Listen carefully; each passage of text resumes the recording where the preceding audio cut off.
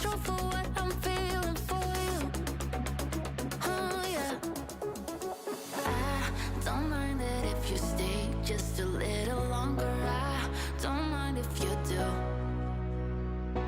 I just wanna be the one who could make you happy. I would do it for you. Follow you anywhere you go.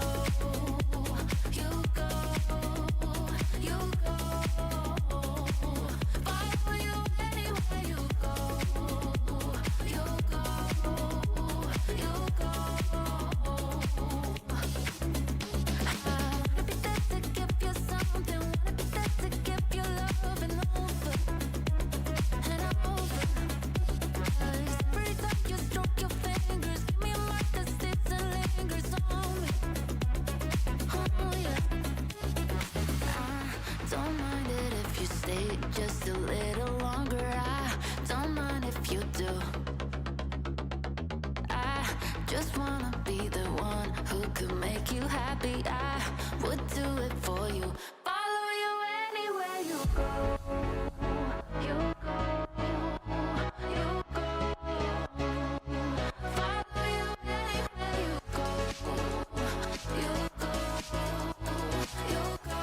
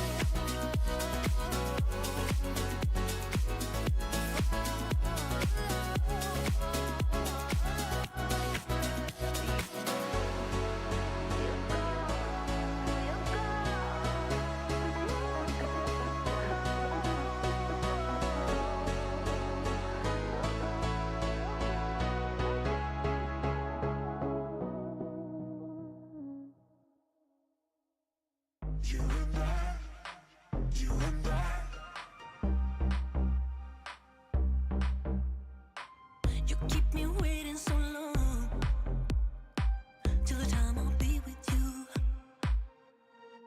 I guess I must keep it strong till the time I'll be with you.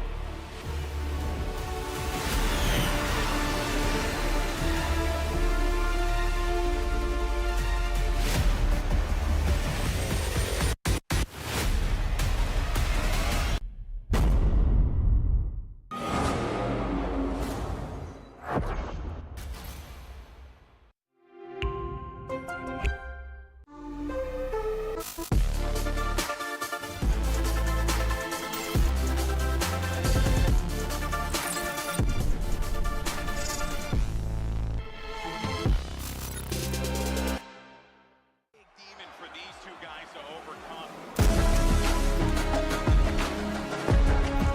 Steven Maria, one of the best teams in the world.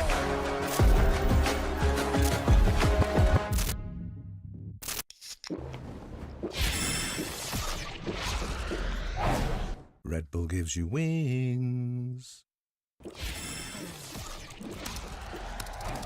Red Bull gives you wings.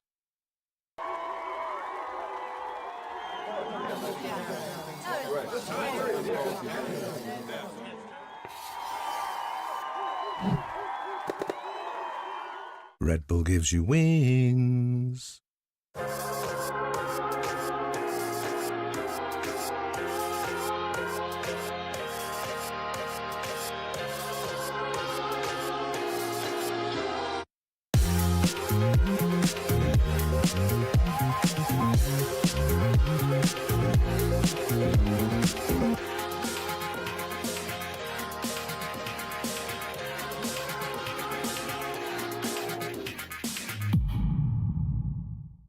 Jigs, you think you're a good liar? Bro, I never lie, bro. Never lie.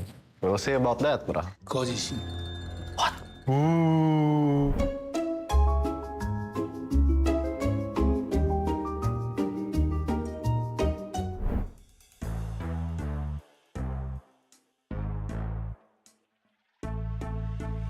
You know what we're doing today? No, I don't know. It's time we do lie detector test. You ready? No, I'm not ready, bang. Bro, this is serious. Jigs, you think you're a good liar? Bro, I never lie, bro. Never lie. We'll see about that, bro. 당신은 지금 의자에 앉아 있습니까? Yes. 진실입니다. 당신은 본 검사 중 내가 묻는 각 질문들에 솔직히 대답하겠습니까? Yes, I will. 진실입니다. Okay, we can start. Do you think Team Secret can start a win streak? Yes. 진실입니다. I think our new roster is pretty good. Recently, our scrims have been good. I think we'll catch teams off guard. What do you think the problem between stage 1 and stage 2? The roster now, the vibes are really good, so we're just like riding the momentum. Do you believe that Team Secret can win against Boom Esport? Yes.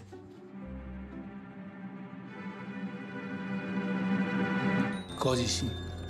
What do you mean? Why? You don't confidence because you have Zesbu now? Bro, what do you mean? We beat you guys in another tournament. Yep, true. I think we can beat you again this time with more practice, you know? What do you think about Coach Meow? Is he better with Team Secret than with Boom Esports? Yes.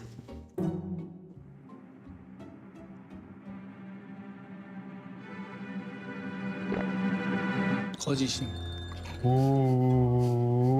Is it true? Bro? You lying? Like, I think it's glitching out. I mean, the results aren't showing, but for me, I think he's doing a good job in keeping the team intact still. I think you guys have only a little bit time. Like people already kind of mentioned, oh, it's not working, but maybe in stage 2 you guys can like show a little bit more. You know? Do you agree that you are the best player in Team Secret?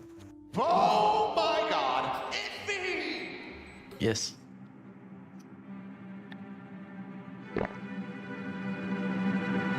거짓입니다.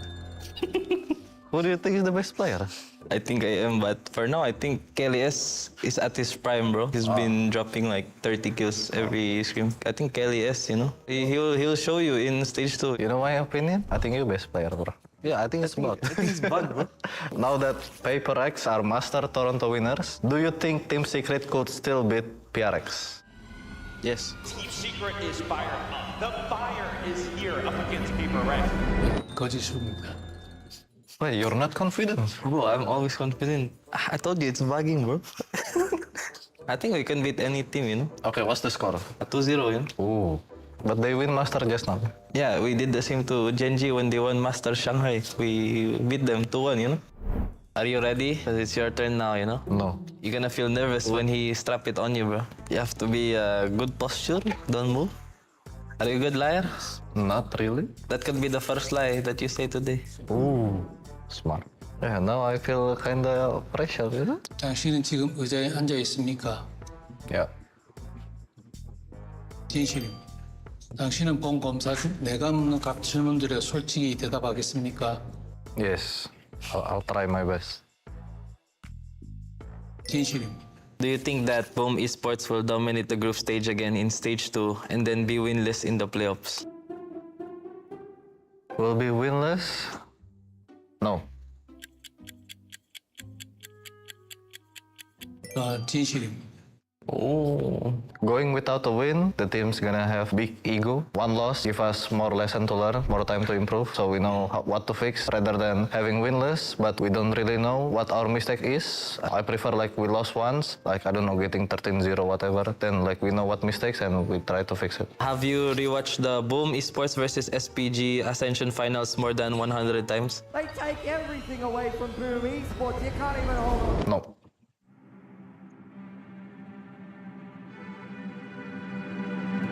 거짓입니다. Is it too painful? I mean, not 100 times, but every time you see that kind of part, always get posted. Cannot just like not see it. You can like, okay, skip. It's not as painful as the first time. Wait, we lost this? That kind of feeling. Do you think TS will go to playoffs this stage 2? Yes. 진실입니다. Whoa, I was expecting you to lie. Damn, you saying the truth, huh? I mean, obviously, you guys beat us in like best of ones, and even in scrims, you guys showed pretty good. You guys gonna make it to the playoff. You know, I think they're scared of us, you know? No, I'm joking. For me, I appreciate it. I think Boom also will go to playoffs with us.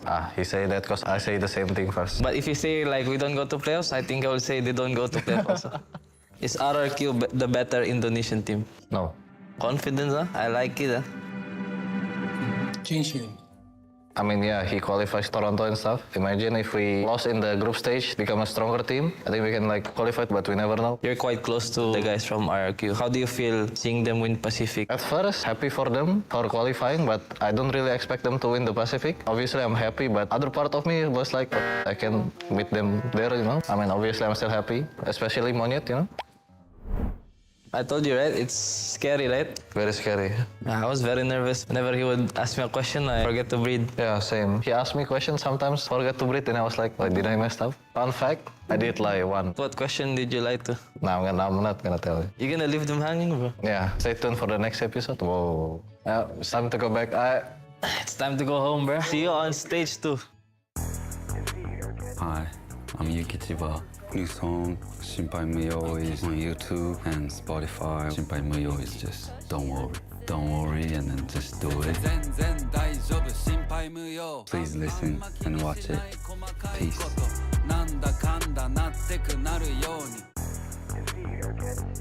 Yuki. Yuki. Yuki.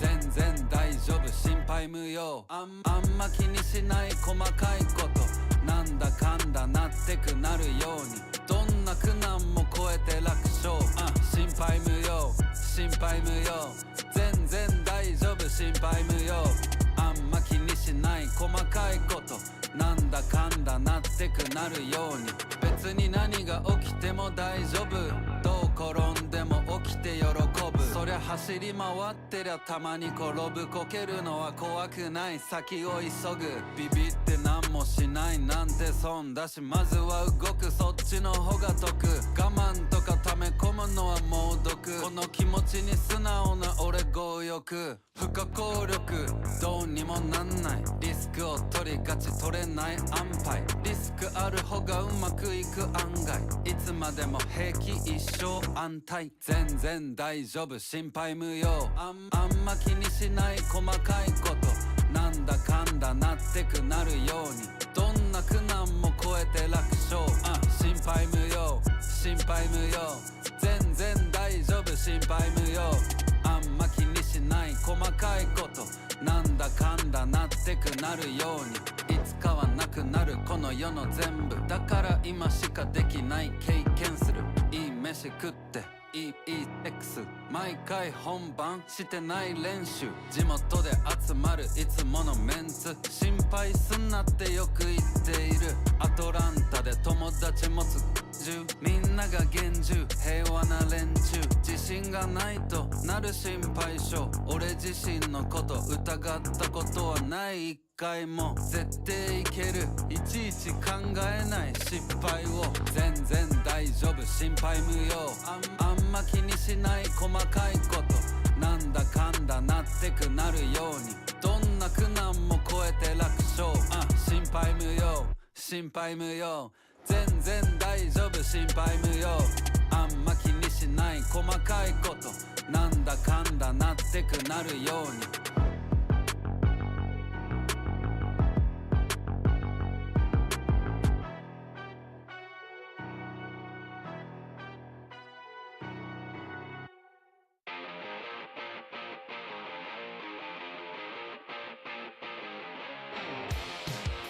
Rain off the site now.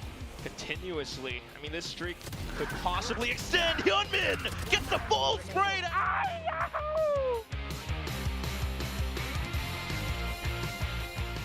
Spike planted.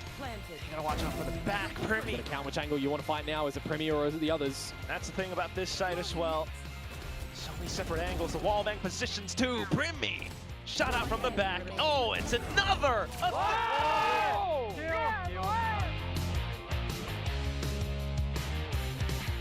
Giving up this space. they're going to be the ones trying to play for retake. There the Prowler. Overdrive is delivering. Being a flawless. Francis now need to do absolutely everything. Fake info, bro. Parents. Genji, though, it is pistols. We'll see if they can find the range needed. Ban just goes in and sprays all ham everywhere. As he walks straight into the crosshairs of Ban.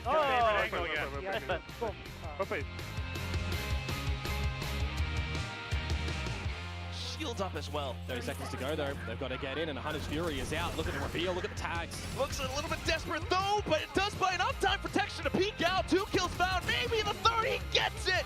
A Yeoman res? with the res, quick on the draw, but Texture, he's hunting, going in for the A!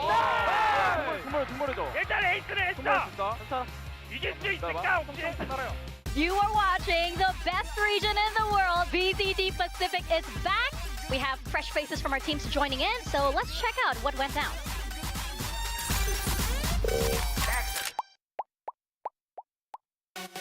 Nongshim always knows how to turn it up. Just how much spicier can Nongshim get? It's Nongshim's map pick, and this is It's an unexpected map. unexpected opponent as well. But ooh, What a reveal. what a tag, what a shot. 일단 3명이었어 얘들아. 보인 건 3명이었어. 사이퍼도 있어. 있어. 4명 다 있어 얘들아. 나 공까지 써볼게 이거. again. 땡길게. 미드 병만 쳐놓을게 이거. 맨 반피 얘들아.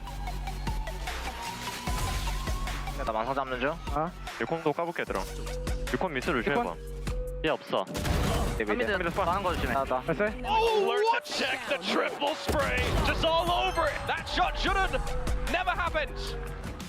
오케이 역전의 서마. 할만하다. 네. 쉬워.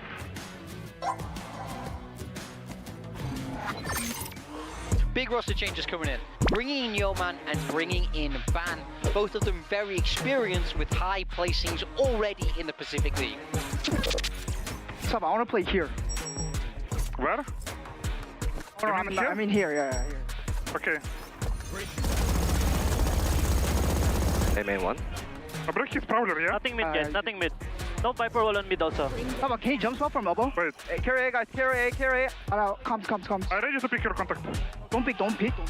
Okay, go. One more.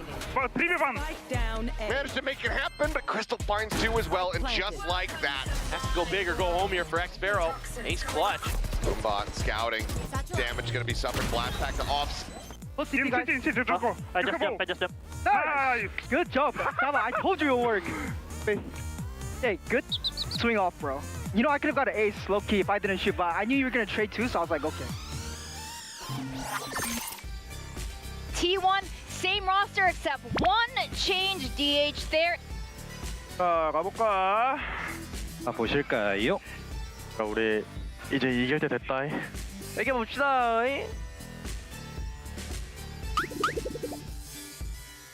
뭐야? 하나, 둘, 셋 한 번에 다 같이 화이팅 한번 하자. 네? 하나, 둘, 셋. 자, 하나, 둘, 셋. 화이팅! 화이팅! Smoke under the garage window. DH quickly repositioning the C site open here for the taking. Getting uncomfortable for them. Some of them might think that maybe it's a trap. 붙어줘, 일단 붙어줘. 나 그거 플레이해줄게. 이거 설 안 한다. 플레이해볼게. 삐텔포. 자, 시 안 보여. 비어있어. 나 삐아마, 삐들, 페이드. 공사 봐. 블라도 있어. 야, 여기 하나 에이컨 질렀다. 여기 블라 되냐? 에이컨. 블라. 블라 갔어. 해체하면 돼. 풀어볼래? 필, 페이드. 필. 풀어보라. 아, 잡을게. 천천히. 하나. 윈도 올랐어. 벌레. 아니야? 빨리. 나이스. Let's go.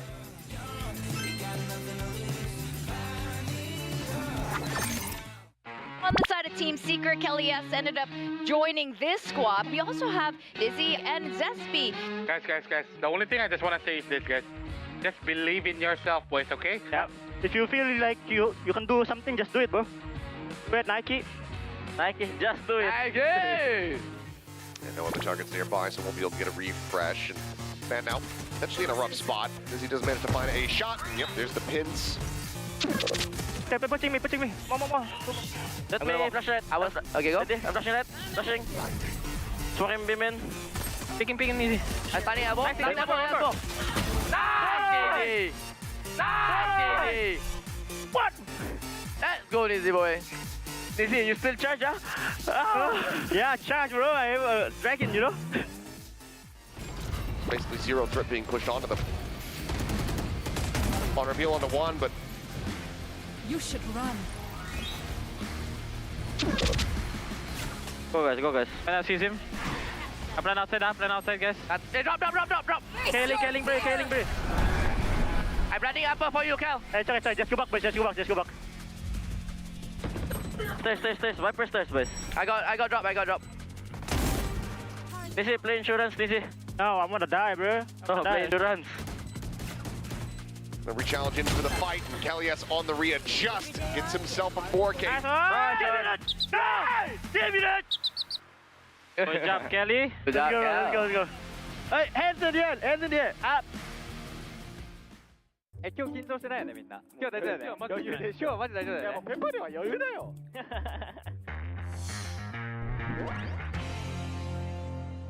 난 할자이. 할자와 매하라. 또 말이야. 얘들아 잘 들어봐. 우리 어제 도착했어. 뭔 말인지 알지? 우리는 그냥 재밌게 하면 돼. 부담 있는 건 저쪽이다. Yeah. We're just friends. What are we saying? Ready? Yep. Push. Take 3 deep breaths. Then we're good. Hey! 나만 secret. 팀원도열니. 자, 네. 나이스 내 가오이나. Let's go boys! Let's go boys. Run boys. Let's go boys. Go. 동생! 화이팅! 가보자. ว่าไม่ต้องดันเลยเรานี้ไม่ต้องดันรอดูดิว่ามันจะตียังไง Hey, tower. เฮ้ยมีดไวนะเว้ย default ดีลองยังมีอยู่ Come back A. Brimstone fade, come back A. Giving hookah get timing. nice pick เลย Yes hold. เล่นเหลือหนึ่ง ไปเก็บลูกแก้วเดียววะมาหาเดินละ ไม่รู้ว่าปืนอยู่นี่แล้วนี่น่าจะเอาคลาสสิกยิงเลย เหี้ยตกใจเลยเดลิฟ one more shot on default จะเข้า ไปเข้าแล้วนะ rest over careful ult rest over yo all three เฮ้ยชนะได้ชัดเจนเลย ฟรีกัน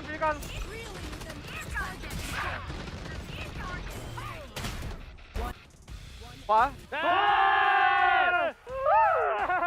สื่อชี้ตรงไหลอ่ะกูบอกเลย 근데 가라지에서 개싸움 날 수 있어 이거. 오맨이랑 웨일이 계속 이쪽이라. 나온 거 조심. 미드 조심. 윈도우 있다. 쇼퍼 바이소 변사 찍어줘 중색게. Ulti fast guys. Alright, little you out long in TP behind them. 내 컴보 야 Check out ulti. 이거 가라 오케이 참 내가 깔게. 야 내가 리콘 깰게 리콘.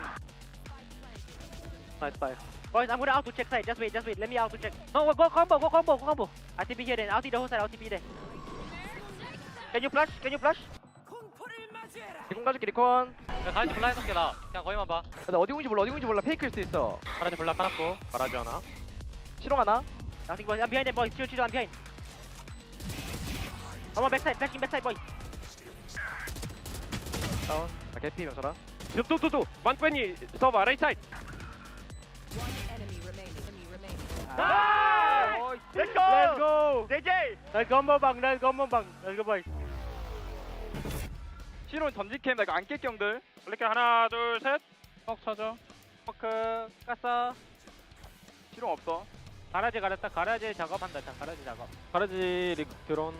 손에 연막 야 롱다운이다 피스모커 돼 명가나? 가라지 정리해야 돼 잠깐만 이 팠다. A 잡았고.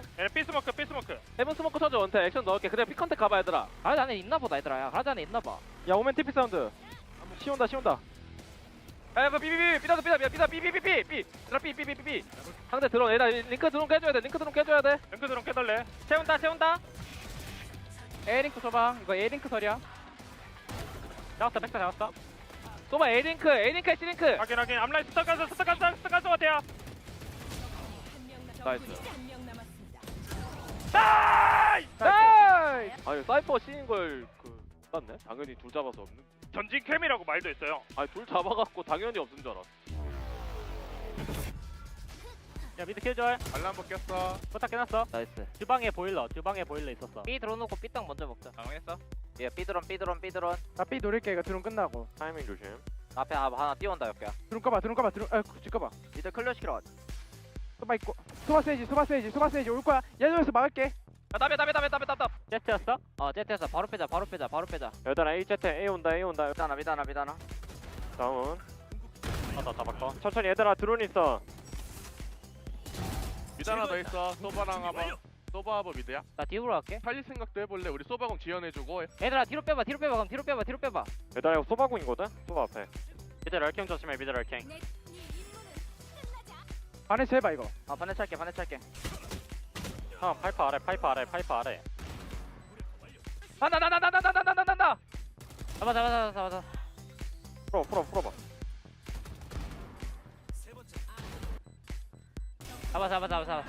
아래. 나이스. 와우. 북한의 이득이었다 진짜. 잘했다. 왜 2차 가렸다. 믿었다. 이런 믿 없는 거. 지금 나온 거 조심. 나 앞쪽 먹어놓을게. 나 에이메인 회수할게. 삐조심 이거. 이거 연파락하고 나 앞라인으로 채울게 오면. Yeah, I think he woke up. Someone inside woke up. I don't know. 오케이, 딱 드론 for me. Wait. You have the star women. The star women, yeah. 드론. Get me kill. I'm leaving. 얘들아 A 없어. 미드 없어. 얘들아 A 서치 한번 해볼게. 지금 삐오는 거 조심, 오케이? Okay. Guys, careful. They gonna stack, guys. We need to trade, okay? Try to each other, yeah. I smoke link and flash on the side, guys. Well, they smoke in. I think they pull. What they pull? They don't have info, bro. A 없다. 삐다 이거. 그냥 삐다. Guys, I'm only here, okay? I'm gonna drone, okay? 중앙 맞춰. Wait, running now. 드론. 올리. 스턴. 잡았고. 형, 나이스 샷. 천천히. 벤미. 비하인드. 라스트 메인.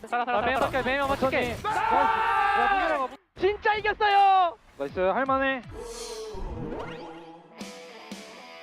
동호야 이번에 A 스모크 아껴봐봐. 우리 오포인트 가게. 오케이.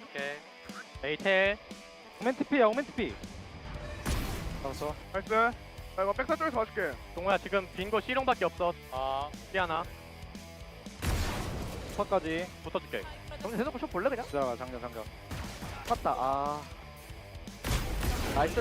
하나 더 있는 거 조심. 야 럴킹 하는 애긴 해. D 들어왔어. D 조심. 써줄래? 안 써도 될 듯. 봉안 써. 야 4대1. 내가 좀 몸 대줄게. 나 미드 밀어줄게. 살아봐.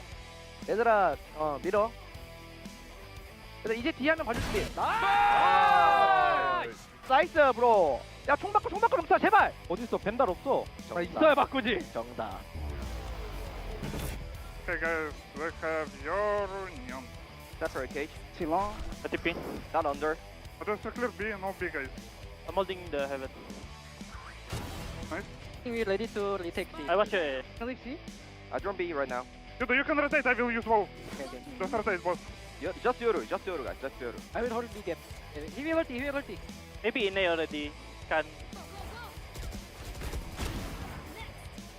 I have two smokes and para guys.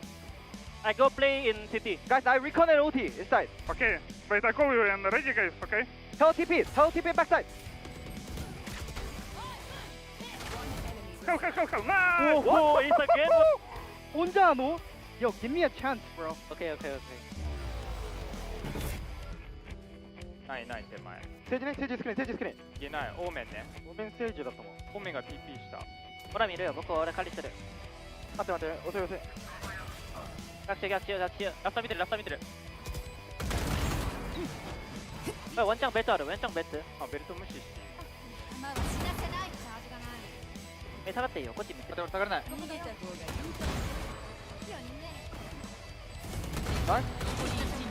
ほら。6キル。Let's go! Nice. 6キル! In the story of VCT Pacific 2025, kickoff, that was just the introduction. We got to know all the characters. Stage 1, the opening chapters. The stumbles, your close calls, they don't define you anymore. And if you were on top, you'd better stay sharp. What you did back then won't mean a thing if you blow it now.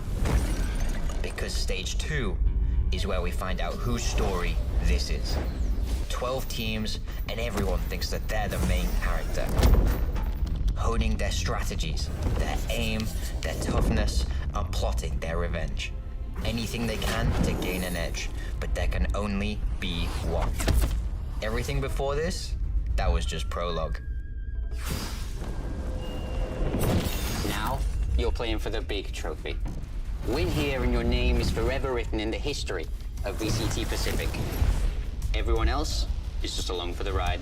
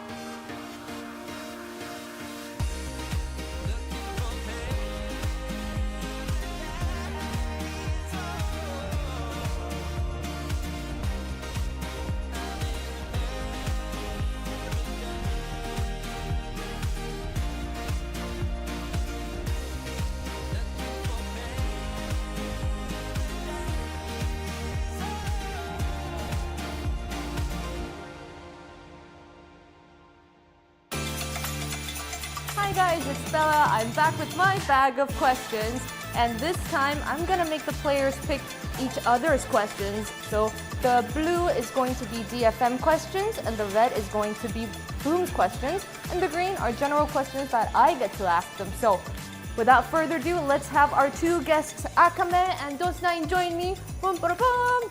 Hello guys. Hello, hello. Who wants to go first? Akame go first. All right, let's choose a question. By me. Okay, let's see. Question for Dos9. Which DFM player would you like to duel in a ranked with? Me, I think. Or Akama, one of them, yeah. You want to rank with Akame? Yeah, either Akama or Mei. Mei, okay, all right, that's good. Now, your turn. How did you come up with your IGN, Akame?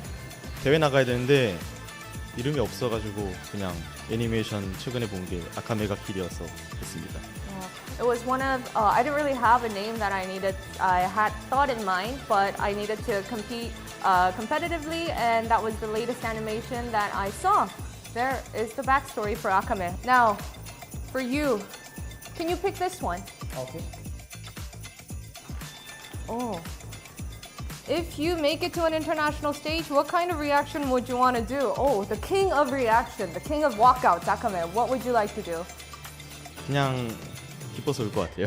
I would have tears of joy. I can't wait to see them as well. What about you, Dos9? What kind of reaction would you have? I mean, I don't know.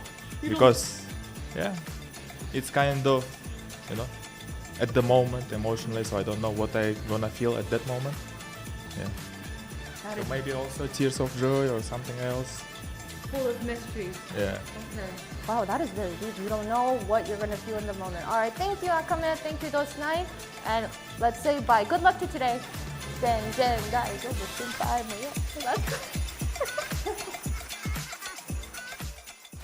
Hey, welcome to another day of VALORANT Champions Tour Pacific Stage 2. And we are in Korean summer, full on. It is hot. It is so hot. We've been having a heat wave, and that's why we're going to celebrate the water theme that's been happening here with the skin bundles. I'm Victoria, joined by Pilsky and Big Time. We're all dressed in blue.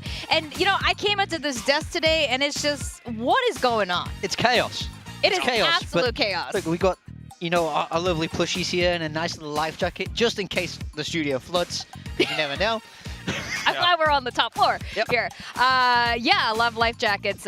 You'll be needing some saving during that build diff. Absolutely. And I mean, this is really just a construction of what it's like for me and Morgan to work on the desk together. I kind of just carry him. He's like the little guy on top. It's like, yeah, guys, Boom is the best, you know?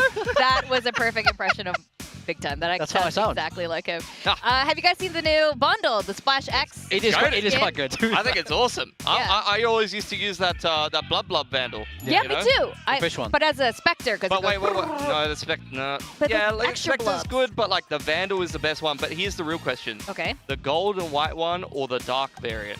No, the gold and white one. That's Always hard the gold and choice. white one. I like the white one. I like the That's white the one right too answer. because I had a whole skin. I had the Prime Karambit. I had a whole skin line that was white and gold. Look, Sovereign skins, all that. If you know, you know. Knowers will know. Yeah. Well, I only switch to the black colored one when it's like I'm serious. Oh, when you're getting edgy. When you're locking in. I'm there to top frag, but I like the white one. It's the good vibes. Anyway, we had some interesting vibes here at the desk yesterday. Let's talk about the flick of the week. Yeah, absolutely. I mean, we have some very sharp players inside of Pacific. So many great individuals, and you will see some of them in the games later today. I think that might have even been a May clip, and you're seeing some from RRQ here as well. You also had some whiffages here and there. But we don't get to show That's how it goes. Sometimes you hit, We need sometimes you whiff miss. of the week, honestly. Whiff of the week. Whiff of the week is so harsh. We call it whiff of the week. Well, I love this moment here in the Bayern TP. Oh, that was super nice. Awesome. That's what it's like to play Paper Doing X, that. you know, just deletes half your team. You're running sideways with a Phantom. Yep. Admin is doing it sideways. All right, let's talk about the standings. We got some big news today. There are huge implications for both Boom and Nongshim. But let's talk about Boom and what this means, whether they win or lose today. Everyone's got question marks about Ascension, about Challengers. Yeah. Tell me all about it. Boom need to win today or they are formally eliminated from Pacific.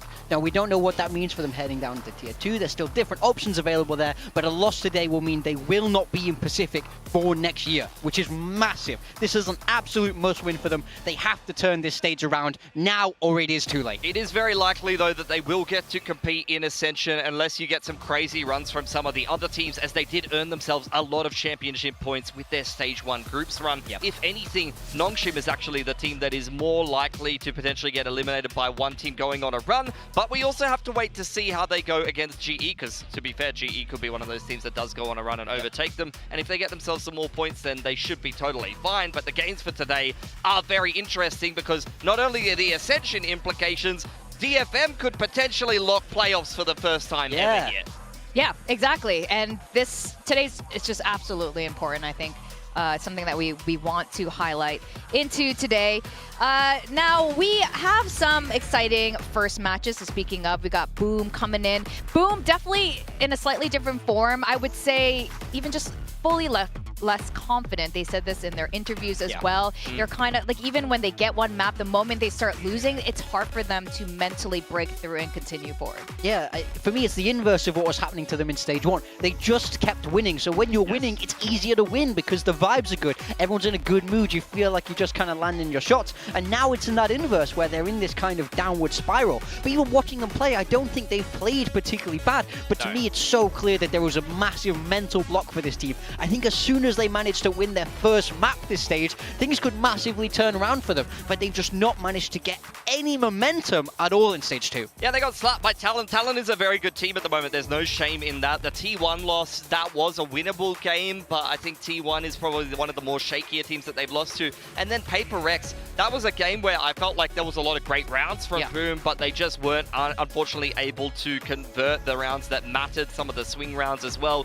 Some big impact plays from the Paper X team, as well as together some solid macro behind them. So unfortunately, Boom fall down there. But even if you go and look at the statistics, like statistically, they're not getting destroyed in the server. They all kind of held their own, honestly, against PaperX. So I'm quietly optimistic about their chances to take on DFM and Zeta here and actually have a decent chance to win. Yeah, these are the kind of 2 games you must win as Boom. I think these are the very winnable games. You look at who they've had to play before, and they're very much top of the table type teams, but they need to turn things around today. Absolutely.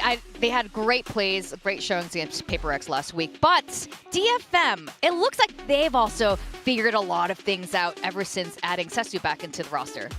Yeah, to some extent, I would say that's true. I think that they do still kind of play a similar style to when they were at their peak, and they're actually starting to turn some heads. In kickoff, I really think it's Mei and Akame doing the lion's share of the work. I think sometimes you'll get some big maps from some of the other players. I think Cess, it probably has about the same output as Art. I'm not seeing anything crazy in terms of the macro that indicates like he's going to be a much better IGL or anything. The thing that really makes the difference is compared to Stage 1, Mei actually wasn't great. Stage 2, Mei is back in full swing. He's back in full form. He's dropping plus 26 every series, plus 30 every series, and really hard carrying DFM right now because I mean, the numbers say it all. If you actually go back and look at the numbers, you're looking at players. I mean, GN was a little bit better than before, but like Cess's numbers are not great. Jinbook's numbers are just okay. This is still pretty hard carry from Mei right now. Yeah, I mean, he's just looking phenomenal. He's so good by almost every statistical metric, and you watch him play, he just lights up the server. But for this whole DFM team, that win against Talon was so massive, and I think now they really start to have some believers on their side that they could be able to make playoffs. Yeah, that's right. Now, we have had little mini pop-up moments from the other players other than the 2 that you were talking about. So if they can just make it all happen at the same time, yes, this could be their very first playoffs. Yeah, I think GN, the thing that's impressed me about him is he's starting to show some form on agents that aren't just Omen. I feel like all of his best games in Pacific previously were just on the Omen. He's starting to play Viper quite well, which in this current meta is very valuable. If you could just throw him on a Viper that can fit a lot of maps, to be honest. Akame is a player that's had his moments. In fact, I think he was better than Mei in Stage 1 for me. He was ZFM's best player. And Jingbun, he's capable of having these pop-off maps. You saw that Haven game from him in their 20 and 2. opener. Oh, yeah. 20 and 2 on attack on Sentinel. That was not him defending the sites. He was taking over the game on the lurks and just winning every duel. So you know he's capable of having a pop-off as well. I agree. It would be great to see them all pop off at the same time. I just don't see it happening. I think Mei is the only consistent player on DFM for me. Yeah, in fact, let's just admire some of the Mei's greats right here. His greatest hits from Stage 2. I mean, he's just so good. You watch him play, he's obviously a generational player. Oh, this is like, look at those shots. I mean, I just feel like there's nothing he can't do. This was his cheeky little 6k ace on Icebox. Doesn't get better than this. In a 39 kill game, he took over the server against Zeta Division. Yeah, even when DFM have been a team that's been winless, he's been one of the highest rated players in Pacific in the past. So he gets his numbers no matter how DFM are doing. It's just good to see that their macro and some of the players that can step up around him may be good enough for them to finally make an impact on the league here and actually get their way into the playoffs, because Mei is just this generational talent. And quite honestly, you know, it's a little bit sad to see him on a team that's been struggling so much. Like, you want to see a player that is this good succeed.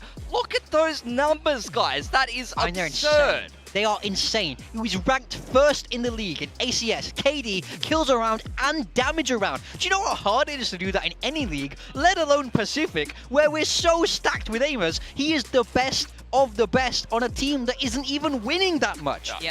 I can't undersell this guy. It's insane. Every team gives him the respect in the league. Like, he'll play Paper X and Mei will clutch on Paper X and they'll be like, this guy's unreal. Like, we've just won a Masters event, but this guy is unreal. Honestly, if we had Pulsar Flick of the Year, I think all of them will go to this guy because he's been absolutely phenomenal. And you're right, this guy is at the very top in terms of all those stats, even though their team is kind of near the bottom right now.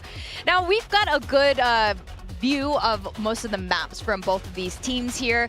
Both of them have also shown a bit of their Crowd, but you know, Crowd has been a very interesting map, I think, here in Pacific, right? I think there's still, it's very clear, even the best of them are still figuring things out. Well, I'm glad that you're actually starting to see some of the Japanese teams adopt some of the maps that you're not seeing as much. You're seeing DFM play Corrode, play Sunset, actually expand their map pool a little bit. I was really worried that we're just going to see them stick to Haven, Icebox, Lotus, all the maps that you've seen a lot, even Ascent, a little bit more kind of rinse and repeat in terms of the map pool. They are actually being a little bit more creative with things. I would love to see Corrode today. I really enjoyed watching DFM's Corrode when we saw it last with that Waylay and the Yoru. I mean, I feel like it's quite a unique comp from what we're seeing from the rest of Pacific, so I would love to see that come out today. Oh yeah, I won't be surprised if it does. I know both of these teams are trying to work a couple things out. Boom is definitely trying to figure out a formula that gets them across that line and continuing at least to stay in Pacific. Well, Boom's going to pick Lotus. DFM have struggled on this map lately, guys. They got 13-1 by Zeta Division, and then they lost to Paper X playing a mirror comp against them.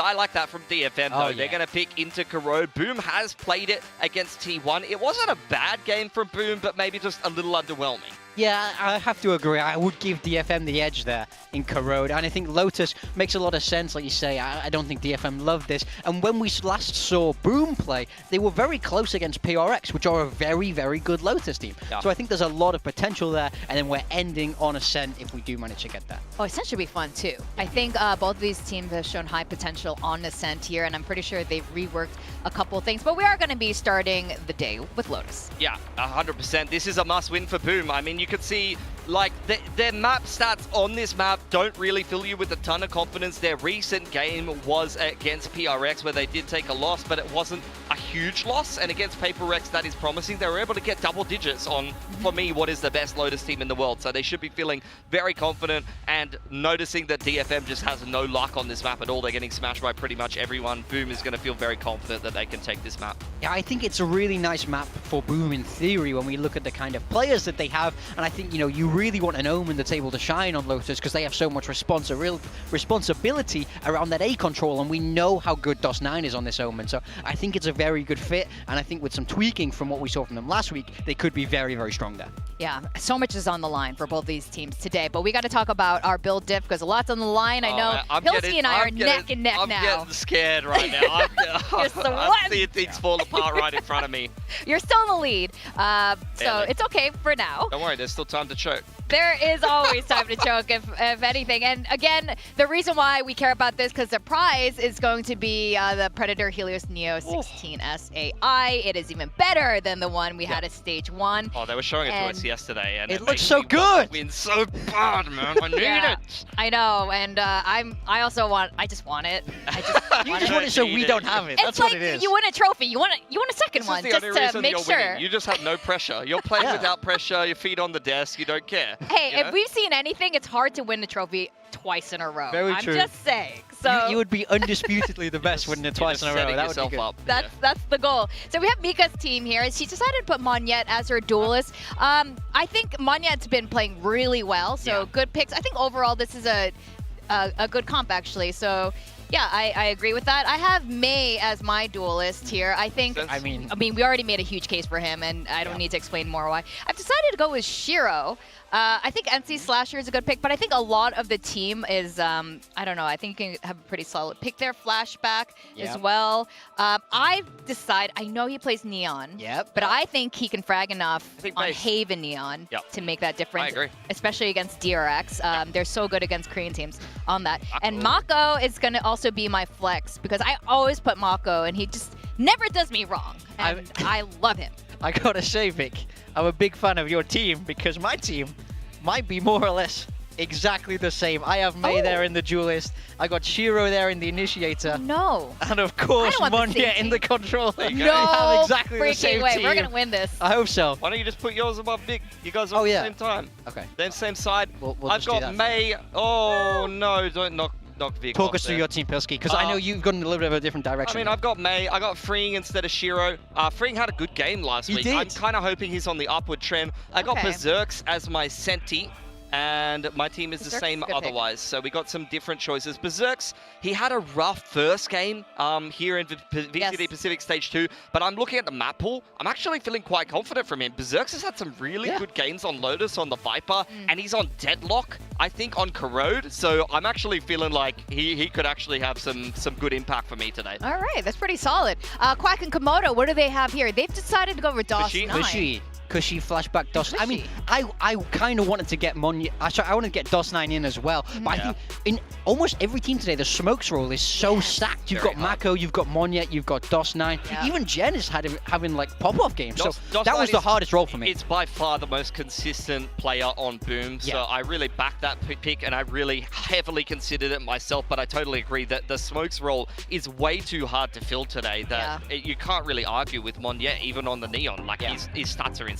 Yeah, so I think today's going to be kind of close, actually. Let's talk about predictions. I think we're pretty split on this as far as the talent predictions go. And you guys, I think there's just so much on the line for both of these teams right now. One wants to go to playoffs. The other one just wants to stay in Pacific. It's huge. And if either one of them lose, I mean, that's it. So did you guys have the same prediction in the end? I think we've gone different ways. But I really thought about picking Boom. Like, it was quite a painstaking choice for me because I really don't think the 0-3 is that huge of a deal. They played an informed Talon right off the bat. They played Paper X close. They played T1 reasonably close. Could have won that series. So I don't think Boom is a huge underdog today. For me, what it comes down to is May. May versus Famous. That's what it comes down to. The star duelist is on DFM, and I think that's why they'll win today. I don't think Boom is a worse team. In fact, I think they have better macro. Yeah, I mean, that's where I'm at. I think May probably wins in that head-to-head. I think you can't doubt May in the form he's in right now. But personally, I like how Boom managed to play. I thought they did look good against Paper X. I thought they had good ideas.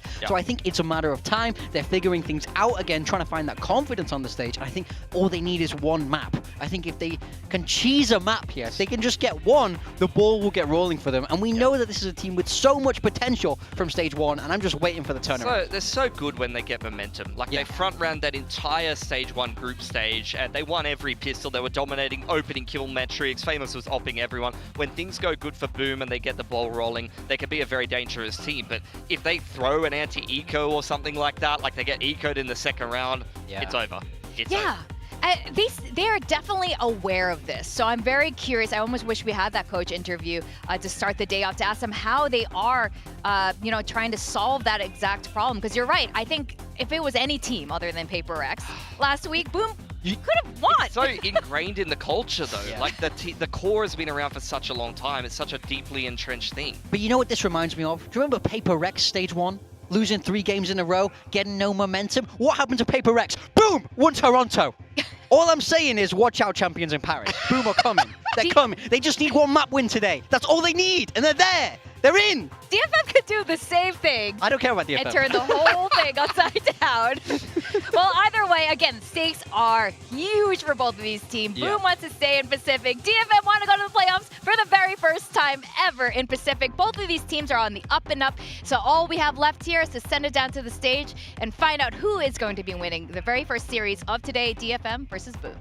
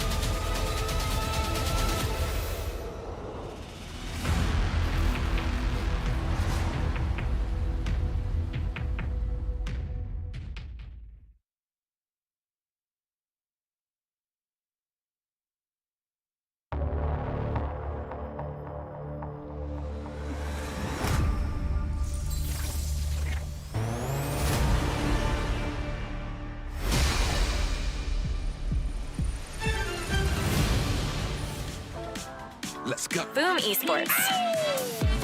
Hey, welcome to VCT Pacific, where we are all summer vibes. We've got Boom Esports from Indonesia, and I gotta say, they got some of the best beaches in the world, and they look like they're ready to relax. Yeah, they're used to dealing with the heat, but it's anything but relaxed here for Boom. They are 0-3 in their group, trying to keep their Pacific dreams alive here. They do not want to get knocked down to Ascension after dropping this game to a team like DFM, even if they've been on a hot streak lately.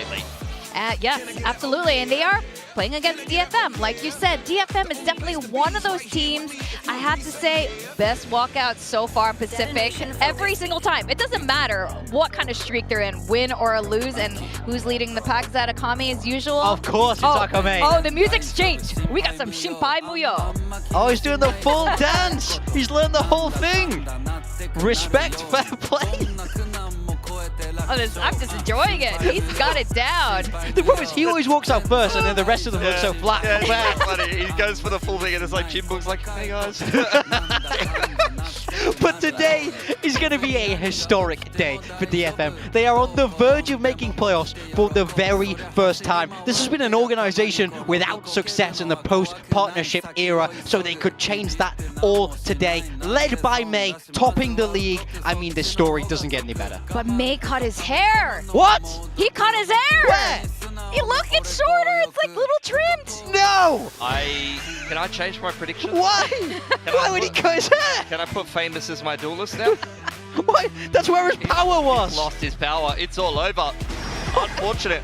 Before the playoffs qualification game, are you mad, man? That is bold. I'm not a superstitious guy, but there's no way. It wasn't that sure, was it? Bold? Bold. All right. Bold. Okay. We're not talking about Clinton. Bold.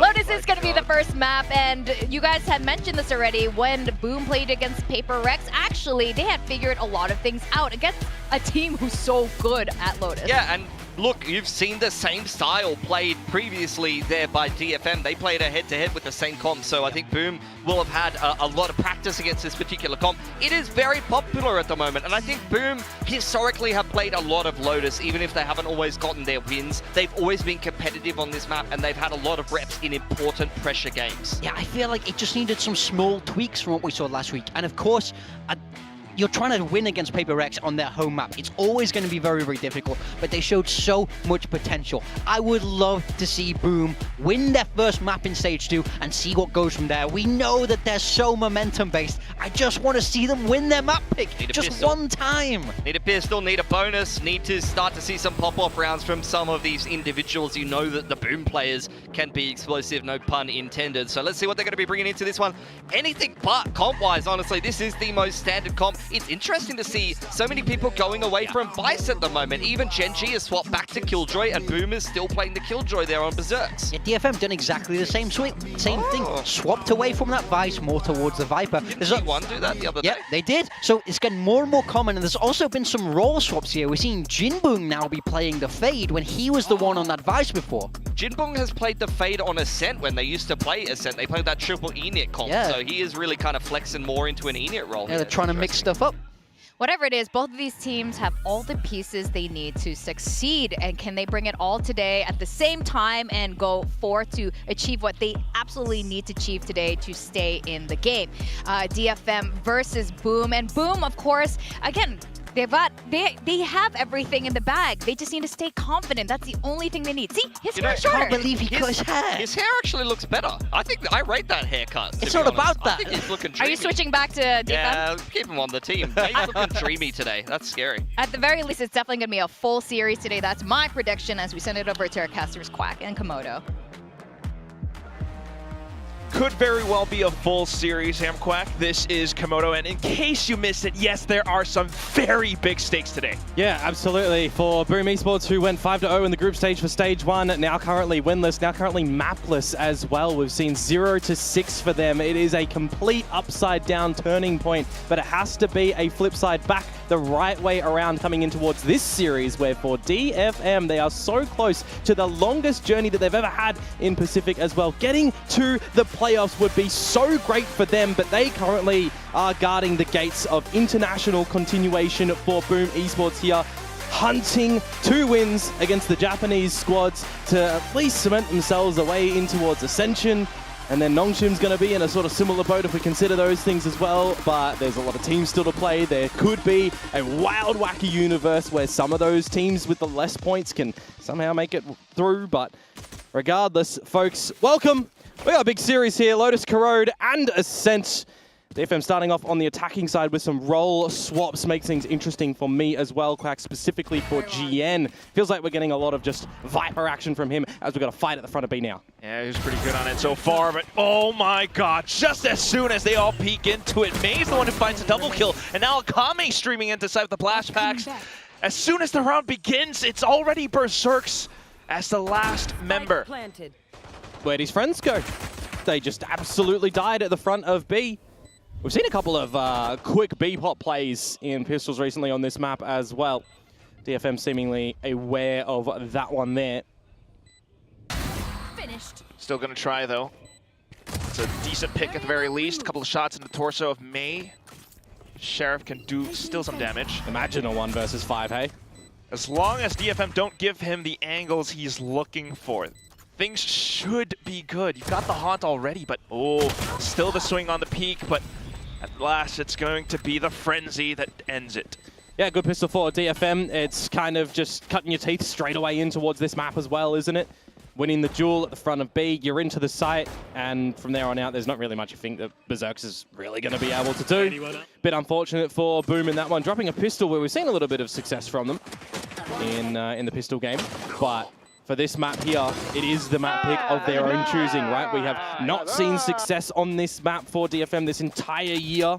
They've, in fact, never got more than 7 rounds on this map the entire year. So we really are looking for a bit of a different look for them, which is, again, why I kind of like the change-up of roles that we're getting for the squad as well, right?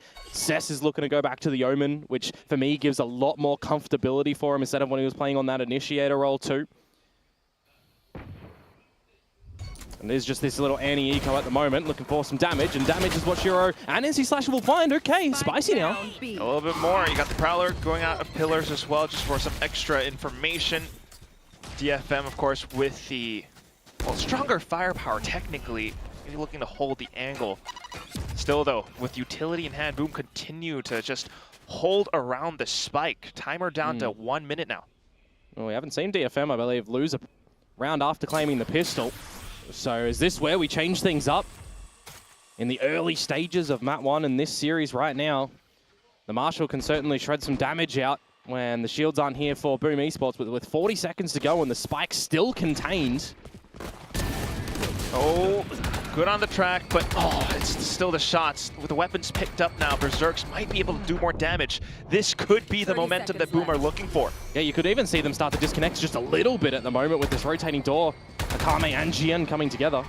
Meanwhile, Boom staying on the other side of the smoke. Great C's. Yes, we needed to know that. Still, though, with the swings, there they go. DFM had no choice but to go into the fight. That is a absolute round that Boom probably had no business in winning, to be completely honest with you, right? DFM getting the pistol round, getting the big old buyout. They can have a couple casualties going in towards that round, but the fact that it's a thrifty, no protection on towards Cess at the very beginning, when you've got that mound stack coming out from Boom Esports, they attack it from a couple different angles, and it feels like as soon as, you know, they've got that early advantage, you got a Marshal in play, and the team disconnects from May. Starts to look a little bit worrisome there. So we do change things up in the map, and how this is going to really start on off. Akame looking to do the lion's share of the heavy lifting in this round with a hero Vandal buy. But as long as Boom really don't overplay their hand in this sort of round, they'll be able to establish a lead. They'll be able to have a better economical standpoint too, just by the nature of the thrifty in the last round. Hence playing the off-angle positions, getting some range, good distance between them and DFM. Still, though, inside of the smoke, not too much information, but careful on the angle is Berserks. Gets the first pick. Now looks for a couple more as well. Maybe not quite the second one that he's looking, but Shiro still on the site. What a shot. All right. Here's the clone as well. Quickly dealt with. The team is already on the scene. Marking the spike too, but May, with the weapon picked up, able to turn things around. Yeah, There's a possibility for a plant. The Dimensional Drift is online for May. Imagine being able to just answer back. Guns picked up for the team as well. Looks like an angle for Boom to switch to a bit of post plant if necessary. The team is over here. A Haunt, a Boom bot available. 30 seconds left. Already hunted out. Ooh! Still with the angle.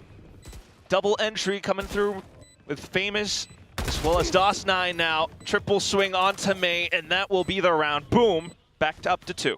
I thought it might be a little bit of a problem spot for Berserks there with the alarm bot not played, right? There was no contact for when DFM were getting in towards the site, so just holding the correct angle where needed with the nano swarms for a little bit of extra delay and damage if required, but really it was the Bulldog for him getting the job done with a couple of kills there.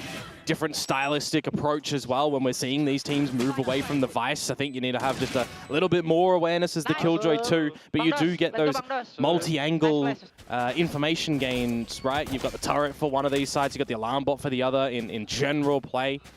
And we know that Berserks is a player that does love to play on the Killjoy in majority of the career, so looking to see some big heavy lifting from him.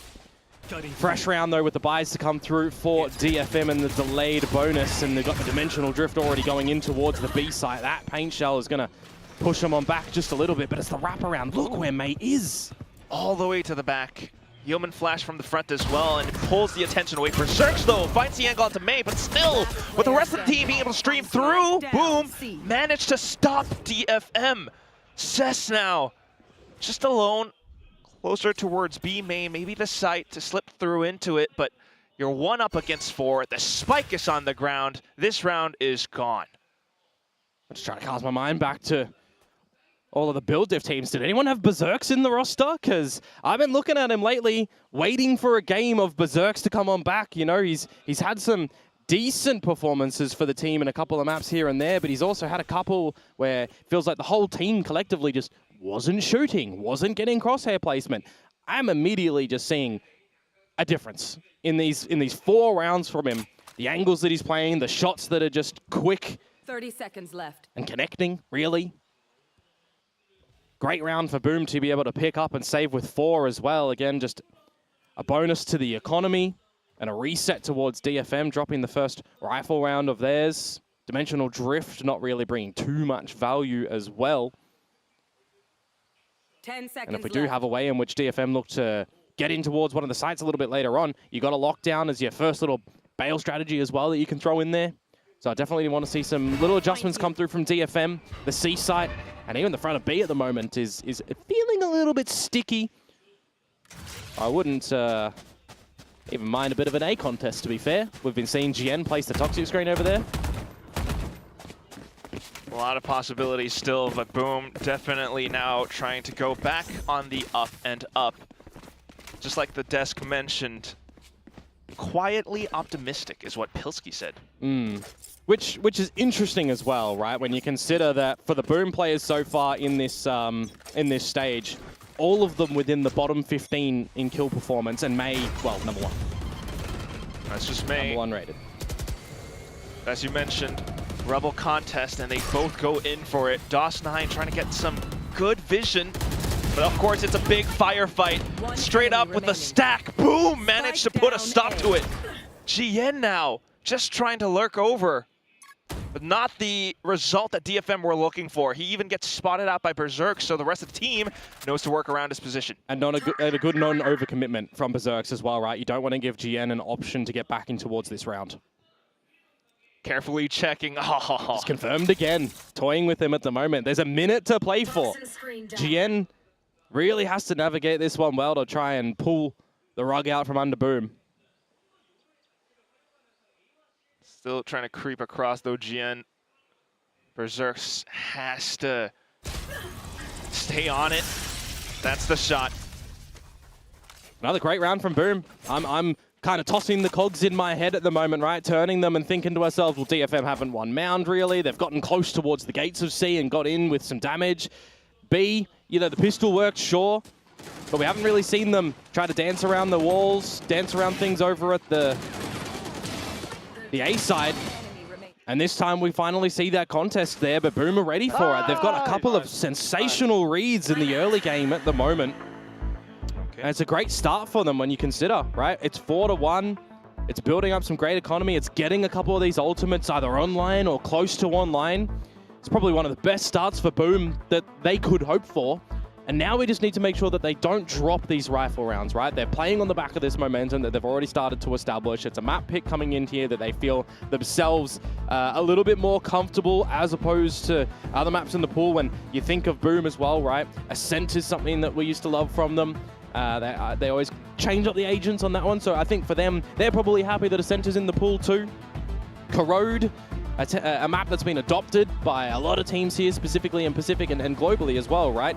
First week, Quack.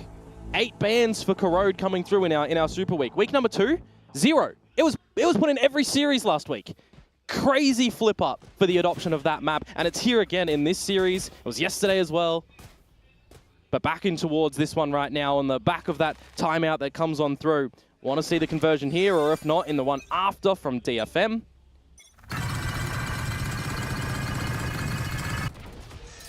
And that scares you just a little bit, doesn't it? Odin spray over towards the A site, but now you can start to build a little bit of pressure with the toxins that go up from GN. A couple of angles that you're going to have to see Famous be careful of, and NC Slasher be careful of as well. How much pressure can DFM keep over towards the A site at the moment to make things like this B site here a bit easier? Not really tossing too much into the A site just yet. Shadows traveling. Yeah, it is interesting that they want to put GN over there when it is a bit of an eco territory for him as well, right? Just Mei and Akame with the rifles. He's setting up for a bit of a C-pop, well, you know, where this standard Killjoy utility has been from Berserks a lot. Be interested if they do want to even contemplate using the showstopper, but they're drawing rotations away from the A site at the moment. This is GN's moment to open up the site. And he's done it greatly as well. Look at all the space that they've got now. Great step, great sight. And now if you can get the spike down fast enough, you can continue to hold and cut Boom off on the rotations. Odin in hand, and he steps away at the right time as well, hearing the footsteps. Snakebite in, just to play alongside with his team. Got to remember that lockdown, though, and there's a showstopper for Famous, too. It can be answered by Akame's, but we're already starting to go in. Look at that rocket go! Oh, it's quickly traded. Still not too bad from Jin being able to get that shot mid-air, but the Odin retrieve by Jinbung keeps DFM in this race. Trying to hold the angle into drop, though, but it's Shiro with the quick movement. There's the lockdown, and remember, the longer you take, the more that Akame's showstopper can do some absolute destructive damage. And in some ways, it's just biding its time, holding on to the spike.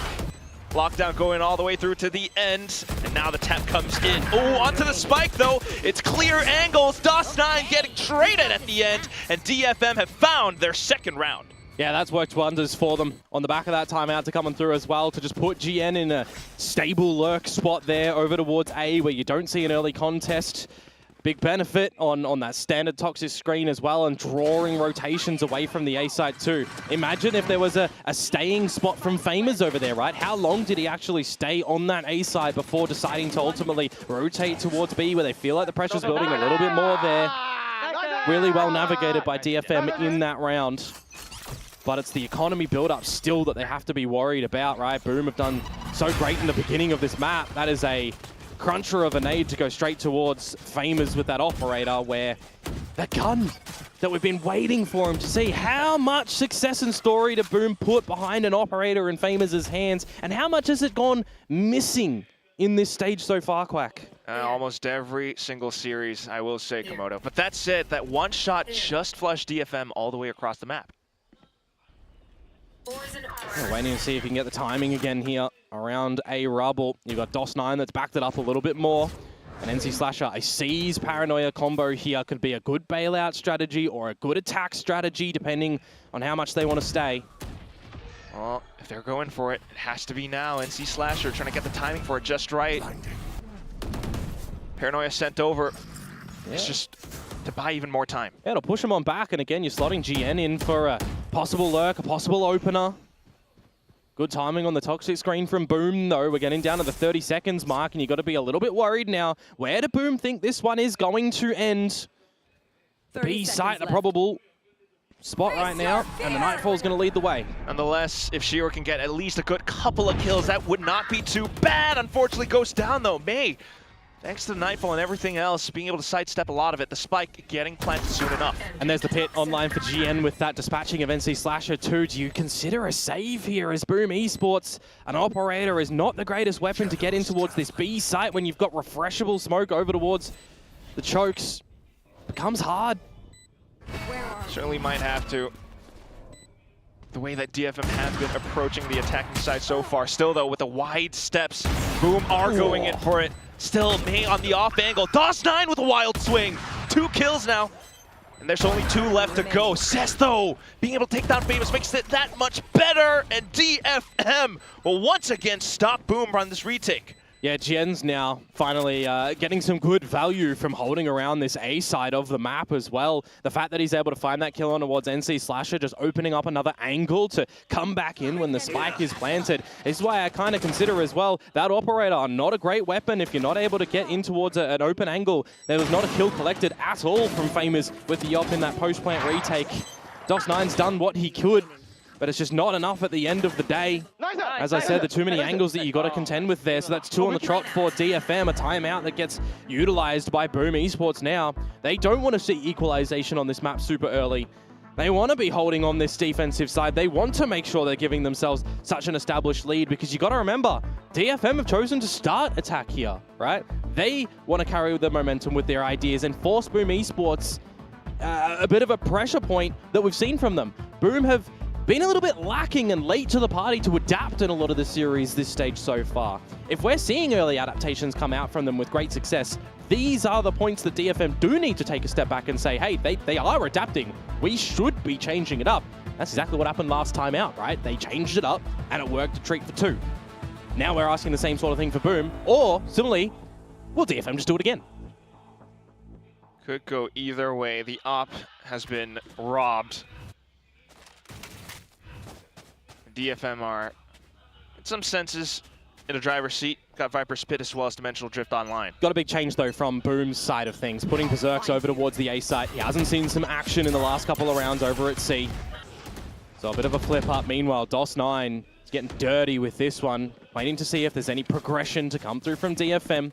Just Akame with the paint shells and a bit of extra utility there, but an immediate cheated rotate because of what DOS9 has done at Mound. This should give Boom a very confident ending result for this round. You would hope, a good feeling that they're walking in towards the trap that's laid at the A site. But May with the Dimensional Drift, if he's able to figure out that this util's here, it should give DFM an idea that they might not want to actually stay around.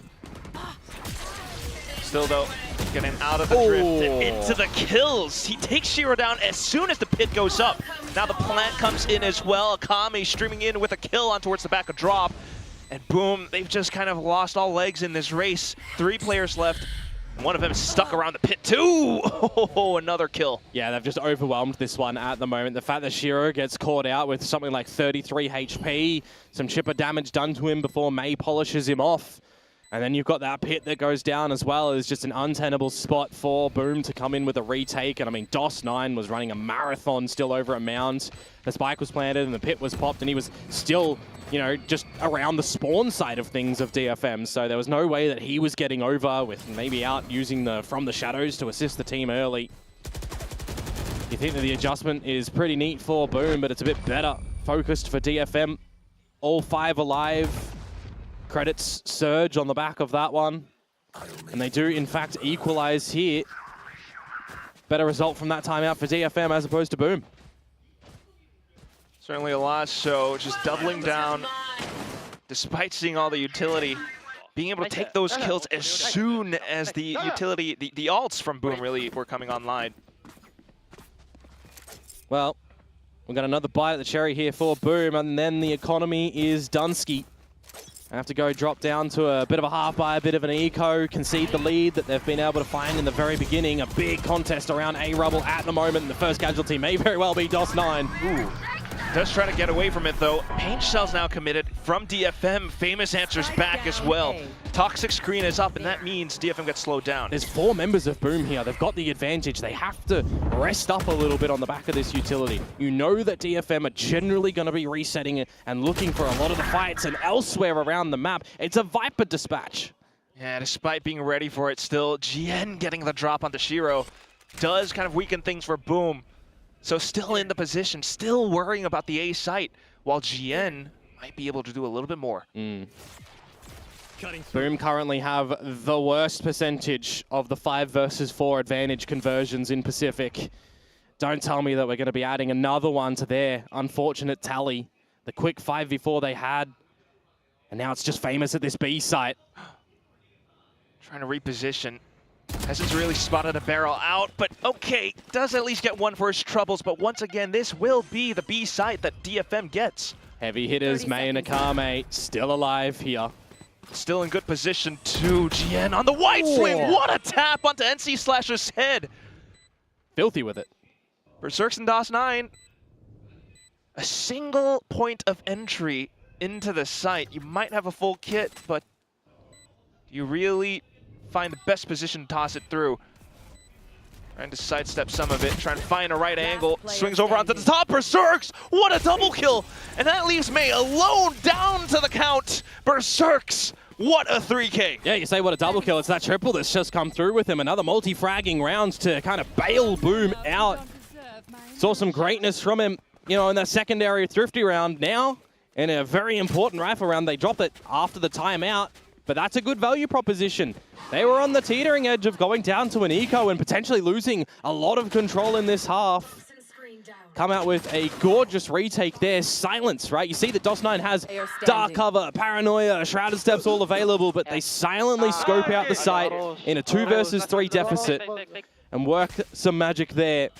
Boom to hold on the lead and give themselves another good buy round, another good crack at it. Now beginning the round, the Siege Nade combo. Famous having control over Mount, takes down Akame. Boombot still though from DFM trying to regain control. Ooh, NC Slasher here for some good cover. How's Famous still alive? I do not understand. And then for GN to lurk all the way through, taking down Berserks pulls the heat off. Yeah, GN's in their spawn at the moment, so this can throw a spanner in the works for Boom. Need to make sure that they're still ticking in this round, though. They start to methodically look to where GN is, but he's kind of finding all of the gaps. If you look at the radar at the moment, they're just circulating around him. And this might be a false sense of security for DFM. No one's home at this B site at the moment, which means that we kind of get a little bit of normalcy back in towards this round. He'll slot himself into the upper side of B when they look to go for a plant, unless, with 30 seconds to go, DFM want to try and equalize before going for a plant. I mean, 3 players from Boom at this A site. They can split this retake a little bit. Oh. Yeah, maybe he was waiting some utility to come back through as well, but holding the angle. There's double. No way, though! What was that? Now being able to hold Cess inside of the smoke as well. NC Slasher might not be aware. And that will be Famous down as the final member. Goes on to the tap though. Ooh, from the shadows from Cess. Yeah, just confirm he's not defusing. Another tap though. And May beginning to make a move. He is low HP, which means this could be a possible now 1v1. Nade's time still ticking, low ammo as well, but he gets off at the right time. The paint shells manage to take him down. Does he have enough time? He didn't half it in the beginning there. That's why you see just the run at him approach from old mate Cess. He's done perfect in that round there, but really for me, amazing play to come in from the Yoru of DFM. May, the fact that he gets away with a double in that spot kind of bails them out. Shiro, an unlucky one with the adjustment tapped straight to the noggin. And Famous, as I mentioned, just the half defuse. If that was half defused, potentially could have won that round for Boom, but we'll tie things back up 5-5. And now you're breaking the money of Boom, pushing them onto an eco, which is still kind of okay, given by the fact they've got 5 rounds, right? It could be 7-5 if they drop them. It could be 6-6. It's still an okay halftime scoreline. Still trying to work off of it, though. Currently 4 stacked up all the way up rubble. In with the paranoia play, too. Akame managing to hold, but NC Slasher does get one with the Sheriff. Showstopper out. Oh! Swatted like a fly. And they just dispatch the rest of them as well. Now it's Berserks. Well, another state Another sorry state. His team's gone. Classic left, just trying to work off of the space that he does have, but DFM will happily stroll into the A site, get the spike down. Who do you want to favor as well? Get that dimensional drift on as May. Find an opener into the next round. That's going to be the angle. Could have got the pit. Could have looked for one closer on Jinbung's Nightfall as well. But if they're able to find Berserks at the tail end of this one, could be good as well. These sort of positions as Berserks, you got to look towards your opponent's ult tally. You've got to know that trying to get some damage is not going to do too much. They'll still have rebuys. You just don't want to give them another ultimate online. You want to force DFM to potentially even just fight at an orb, right? Fight the mound orb, fight the rubble orb. But I definitely feel like just getting that dimensional drift online for the next round is such an added boon for DFM. So if you are Boom, really got to consider what they could possibly... Oh my god, Cess! That's probably like the one player or one of the two players you're okay with getting the kill at the tail end there. If it was May, he's already got the ult, fine. It's Cess, well, he's already used the From the Shadows in the previous round, fine. Doesn't really matter. DFM, though, they do weather the eco stacking towards Rubble Bar 1, and the showstopper investment for me from Famous is super ambitious, right? When you have that online as an answer in the next round, and you've got some potential combos that you can go with as well when you consider a fade play. For NC Slasher, could have been a bit of a better angle approach, but now we are just straight in towards it. And Famous has now removed the showstopper of Akame. So he does answer back. No showstoppers in the last two rounds. Finding a little bit more success on this Opifis. Still though, May with the dimensional drift could potentially open things up into the A site. Does go for it. Yeah, another 5 versus 4. The Boomer not wanting to drop. Another advantage play. If they give the site for a retake, you got a lockdown. You just sort of see Jien get in here and get that pit online with a plant. An attempt at an angle from Famous. They're going for Jinbung on the plant. Jien wants to try and get this kill. There's the pit. Oh my And what an angle for it as well.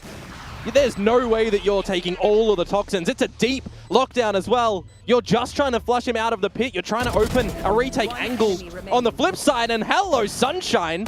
Everybody getting active. Just Jinbung left. Has to avoid the lockdown, but he hears the footsteps. It's a full stampede. Gets a good, decent tap. But Shiro will prevent that from coming through. 6-6 at the end of the first half. Yeah, as I'm saying, the lockdown targeted to get the pit from Jien out of there. You come out of the breakable door, and that's where you're getting that retake from. I'm thinking to myself, if you're in there as DFM, there might be a later flank coming around from the rubble side of things. That's why you got a bit of a elevated angle as well. What a bloody shot to come out of Famous on that one. Where has that been all game? But here we go, we see it on the replay, looking the wrong way. A lot of angles to try and find. And yeah, Cess just caught out on the free position on the Shrouded Step. Bit unlucky. But as I was just highlighting before as well, Quack, right? 6-6, a very valid possible scoreline for Boom with that eco that they do lose there.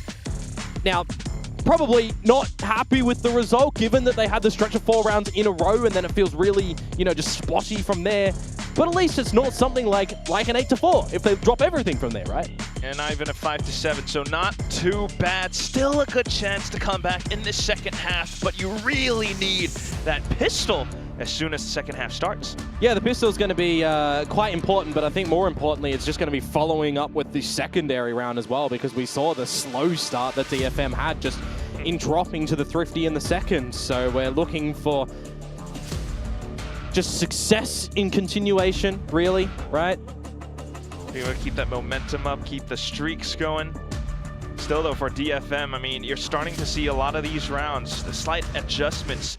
How many times did Jin manage to slip behind enemy lines? Yeah, but also as well, we are seeing a bit of adjustments on that defensive side from Boom, right? Where they're wanting to put Berserks on this Killjoy, just moving him around, looking to go for some contests as well at Rubble, at Mound. So it's not like they're playing lazy Valorant, right? They are trying to adapt. They are trying to play it on the nose a little bit as well, which I think coming in towards their attacking side right now, they do have to just be a little bit more prepared on these change-ups, maybe on the expectation that the Vice was still going to come out in prep for this series. I haven't seen DFM switch away from the Vice on this map just yet. So we've got some different looks for what Jien is doing on this Viper, what Cess is doing on the Omen, and for me, what Jinbung's doing on the Fade as well. When you consider that in the last series against, who was it there? T1? Talon, that's the one I'm getting at. I wrote it wrong. Anyway, his fade on Corrode. I was impressed by a couple of those lineups and stuff on the defensive side, and I'm just going to ignore their attacking side because they got the first 2 rounds and that was it. Well, this is now, and DFM are on the defense. Where are you? Leaving B side open though, it's a 3-2 split. Yeah, I thought we wouldn't really get a front B play to come out from Boom on this attacking side, but hey, why not? I play around the door a little bit instead. Got a lot of space that they can gain over at this A side. Berserks is on a heater today. We have Berserks in the server, that is for sure. Vote on Mike as well. May though, just holding it from the back lines, being able to shut Berserks down. Famous takes up space. Oh! Jinbung out from heaven. Okay. Famous still answers back though, so still in the fight. Spike getting planted. Yeah, they've got some space here, some time to settle in this post plant. And you got the paint shells online for Famous again. Gonna opt to not double up in the tree. Slot Famous in drop. Big thing to consider is Jin on the flank though. At least Shiro is in a safe enough position around the spike. Famous trying to play from drop. Waiting for information. Oh, what a flick from Cess! Dark cover at this angle can off-put Shiro, and he's got no molly. Well, Cess is low HP, so he gets this first headshot, and he just spams Shiro! What a Red Bull clutch! Yeah, that was a bit ambitious to come through from GN in that 2 versus 1. He's got the full HP, but to just blindly go in towards that dark cover. Generally do see a lot of players play in towards that as well to get the first glimpse of your opponent, right? The gun barrel peeking through, for example. Secondary shot from Jinbung is disgusting, but kind of all for naught in the end with the rounds going over towards Boom Esports. Yeah, there's some damage, but there's protection on the plant. Boom will get that pistol round and set themselves up for maybe a good start on this attacking side. It's going to be the full respect given from DFM on the ecos. And I mean, over on the side of the Boom squad, they can afford 1 death here. DOS9 has a sheriff. And if his teammates do die, well, he can just pick up their gun. Seeing the smokes as well, so kind of skirting across towards the C site. Ooh, right click. Some more extra information for Boom. Toxins going up. The way to overwhelm the Marshal is everybody run at him together. He can go for the quick bolt action, just spam over Berserks here with some additional support. 3 kills. Now close to lockdown too. Jin just hiding inside of the smoke, trying to stay as concealed as possible. Goes for the swing at the end, but DOS9 picks it up. Weapon retrieved too, so not too bad going into the next round. Yeah, this is some flashbacks to the Boom of Stage 1 as well. Berserk's putting on a meaty performance here, and that's something we were just waiting for him. Feels like he's been well prepared in towards this map at the moment on the defensive side, and now just the shots in these rounds coming out from him just has to instill some great individual confidence for him, because I feel like Boom definitely need that. They need to play on the back of these confidence components. If they get in their own heads, it's just going to spiral. Bonus round now. Boom going to force back some rubble play, but DFM still going to have to give it a little bit of a crack, but now recognizing that it might be a little bit too hot under the collar in this bonus round where they have the weaponry advantage. They're going to opt to fall back just a little bit. Boom can settle for now too. As the screen falls, well, let's hap around the door. Baits out the paranoia. Yeah, you got to like that as Boom as well, not having that available as a flash part for a retake is going to be great. You still got the blindside from May for sure. Ooh. But May's currently away from the action at the A side. Everything's happening at the front side of B. Boom doing well to bait out this utility, to bait out the positions. But as I say that, Berserks, your top player right now in the map, is gone. It's just a bonus round, remember? Still an impactful kill nonetheless. 4 players from Boom left, and they are trying to once again struggle for space. Yeah, now you just got to not dilly-dally, really. 30 seconds to go to try and get in towards the A site that feels like you're really locked in. And remember, Cess with that paranoia earlier, going to drop the dark cover. This is where Boom have to go in. Yeah, might have a little bit less to worry about, but still with the angles being held, though, it's just a full blender. Cess getting the double. Jinbung and May with additional support. 7 rounds for DFM now, close to Boom's 8. Yeah, we'll see what adaptations Boom come out with on this attacking side as well. See what favor they're going to be able to give them now that we start to get into the depth of this half. Pistol and second done, bonus done. Now we have to see a lot more just good, decisive calls from both of these teams too, when you consider, as I highlighted earlier, right, Cess feeling a bit more a confident role as well. Jinbung on the fade, still doing what he can. You know, we're not really seeing a lot of assist marks from the fades in this map, but they're still getting some good value out of the Haunts and the Prowlers for information gain. So I'll take that. Again, just there, right? Prowler out, info. You're forcing DFM back. Gate crash away, some damage as well on towards GN. You start to get closer to this showstopper as well as Famers. A killer plant into this C site. Prowler at the front of B, got to spot nothing. Deep Boom are waiting to go into C. Whoa, it's just blast packed over. GN's crosshair placement got completely displaced. May, though, still at the back. Gate crashes away, but the site is open for business. Yeah, 4 versus 4. Got a little bit of utility to play here as DFM, but apart from that, you're just going to have some good crossfires and clearing in towards this retake. Not ready yet. Really got to watch out and hold for it. Slow paranoia getting sent over. What a haunt. Boom does stay away, though. Quickly dismissed, and now just trying to play tight and close around the corners. Will those crossfires be enough, though? Oh, quick trades and exchanges, but now Shiro running out of ammo. Back over onto the Classic, and he tries to hop around some parkour action, and Shiro actually managed to get towards the back of Cess. Boom are up to 9. That one gives me a good little chuckle there. Reload to come out in our point of view, and then you see May as well going for one just on the spike. I was actually looking to where Berserks was for majority of that too, playing around the mound. I noticed that he had a Nano Swarm still available, that if he did lose his teammates on the site, he could have thrown that one in. I do hope we get to see a little bit of the replay with those reloads, but more importantly, it is the movement around the site that looks really good for Boom Esports there. Between Berserks and Shiro to hold it. That's going to be a round back over towards Boom, inching closer to first double digits, to second maybe the map pick of their own, but this space gathered very rapidly from DFM over at Mound is going to be forcing Boom into a sticky spot. Do we go out into the rubble fight, or do we group together in numbers and look to force anything back at B, force them back at C? It'll draw out some utility, but at least Akame has put the question in Boom's head at the moment. Where did he go? What's happening around C? All right. Expensive and spent to re-clear. Still got the ult, though. Yeah, another angle for Boom Esports, right? A team that loves to get to a choke point and explode straight in together. That's exactly what they're doing here. One of their principles, it feels like. It's going to clear up some space, but look at where Akame's gotten to. Just around the waterfall, manages to get out. Is it wrong that I feel a bit worried in this 5 versus 5? Feel like Boom want to hunt for an early kill, perhaps, because there's a bit of this utility still available for DFM. May run away from the Dimensional, but now he's gone. Now Sakame still peeking back into the fight, though. Spike planted finally, and some utility forced out of DFM's hands. But the angle still supporting. Showstopper ripped. Akame manages to explode onto Berserks.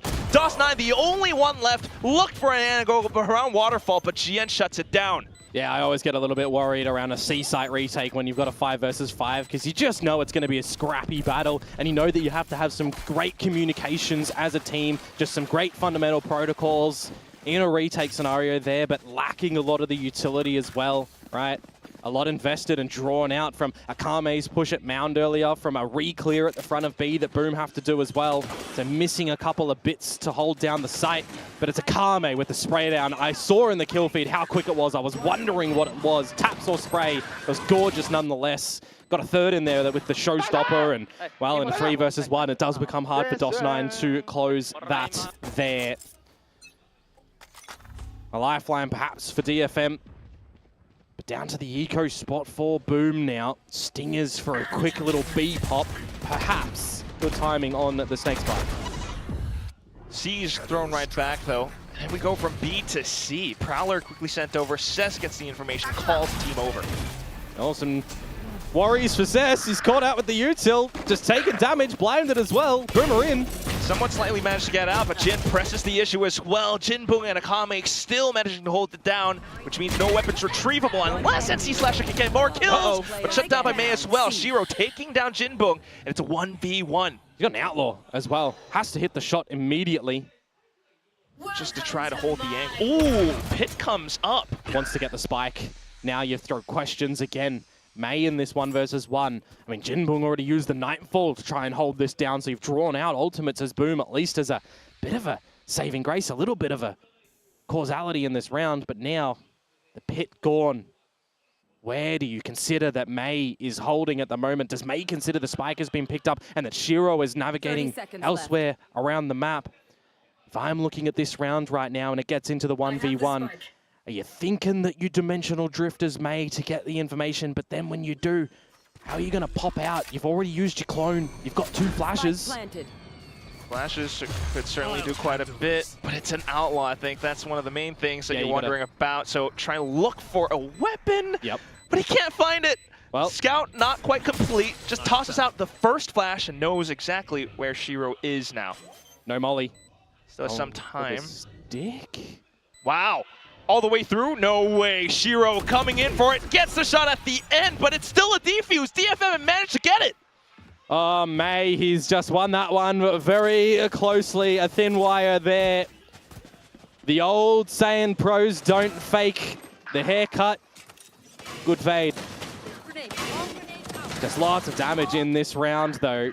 Backwards and forwards in the kill feed. This 3 versus 2 with the stretch out. I mean, it was, even the Nightfall attempted to come out with the death. Very interesting. But the adaptations in the mid of that round as well. Bit hard to read in the server itself for a bunch of those players. 9-9, all tied up. An operator echoes from Mei on this defensive side, but it's a bit of a faster play from Boom Esports. A lockdown to the B site. They want to get in here. Blinding. Slight stalemate on the other end as well around Mound. Don't want to give up the door angle. Ooh. What other space do they want to find, though? Another 5 versus 5 angle where they lost the last one to DFM. What? Misread onto where Boom, where DFM are retaking from, rather. Oh, well, at least you got Berserks to try to hold, but still quickly traded off GN. Now you got to worry about other spots on the map. DFM are essentially just attacking this B site now. Oh no. I mean, the one space that you know you can work off of is possibly the back of the defender spawn, but now that's getting smoked off too.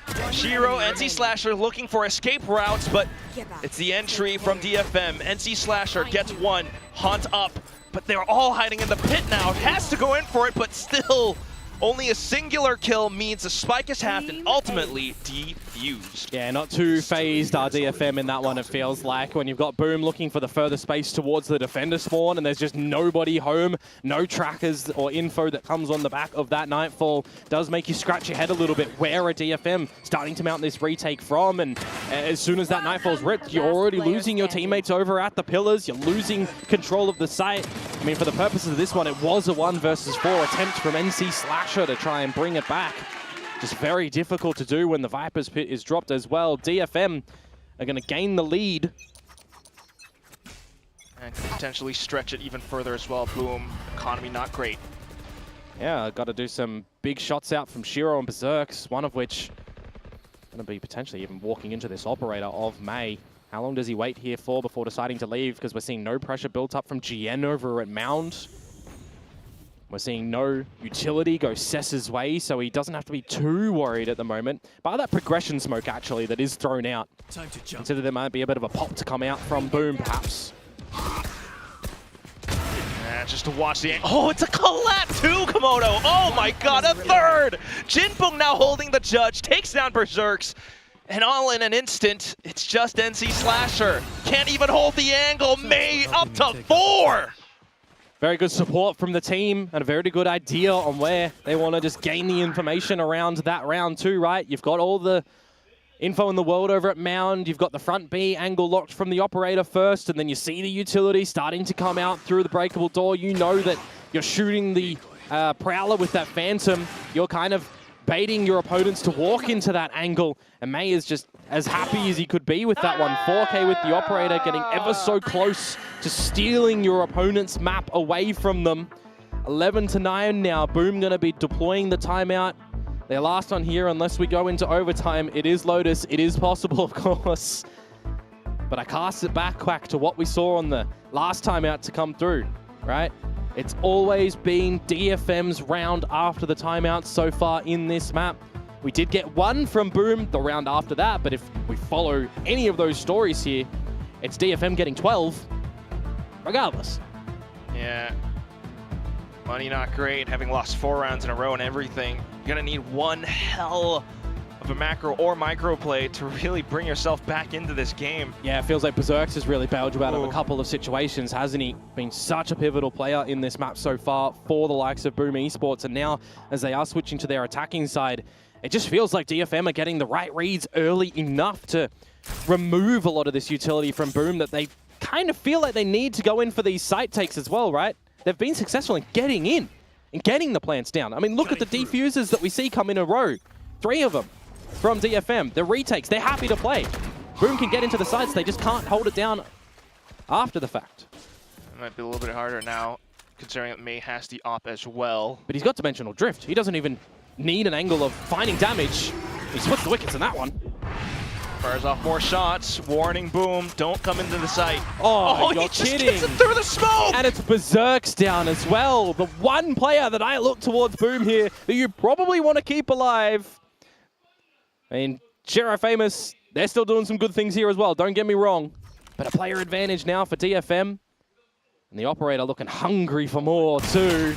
Oh, slight whiff. Famous not quite landing the trade for it though. Kami on the meanwhile, being able to hold down Rubble. Smoke comes up for him. Oh, and he gets another! 2 versus 4 though, you have to just see individual heroics come through from Boom at this moment. Jingle even potentially catch Famous in the transition back, but it's just confirming information that they are rotating to the A site. It gives DFM the idea that NC Slasher could already be in the site, could be looking for some deeper angles, because at a 2 versus 4, you want to hunt. You want to make this a little bit more workable.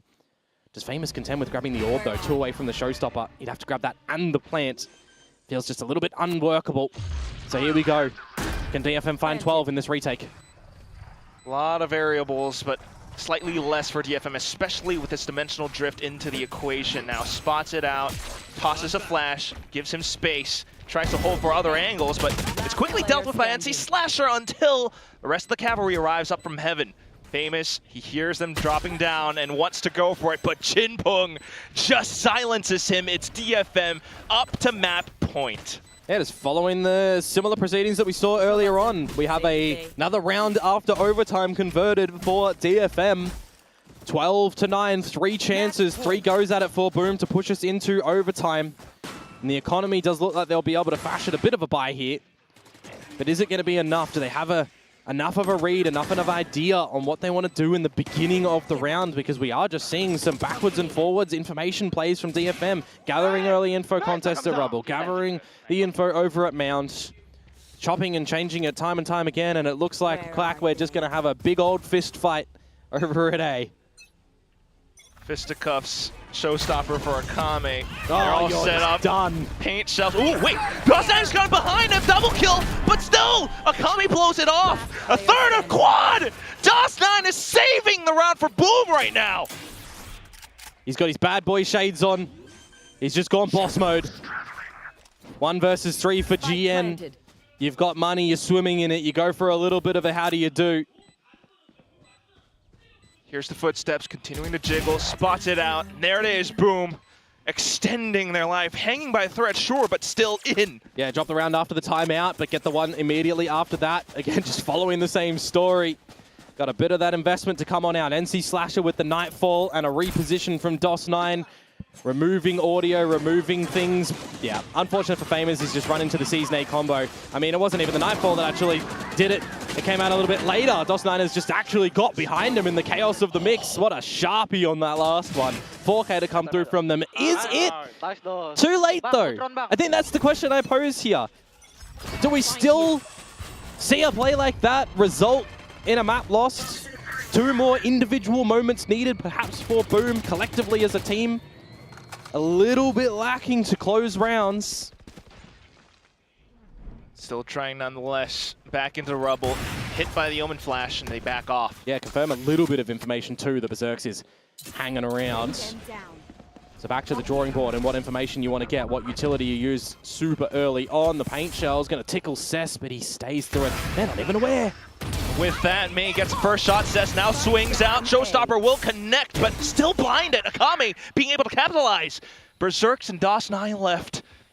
Spike might be retrieved now, but Jinbong wanting to end the map sends out the Nightfall. DOS9 still trying to save it though. Almost feels like you need to get the Spike over towards DOS so he can just TP out because you've lost your spawn. Jen's there. We've always seen some good placement from him into this map. Wherever you think he's going to just slip and scrape into. 30 seconds now. DOS9. 30 seconds left. Berserks to keep carrying on this map. TP'd over. May hears it. Swaps over to the shorty! Oh my god! Almost ended it! He's up and over! Berserk's managing to pull out his own shorty in that fight. Still though, 10 seconds. The clock is ticking. 10 seconds left. Their life might be done on this map. Goes for the final stick. Hit by the snake bite, and it's decayed way too much. DFM will finally cross the finishing line on this map. But what an attempt from Boom! Yeah, I mean, DOS9 with that 4K to kind of keep the dream alive in there. We nearly even end with a bit of a knife fight from May with the shorty and the op that's missing. He pulled it out. He gave it a go. But yeah, 13-10 over to DFM. Feels like a lot of those rifle rounds really just lacking together as a team for Boom Esports. I think the defensive side of DFM with the rotations and the pressure and the space that they're finding, their ideas there of just, we're going to get to the rubble, we're going over for Mound, we're getting this early information, we're forcing Boom to use utility that they desperately need to get in towards one of these sites. That was the right idea from DFM and how to navigate that map. Boom Esports here drop Quack. A map pick of their own. They are now 0 for 7 in maps. In the 0 for 3 they are in series. Corrode around the corner for DFM's choice. And if that goes their way, well, Boom Esports. Oh boy. Yeah. Yeah, those are some hella pessimistic numbers. It's round 17 onwards where DFM really managed to pull that win streak off thanks to the plays that you mentioned. Boom not quite being able to hold a site because of that. Right? No util to hold a post plant. It's unfortunate, but it is what it is. We still saw some hero performances though. Yeah, for sure. I mean, we've got some players stepping up, being a bit reminiscent of their stage 1 prowess, of course, but a couple of members as well, just together as a team, need to fashion a bit better judgment, a bit more mid-rounding to come on through. Corrode is definitely going to have to be where it is delivered for Boom to have some legs left in this series. That's where you really got to just write this off, come back into it with a clean slate. Just you got to look to some real mental coaching, and that's where we got to toss it back over onto our desk to talk all of it up.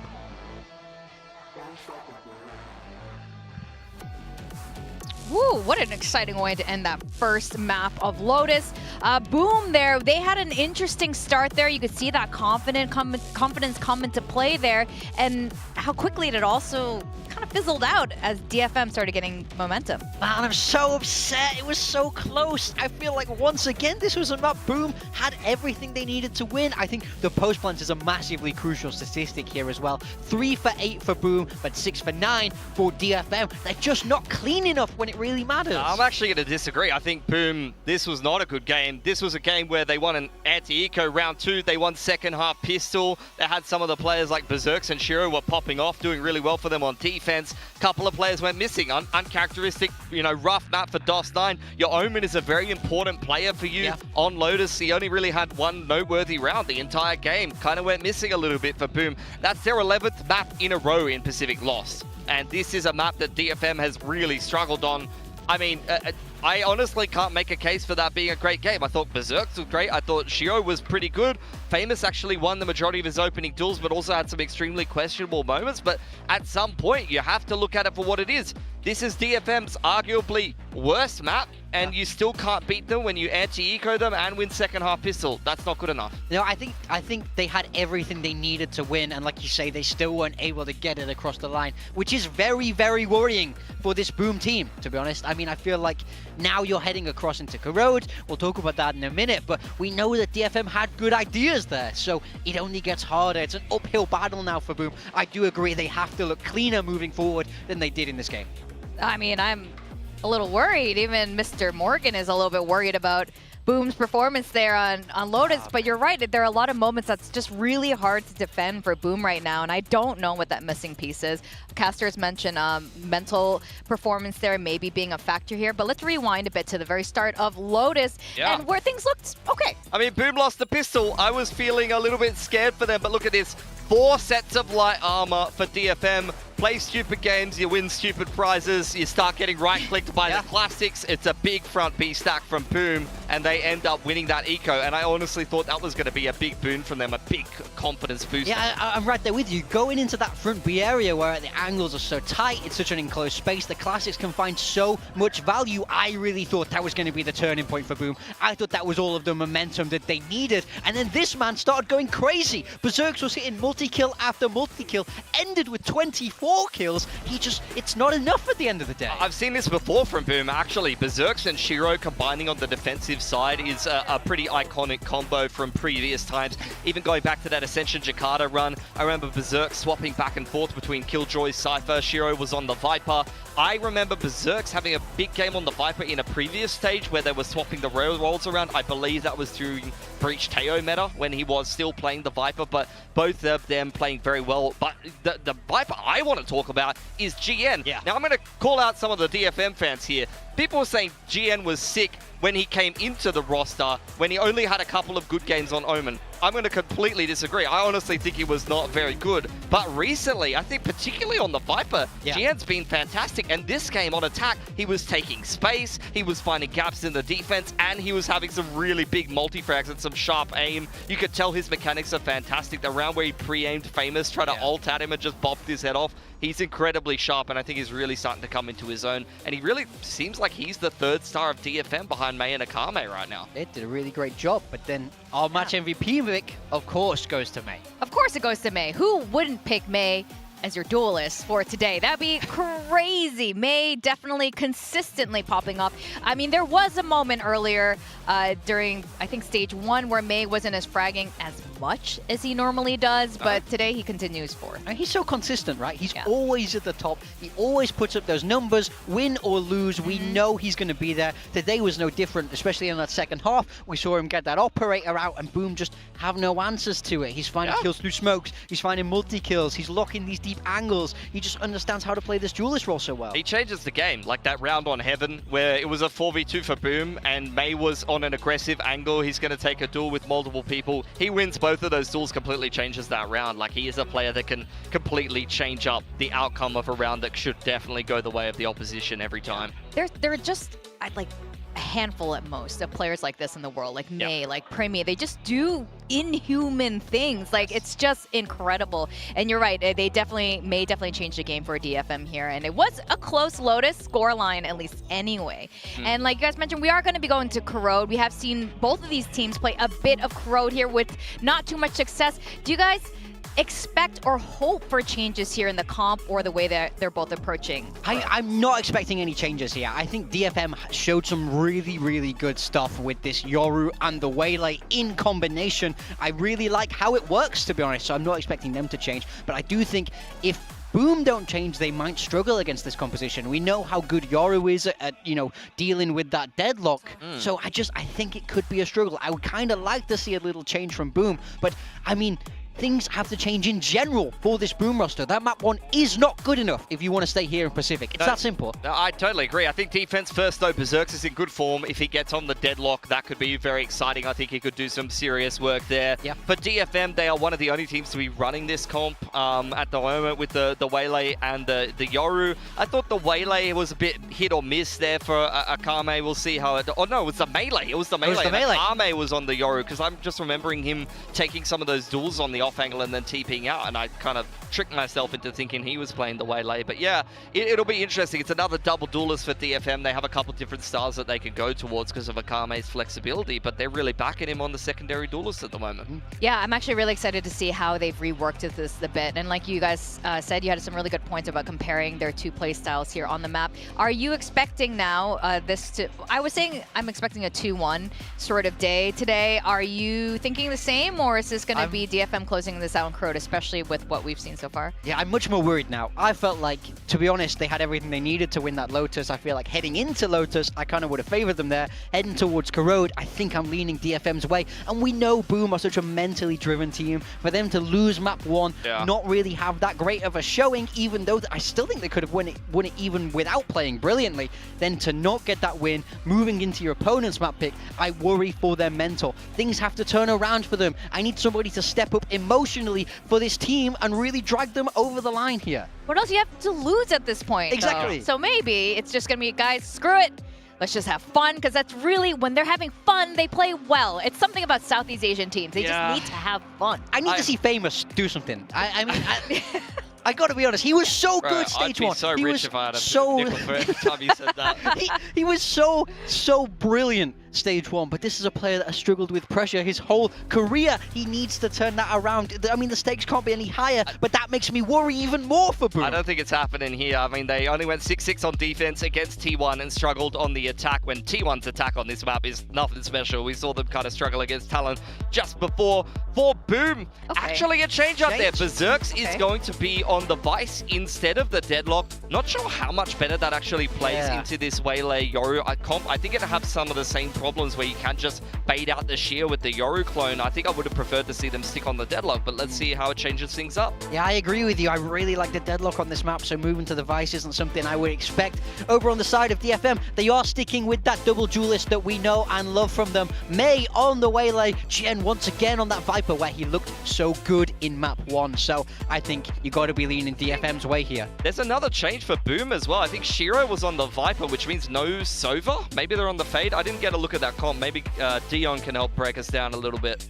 Yeah, well, this is going to be really exciting for DFM. If they win this, they could be in their very first playoffs ever and getting that much closer to the finals in Japan. Let's send back to our casters, Komodo and Quack.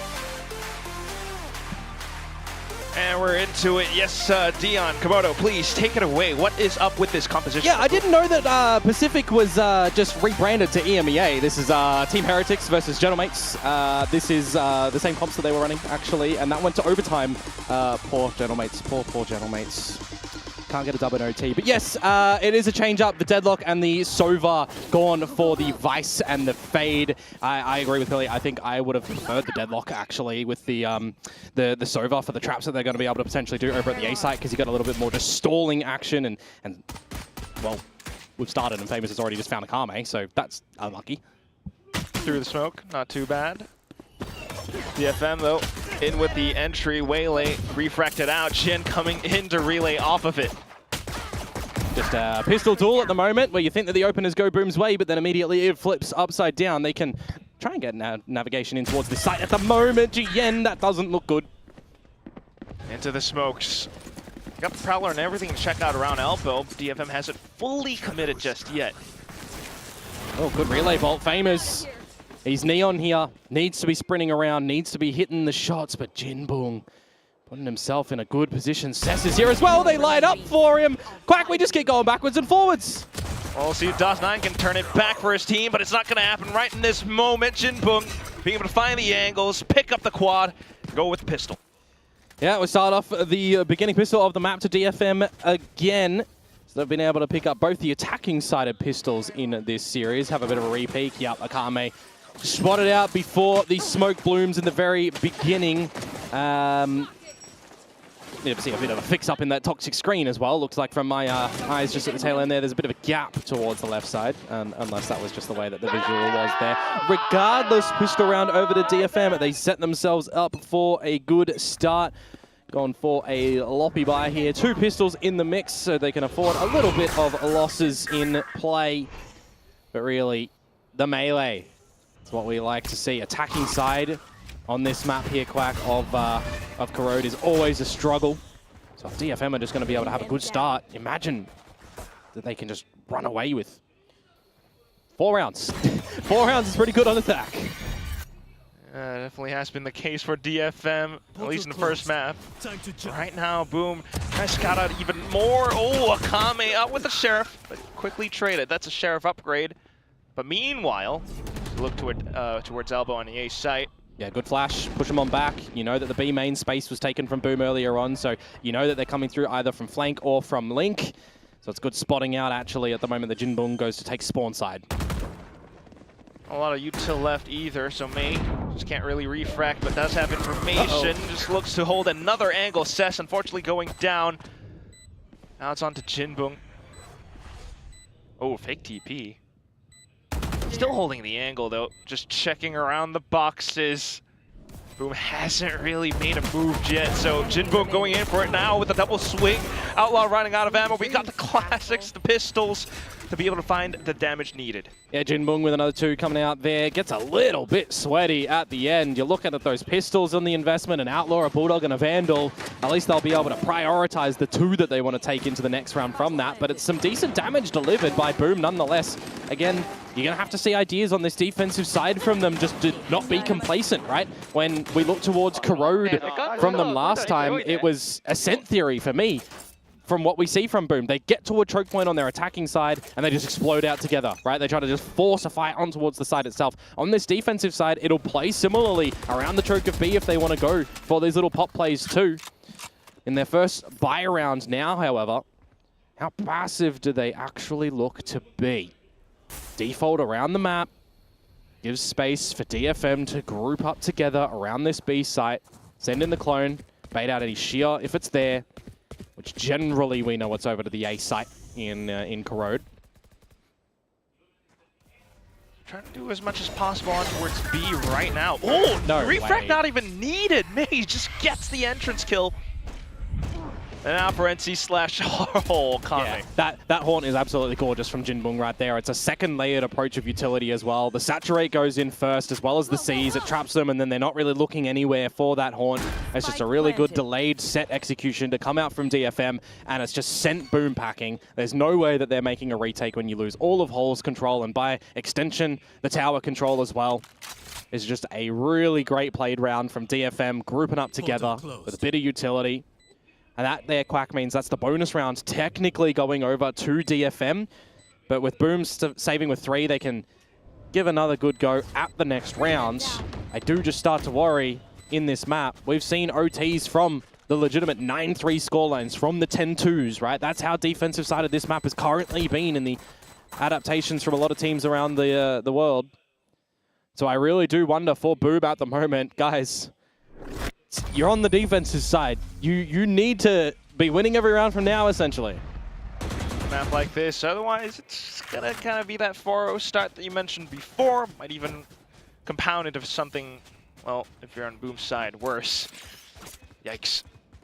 Outlaw now purchased stuff as well. I mean, look at this, right? You got the flash that goes in with the light speed, and then you got the Haunt and the rest of the util, the Snake's Bite and the Seize that go in. It is just really good utility to come out from DFM, and it's very followable as well. Everyone knows there what utility they're throwing, and it's just go in after May.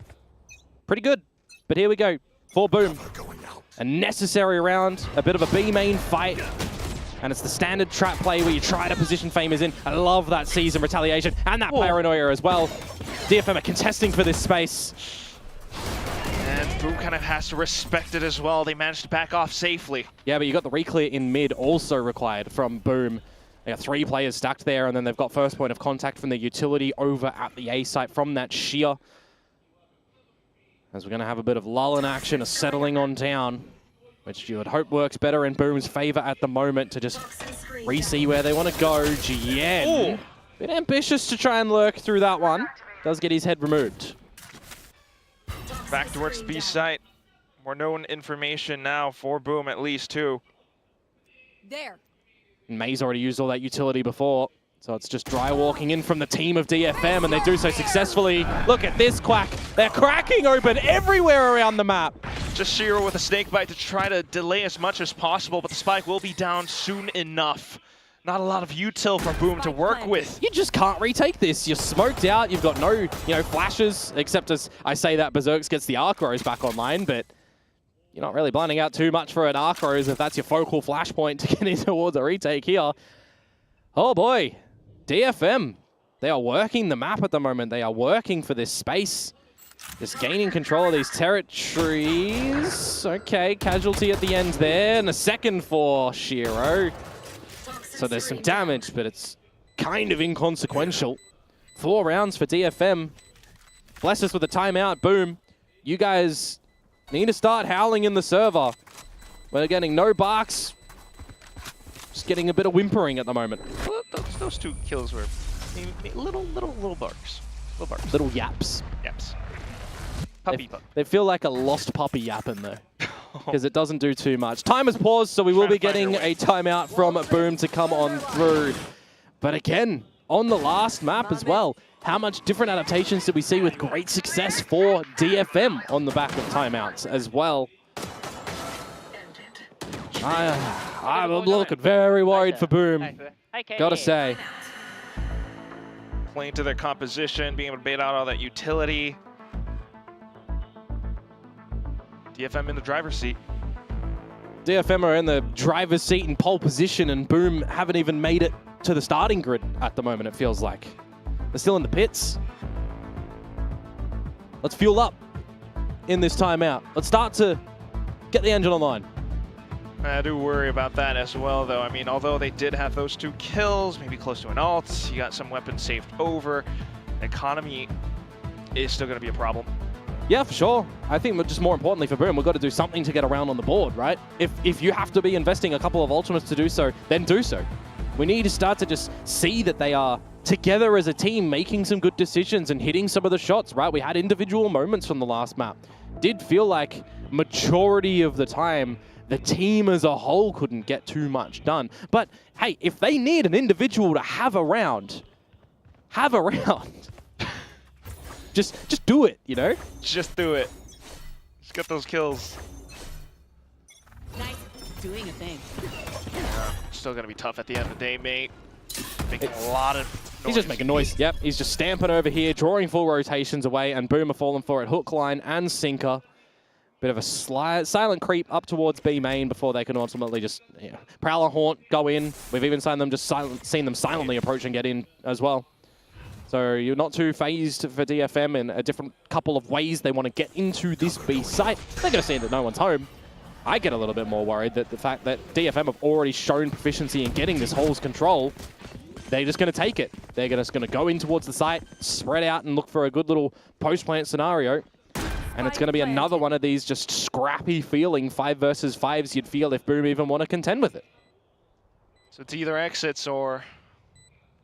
Well, unless you can maybe find an opening pick here or there, get some attention drawn away, maybe Famous can pull off a flank. And then unexpected angle to the back of Arch, but... Oh, trying now. Got the Omen Flash being sent over. Shiro with an opener. Oh, but here comes DFM on the spams, and they just managed to fend everyone from Boom off. Famous, the only one left alive, finally showing up on the flank. Spotted out by the Haunt. It's just too late. Okay, well, a couple more kills, but yeah, too late on that spike. Jien will get the final kill next round.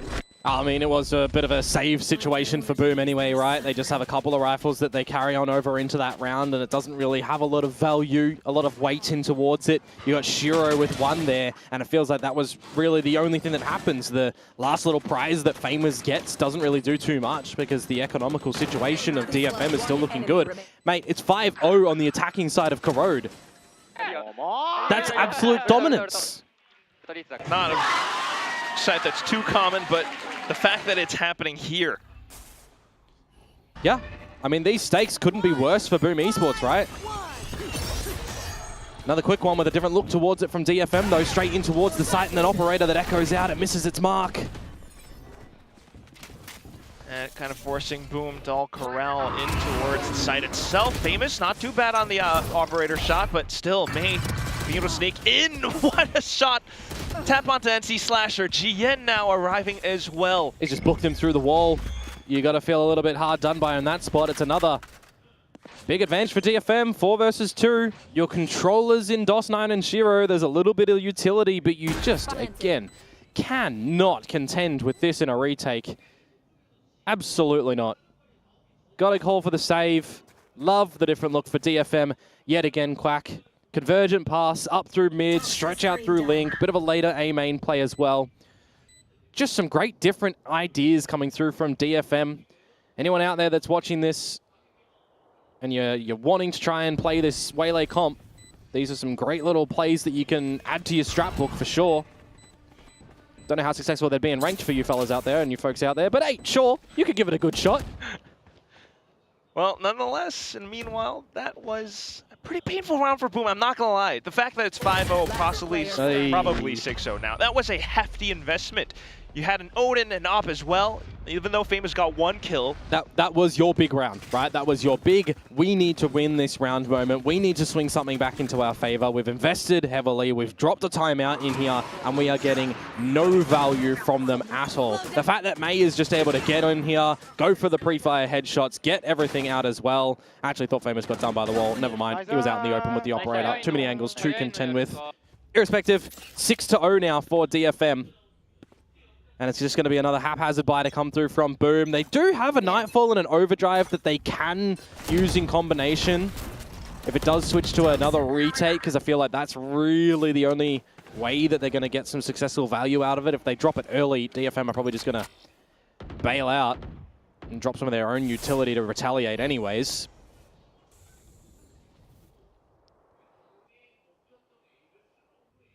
Going to be seeing this round used as Shiro picking up the Viper's Pit.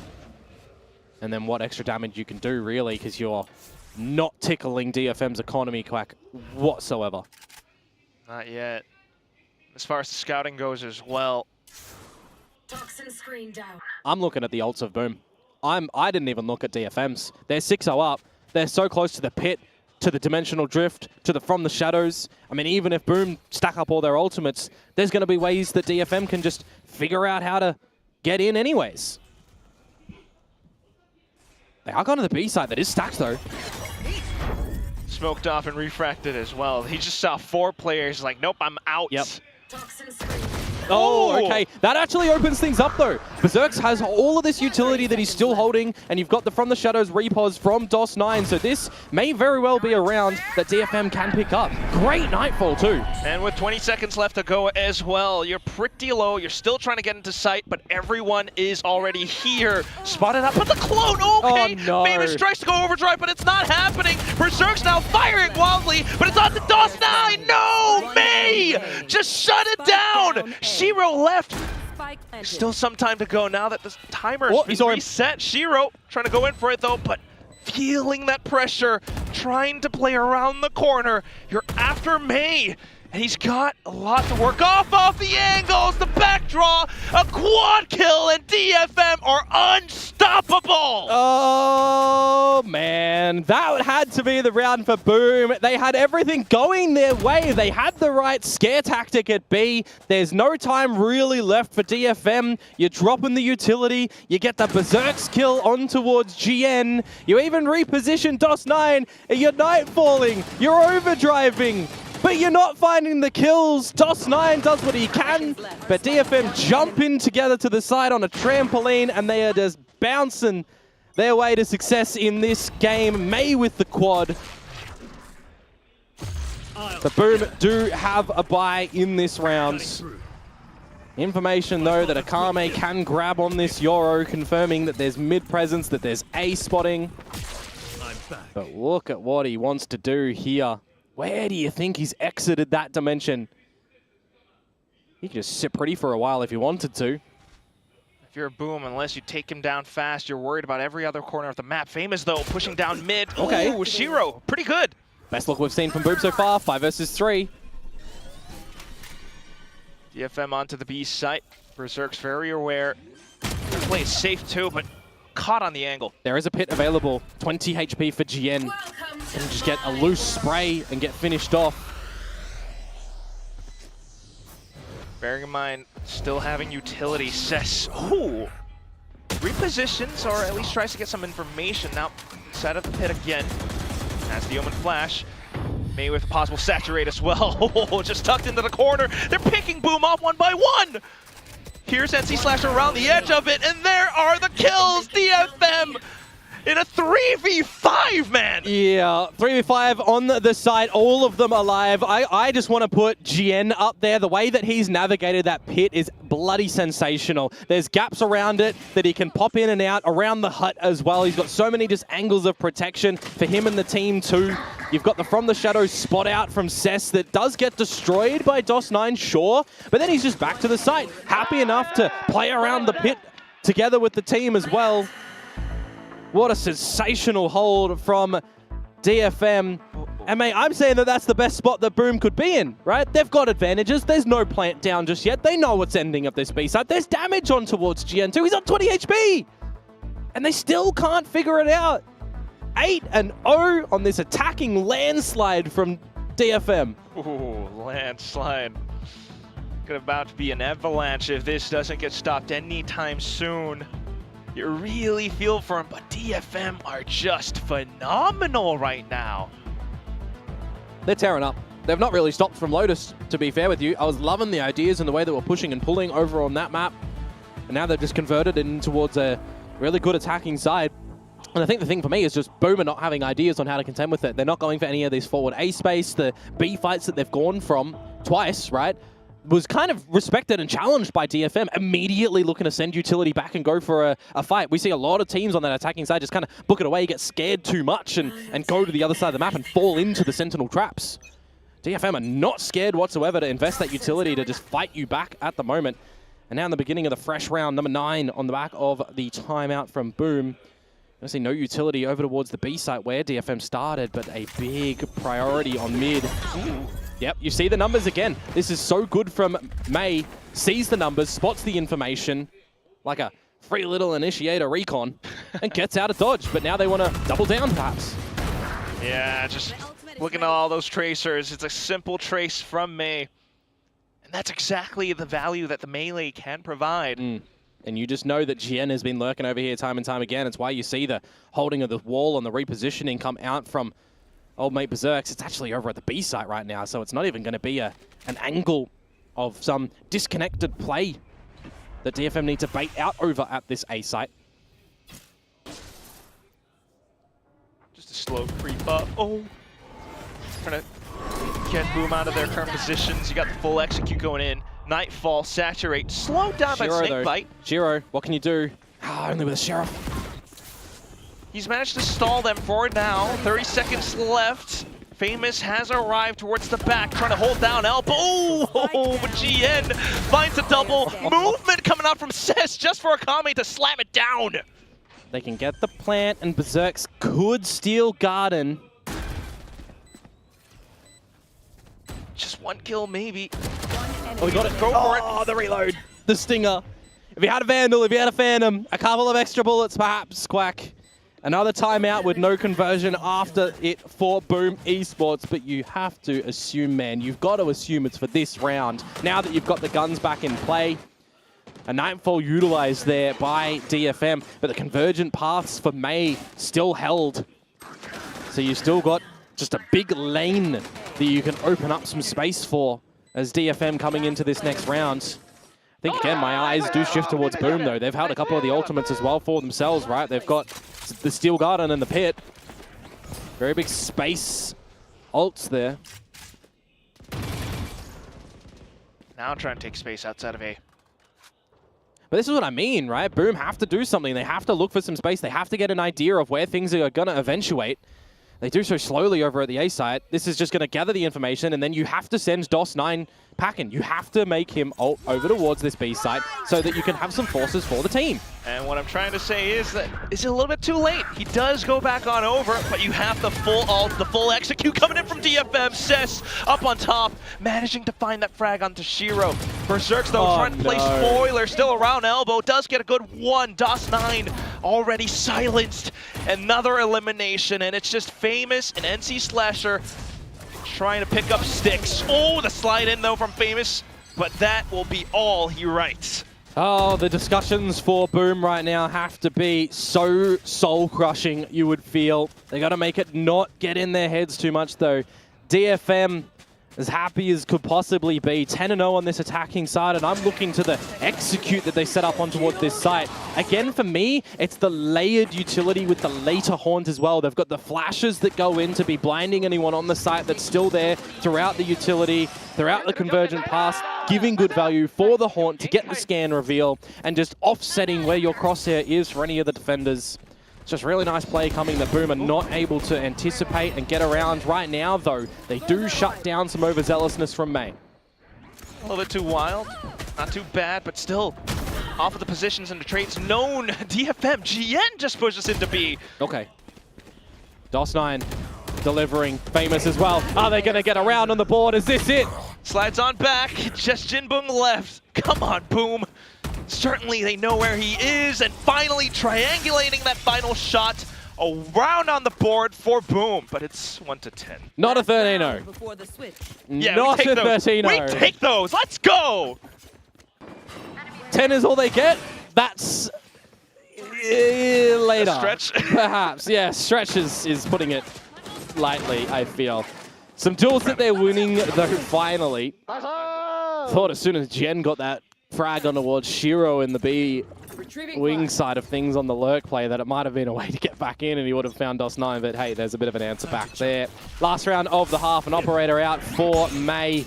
Get himself on the mid line as well in front of this utility if possible, but it is over towards the A site again where this Sentinel utility has been put from the Vice and Berserks. I mentioned the operator when that wall's not up. May just has a strong line, that's why.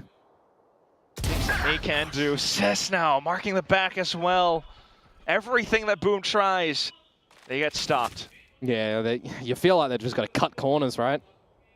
And it's just being anticipated from DFM between the fast plays, between the slow plays. In a 5 versus 3 night right now where they've still got a Prowler, they're just going to use that to clear the corner. Dot and eyes, cross and tees, very heads up, and just immediate dispatching. This DFM is looking absolutely gorgeous, and a team that hasn't made it to the playoffs, right? And all that hasn't made it to the playoffs in Pacific, the best form that they've been in. They are absolutely tearing house here on this map. They're looking so gorgeous that Komodo might just ask them for their number. Well, desperate with this Viper's Pit, Shiro and Berserks trying to dig a couple of trenches, get themselves into the site. Portal closed. Everything else being marked though. Snakebite towards the end of it. Blind sprays in. You still just got to get out of this pit. To shoot anyone, though, is Shiro and Berserks. Yep. Trying to work her way around, though. Maybe Berserks to the Arc Rose, looking for an explosion outside. Ooh, what a stunned up. And that just slows things down even further. Akame now arriving towards the back. Berserks only good for 1, and yep, it's not just 10, it's 11-1. I actually don't know. Is that the most destructive attacking side that we've seen on this map globally? I'm not actually sure if I've seen anything as big as this scoreline difference for an attacking side. I think it's fair, 11-1. Not even in the tier 2 scene do we see scorelines like these, especially with such a competition.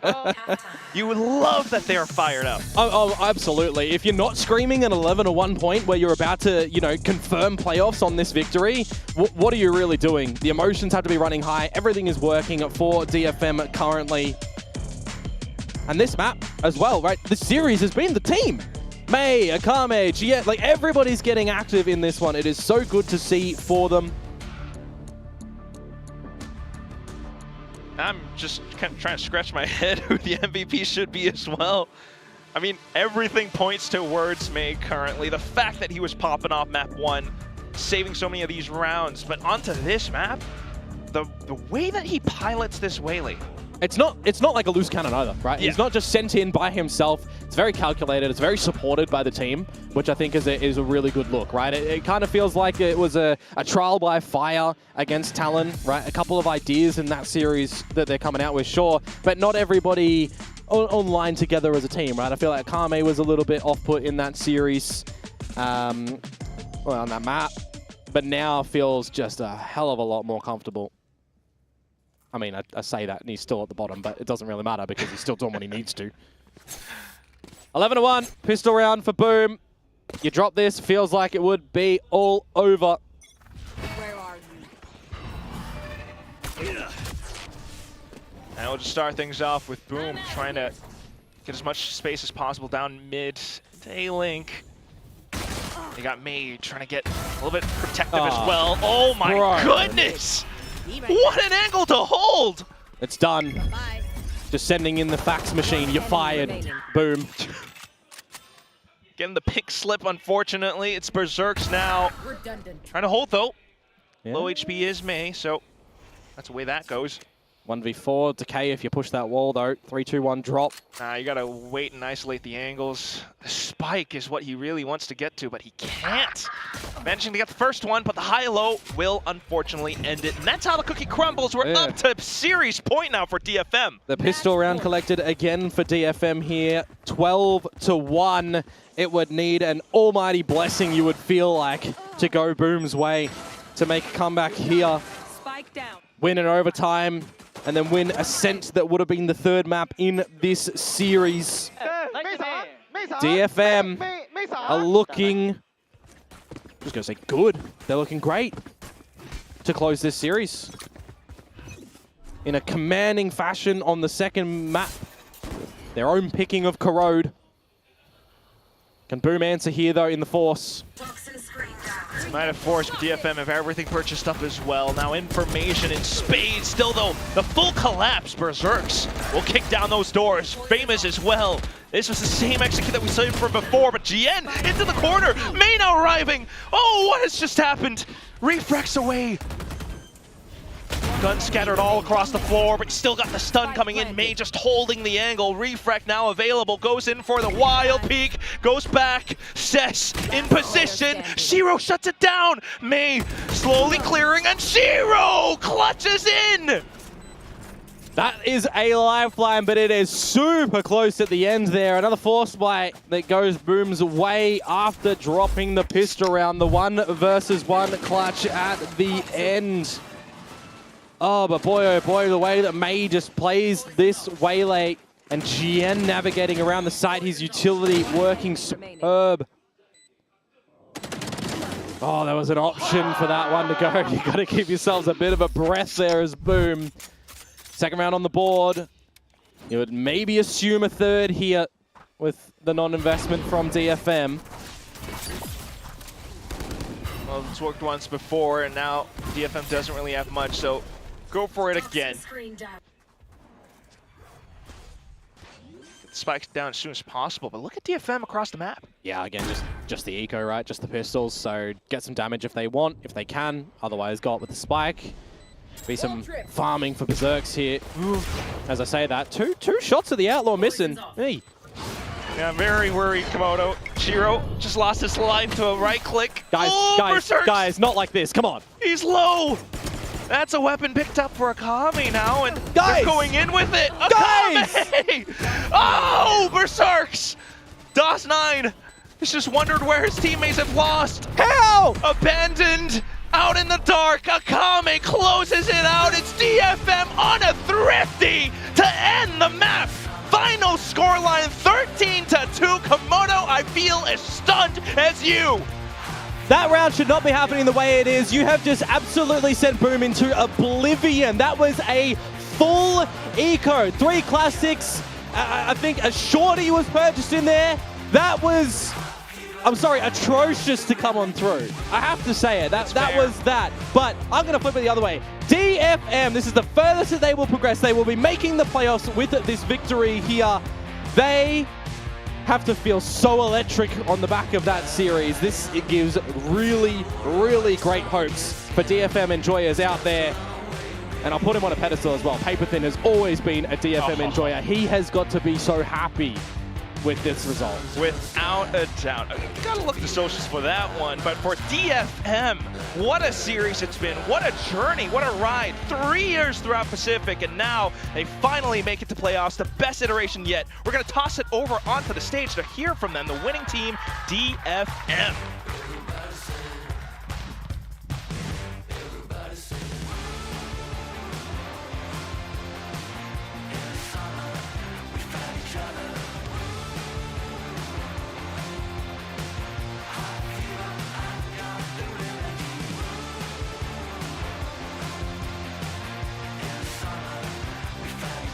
Congratulations, DFM, and I have Akame.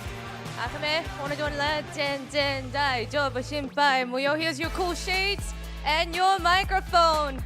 Come on up, join me on stage. DFM의 아카메 선수의 인터뷰 만나보겠습니다. 승리 축하드립니다. 감사합니다. 멋있다. A miracle run for DFM, a much needed win, and this is even more meaningful because it's the first playoffs in team history. How excited and how touched are you with your win today? 와, 오늘 경기 아주 멋있게 보여주셨습니다. DFM 역사상 팀 플레이오프 플레이오프 첫 진출에 성공하셨거든요. 팀원들과 이게 얼마나 의미 있는지 얘기를 하고 들어오셨을 것 같은데 일단 승리 소감부터 부탁드리겠습니다. 솔직히 저희가 그 오프 시즌 때는 성적이 좋았는데 되게 좀 강하다는 이미지가 있었고, 근데 정규 시즌 들어오고 나서 별로 좋은 모습을 못 보여드렸어서 이번 스테이지 2는 진짜 해야 된다, 약간 이런 생각으로 했고, 들어오기 전에는 그냥 하던 대로 하면은 이길 수 있을 것 같다 생각했고, 요즘 메이 폼이 최강이기 때문에 매 해줘 그런 느낌으로. Our performance, our scores were better off season, but we really weren't able to bring that into our regular Pacific season. So that was a thing that we always wanted to achieve. And coming into stage 2, we just felt the need that we needed to do it this time. And we were confident that, we could just play out today as we were preparing, and it worked out very well. May is on his best form right now, so I think it was more of like a May, you can do it. It was like a team cheering May on moment as well. And Lotus started out neck and neck, but you seized it, and that corrode 13-2. What a game. And I wanted to ask you, what is the change that you guys made? Was it the teamwork or the mindset coming into Pacific Stage 2? Or recently that enables you to just push through till the end? 이제 로터스 시작은 좀 접전으로 했지만 그것도 역전으로 가져왔고 코로드 10점 대 2로 압승하는 그런 모습을 보여줬거든요. 팀원들의 분위기나 마인드나 대체 변화가 뭐길래 이렇게 그 분위기가 왔을 때 마침표를 이렇게 딱 찍을 수 있는 걸까요?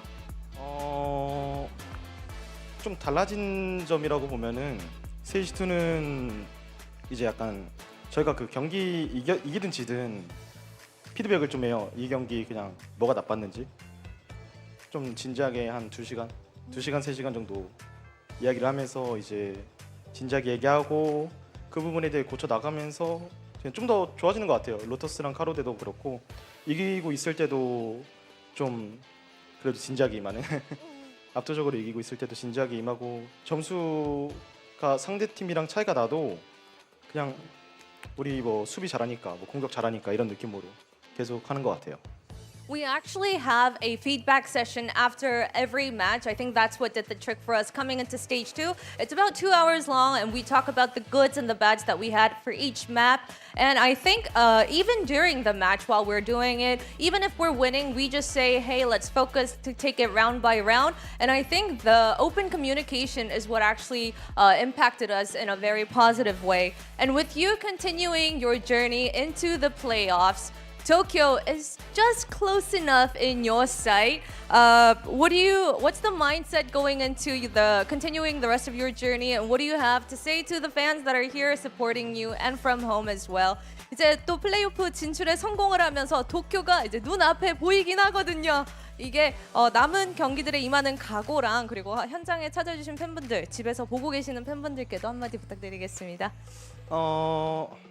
이제 남은 경기 T1전 남았고 이제 플레이오프 가면은 이제 반대쪽 강한 팀들이랑 또 붙는데 항상 저희 하던 플레이하고 이길 수 있게, 그리고 T1은 우지야 기다려 간다. Well, we have our T1 game left, and then in the playoffs we're going to be facing the other strong teams on the other side. And well, for T1, hey, I'm gonna say it to Izu, hey, wait up, I'm coming for you. All right, that was DFM's Akame with the post-match interview, and I'll be back with our second match interview. Akame 선수 오늘 인터뷰 감사드립니다. 승리 축하드립니다.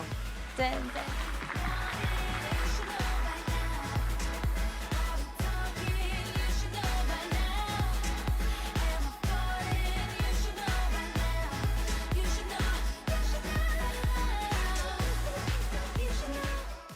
Well, this is very exciting for DFM, getting that much closer to the Stage 2 finals that is happening in Tokyo in just a few weeks here. And DFM definitely cleaned up their Kuro. They looked phenomenal on Absolutely. Honestly, this kind of is starting to feel more and more to me like the kickoff performance wasn't just a fluke. Yeah. It feels more and more like their style is more clearly defined, like they have a lot of protocols in place that the players know where their place is in the team and what they're actually meant to do in the server, and things are just getting better and better all the time for DFM. Potentially an opportunity to see them go over to Tokyo if they keep hitting this upward trend in form, but they've got some tougher teams to take on in the playoffs, and they've got to finish strong with their game against T1. I mean, but it's so huge for this organization. In my mind, it's really difficult not to root for these guys. The first playoff appearance in organizational history, in no small part thanks to May right there, leading the charge. But these teams, these guys in particular, have been a delight to watch, and I'm so happy that we're going to get to see more of them as the year continues.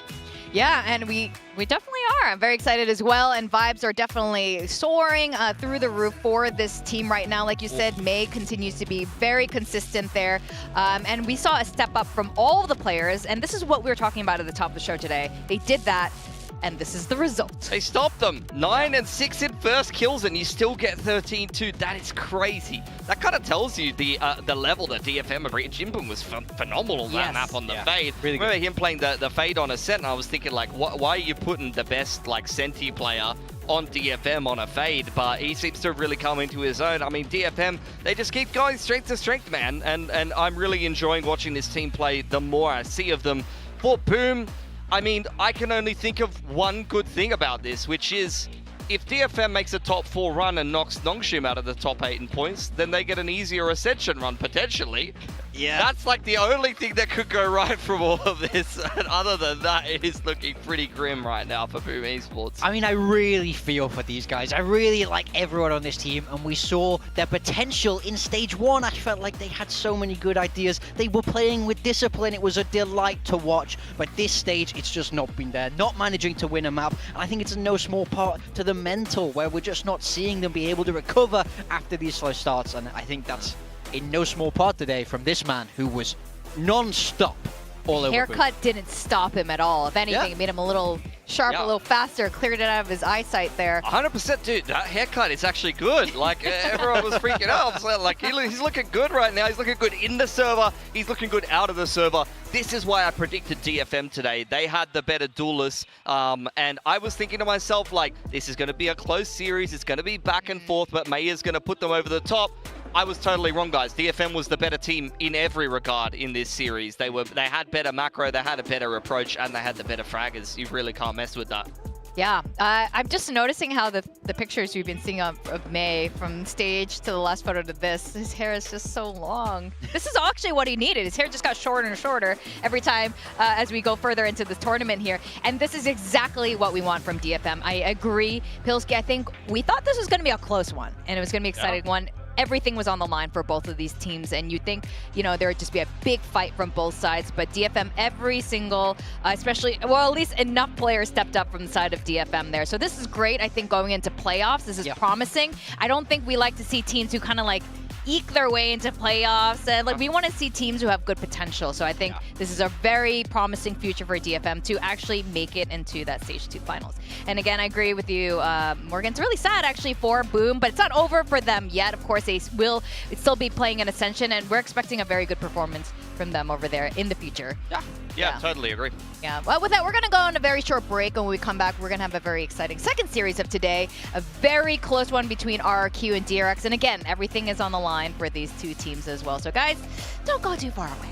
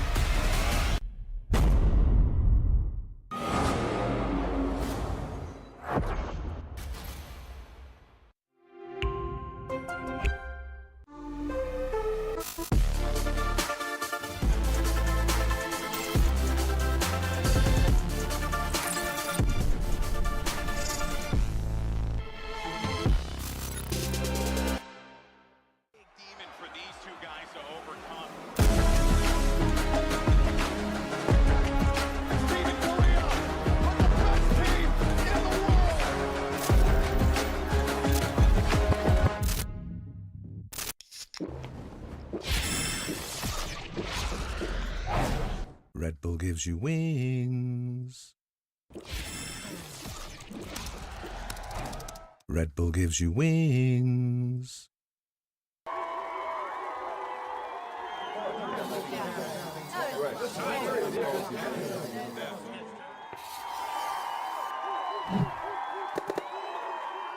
Red Bull gives you wings.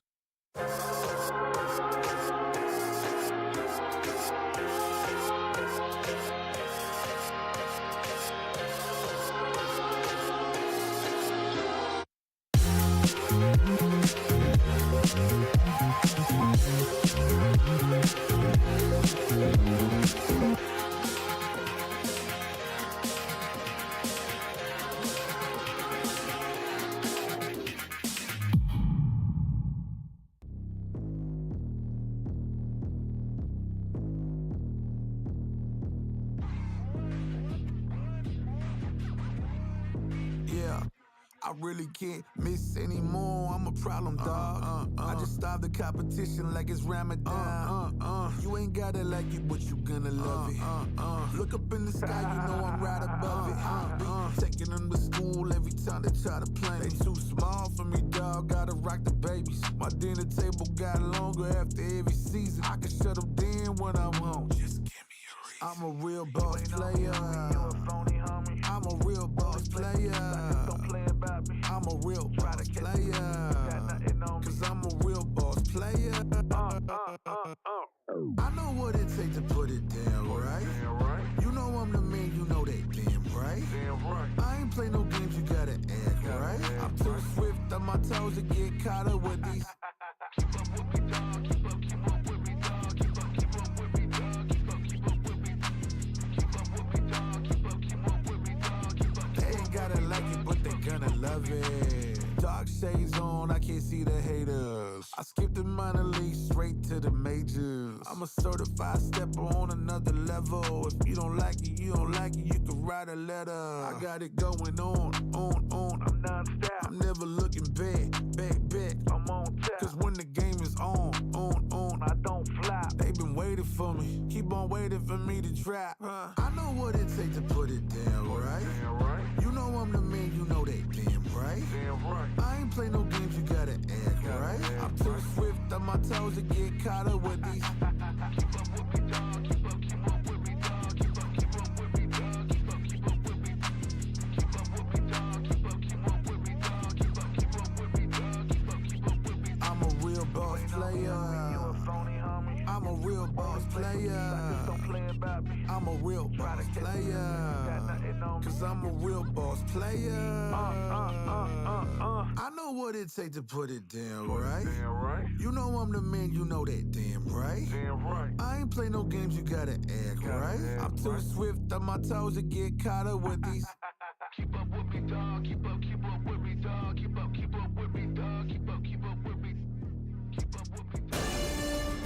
Welcome back to VCT Pacific Stage 2, and today is a very important day as we eke closer to playoffs. We got RRQ facing against DRX. Both of these teams are looking back in the form that they were when they both won trophies this year. Oh yeah, this is a big matchup for both these teams. Both these teams definitely in good form right now heading into this, and playoffs on the line. Win and you're in today for either of these teams, so it's going to be all guns blazing in this second matchup of the day. Yeah, RRQ, I feel like they've been on an upward trajectory. They had a rough run of form up until I feel like they beat Gen G in quite a tight, close series, and I felt like they've had a reinvigoration since then. You had a downward trend in form from Jemkin. Before that, you also had Monyet not playing too well. And, you know, in between stages, that kind of felt like Kushi and Xfero were their better players. Yeah. But now it's the big two are back for RRQ. Jemkin and Monyet are firing on all cylinders. Monyet in particular has been absolutely unreal. So I think RRQ are looking very dangerous firepower-wise at the moment. Oh yeah, and I hope he can continue that momentum, because we know, just like Boom, I swear, there's something about Indonesian teams they're very fickle sometimes, and if it's a bad day, they wake up on the wrong side of the bed, everything can go wrong. But Monyet has been looking phenomenal. Jemkin as well, like you said. Everyone's just been stepping back up to the way it should be. Yeah. Now DRX, I can argue the same. Termi said this as well. They are not in perfect form yet, but they are moving towards the direction, the goal that they want with this Final 5. Yeah, I don't know if I buy that as much, to be fair. The reason being is because Gen G, I mean, they lost to them, there's no shame in that, but they really struggled to beat Nongshim for me, and also smashing Team Secret, although it was in great fashion and they looked in great form, still is not the win that you need to be confident. I need to see them have a really good game against RRQ, and then I'm back on the DRX hype train, but until then, the jury's still out for me. I mean, I think this is definitely their biggest test since that opening game against Gen G there, and I mean, they did manage to get those other 2 wins. I felt like that Secret game did look better. I thought they were cleaner. I liked how they played a lot more, but I do think they have to level up from that last game to be able to take on the Stage 1 champions of RRQ. Yeah, you guys are making great points here, but if RRQ end up winning this out, this is going to be huge for them in their particular group. We also have Jemkin and Hyunmin. Now, these two, I think these two players have been huge in terms of their success that we're finally starting to see. Yeah, I mean, I think these are the 2 kind of key players on the roster, right? Both on those duelist roles, and it's been a little bit up and down for both of these, but then now they are finding their footing. Both of these players starting to light up that server again, and this is a head-to-head you have to be watching today because it's going to be electric. Yeah, I feel like for Jemkin and Hyunmin, what I would say is even if their teams aren't succeeding, they would usually get their numbers, but in the last little bit early on, I would say in Stage 2 here and in between seasons, they had actually looked like their form was trending downwards a little bit, but I totally agree. Both of their last games have looked better and better, so I'm hoping that this will be a really good head-to-head in the server for Hyunmin and Jemkin, especially if we end up on like Icebox or something like that. That's going to be a cracker jet head-to-head, but you can't underrate the fact that honestly, for me, Monyet might be the star duelist on RRQ at the moment. He has really been taking over the server lately, and he was the key to beating Gen G. Yeah, that's right. He is their flex player. He is a great omen, but man, when he's on that Neon, especially on Haven, and Jemkin as well. Let's look at Jemkin highlights first, but both of these players have been phenomenal. I mean, that's what makes RRQ so effective, is they really do have this 1-2 punch combo with Jemkin and Monyet. They're able to run this double duelist when it suits them, and we're even seeing flexibility across this role. Jemkin on the Neon when normally that's kind of Monyet's role. So it gives them a lot of versatility, allows them to play a lot of different styles, and it helps Jemkin a lot if Monyet is able to go and fry, because Jemkin is able to, he doesn't have to be that hard entry. Monyet can go do that, and then that enables Jemkin in himself. But these 2 players together really are the standouts on the side of RRQ. They're both really hitting their stride, and having the 2 of them fragging hard just bodes very, very well for this RRQ team. Yeah, I would agree. I think Monyet, we heard from him in person on the desk that he's feeling like he had a really rough patch of form, but he's enjoying the game a lot more. Yeah. He's feeling a lot more confident about how things are going, and you could tell in the way that he plays. He plays with such joy, almost, such glee, in a way that he just bounces around the server, just disrespects his opponents and giggles all the way through. You love to see it. It's childlike wonder when he's doing well. It's got Winnie the Pooh energy. I love it. It's very positive, and it's good. Now, Crazy Guy said something at some point, and you know what? But they are onto something here. You did be saying things. They did be saying something about Korea. Spoken. I don't want to say it. You could repeat, like, it's on the screen. You can read it. But with, the defeat against Gen G and Nongshim, and now they're going to be playing against DRX today, it looks like they have mastered playing against the Korean playstyle. Yeah, I mean, that one caveat there we're seeing at the bottom was against GE. Are GE a Korean team? Who knows? I think you can argue that either way. But against these full Korean rosters, they have managed to get the wins. They're looking to make this a full, clean sweep with a win over DRX today. So maybe he's onto something. Who knows? Could be. I think, for RRQ here, with the win over Gen G, I believe if we're going off head-to-head, if they're able to win out their games here, which I expect them to, I have them pinned as favorites against DRX here, they should win the group and be the first seed, most likely, but we'll see how it does play out. DRX have a chance to kind of throw the spanner in the works. They've already lost to Gen G, so we could end up in a bit of a 3-way tie situation. Go into the map diff, go into the round diff, we'd have to get Morgan to run the numbers. That's going to be super fun for whoever needs to do that. But now with the map pool, this is really interesting. Speaking of the 3 Korean teams there, they all play Haven. Gen G and Nongshim ended up playing that Haven against RRQ. RRQ has learned how to play against them really well. Monyet even specifically talked about this team. They're like, look, they all kind of played the same way. They used the same comps even. And DRX, the last time they played Haven, they also used this comp. So I'm wondering what's going to change here. Yeah, I said it. Like, I even asked Monyet about it, but I said it as well on the desk. I was like, guys, they beat Gen G. Why are we running the Gen G comp worse than Gen G play it against a team that's already beat that style? So we'll see if DRX do stick to that. I believe when they've been playing that comp a little bit, although we did see Australia play it recently, they did play it with Flicker as well when he was playing for them for a short, brief period of time. But if there's anything we know about DRX, it's that they can just change their comp map to and map they would. to map. And I would like to see them completely. not run the Gen G comp if we do get a Haven coming in today. That would upset me, to be honest. I think that would be greatly upsetting for anyone watching this. Morgan. I am very excited to see this. Right. We are getting a bind from RRQ, and I was trying to... Wait, what? I don't think we've seen RRQ play bind in a long time. I can't even remember the last time they played bind. I mean, 2024, it right? makes sense. Honestly, DRX got rocked by Nongshim. They got Damby raised by Nongshim, and I think that's giving DRX not the most amount of confidence that RRQ's picking into them. DRX is going to reply with an Ascent pick there, which is an interesting one. It's a map that has been a little bit hit or miss for DRX as well, but we haven't seen them play it with this current roster, I think, in this stage, so we'll see what we're going to get for them. And RQ was good at Ascent early on, especially when they won that trophy in stage 1. But look, Crazy Guy said it himself. Teo abuses. They've had to change since then. The results haven't been as good. I'm just going to call it how I see it. They lost to Gen G the other day.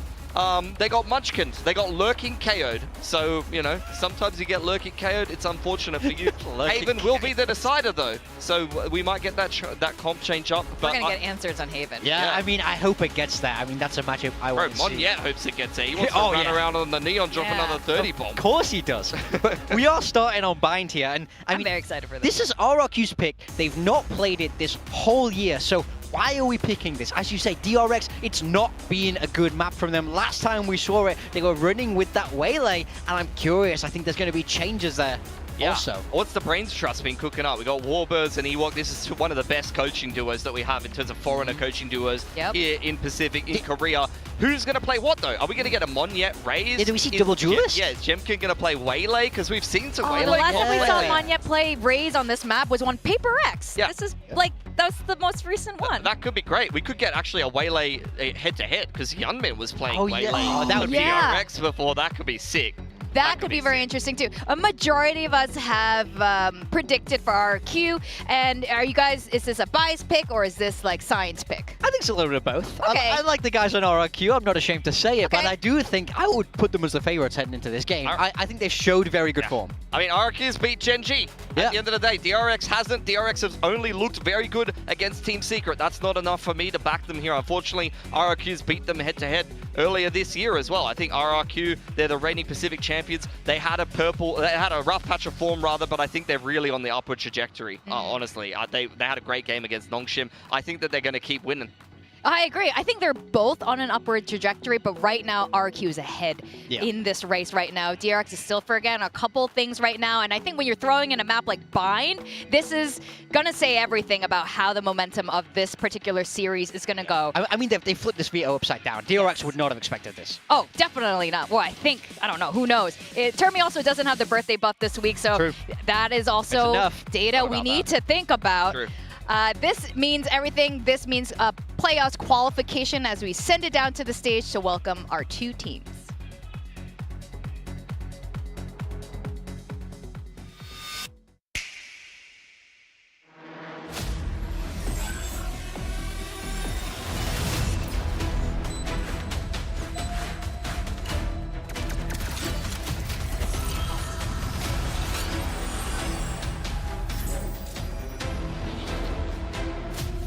Let's fly.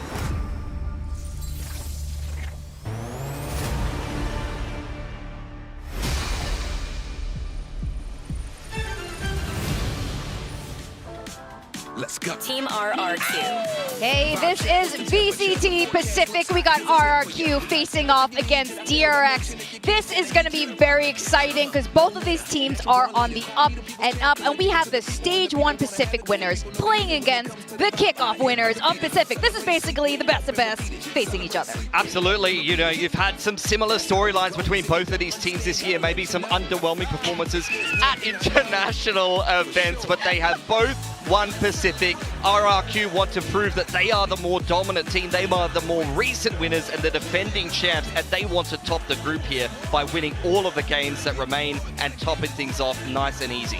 Yeah, they're looking super vibing right now, but let's see how DRX is feeling with these beach vibes.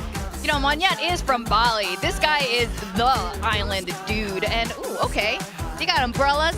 You got the props too. You guys it's all good. They probably have like sunscreen on. We are in Korea. They got like the best sunscreen out here. But this is crazy. Today is so important, but everyone's just vibing with the summer thing right now. Because again, if DRX win today, they are in for playoffs. I mean, Hyunmin's probably got a little bit of the beach vibes as well. Bro's been chilling in Hawaii. Oh yeah, that's probably true. been surfing it up a little bit, so he's feeling very comfortable for DRX as well. It's going to be a hell of a duelist head-to-head at some point.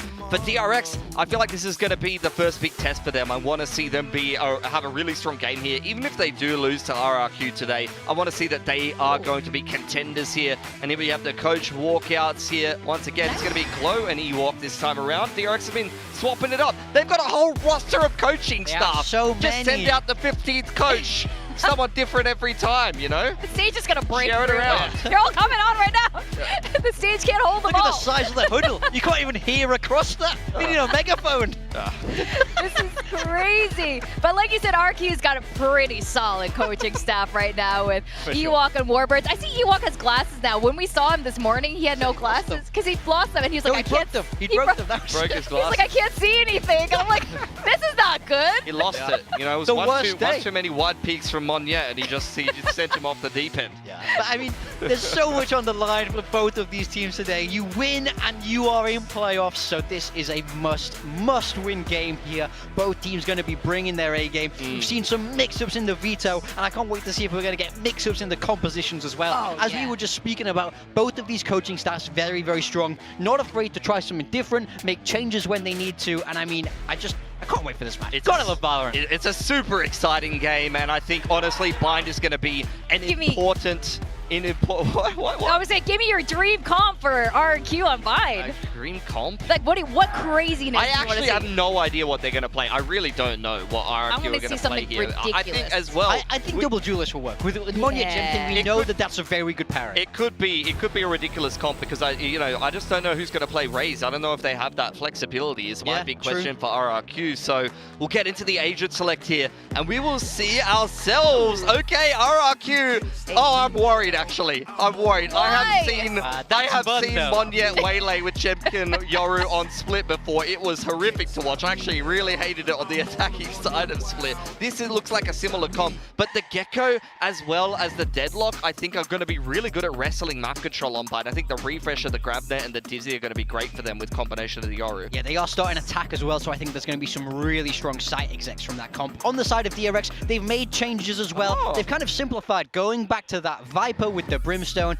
and the Raze being that solo duelist. And the only other little wrinkle there was the Vice flashback on the Vice there. Yeah, Estrella going to be maybe a little bit easier to IGL from the info init position. And Freeing was actually pretty good on Viper when he played it on Corrode. He's starting to really bed into that role now. Yeah. All right, well, I'm really excited for Bind. Are you guys excited? Oh, yeah. Yes. Hell yeah. Casters, are you excited? Hell yeah, we're so darn excited. Oh my god, double duelist. It's RRQ versus DRX. Heavy hitters for sure, but once again, it is high stakes for these two teams. Yeah, I'm excited, but probably not for the reasons that a lot of people out there as well, because what is this composition of agents? What is Ewok and Warburg's cooking? Is it good? Is it bad? Who knows? Because I dare say no one was expecting this. We don't see buy-in from RRQ. We see it a little bit from DRX, but even they themselves at the desk has just highlighted on have some change-ups as well. well, right? So Marco is going away from the Omen onto the Brim, which is more standard, and we've got some change-ups between Estrella and Freeing, swapping the roles, right, for the Viper and the Fade. So a pretty, you know, normal-ish style comp. We do see not really anyone running this exact formulation of 5 agents on this map, but hey, maybe they can pilot it and make it work, because we have a banger series here. It deserves all 3 maps. Buying Descent and Haven, between our kickoff winners DRX and our stage 1 winners RRQ. Let's have them in that form, because the international results probably don't speak the good truth. Not yet.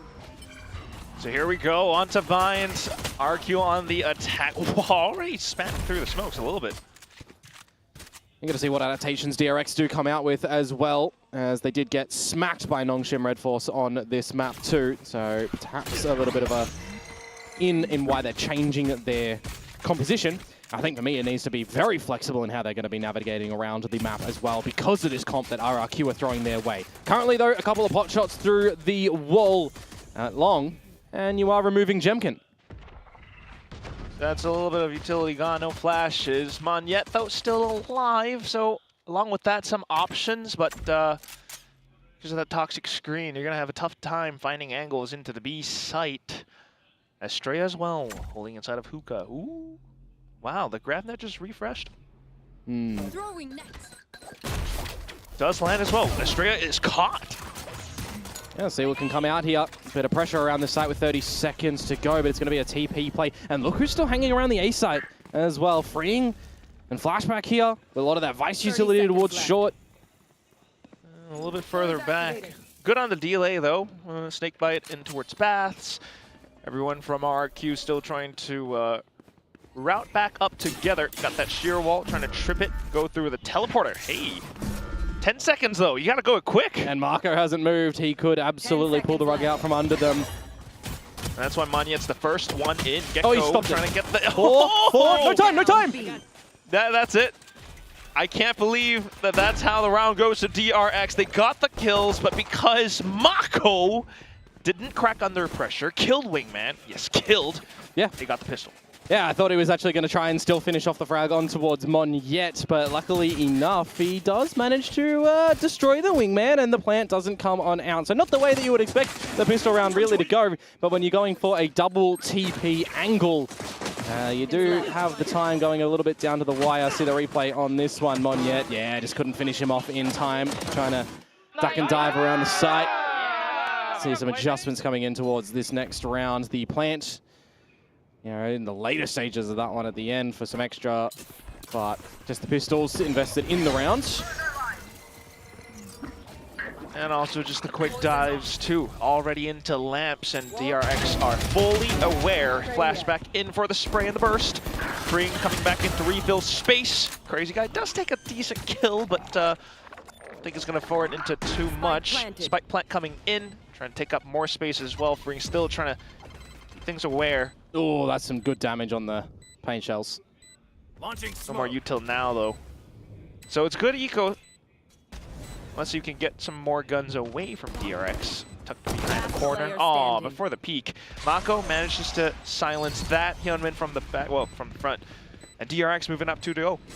Yeah, well, there's another plant from RRQ technically though in this round, right? So they'll be getting a little bit of extra change, but nothing too consequential. They would have buy coming in towards the bonus round next as well. Now I really want to start to see what this composition is cooking like for them, right? Why the Astra pick as opposed to the Brimstone? How are they combining the Nebulas and the Dissipates as well when you're getting in towards the site for Monyet and Jemkin to try and play a little bit of hazard around as well? Because that can cause some confusion towards the opponents, right? And definitely, you know, when you look at this series from an outside view, you're contemplating RRQ permaring Lotus, DRX permaring Sunset. What are we looking to like to get the pick to come out from RRQ, right? Is it going to be something like Icebox or not?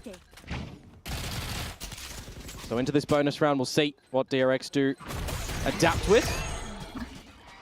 Some early B long play at the moment is scaling up for RRQ, and they're starting to count a little bit of this utility as well, right?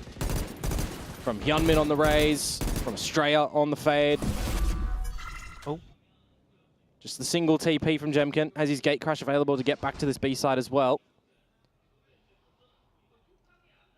Just the settling down of the time, seeing if there's any overextensions from DRX, if there's any push and pull that RRQ can potentially do. Haunt almost back.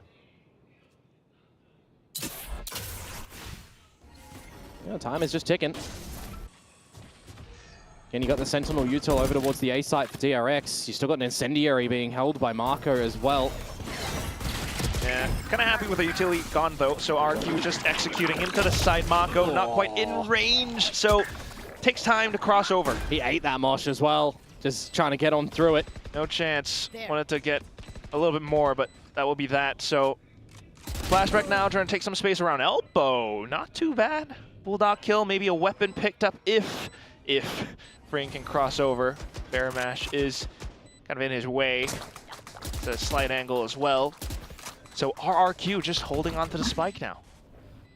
That's all they really need to do, right? Have a bit of a pass mark, save with 4 players at the end of it. Of course, freeing only with the Ghost.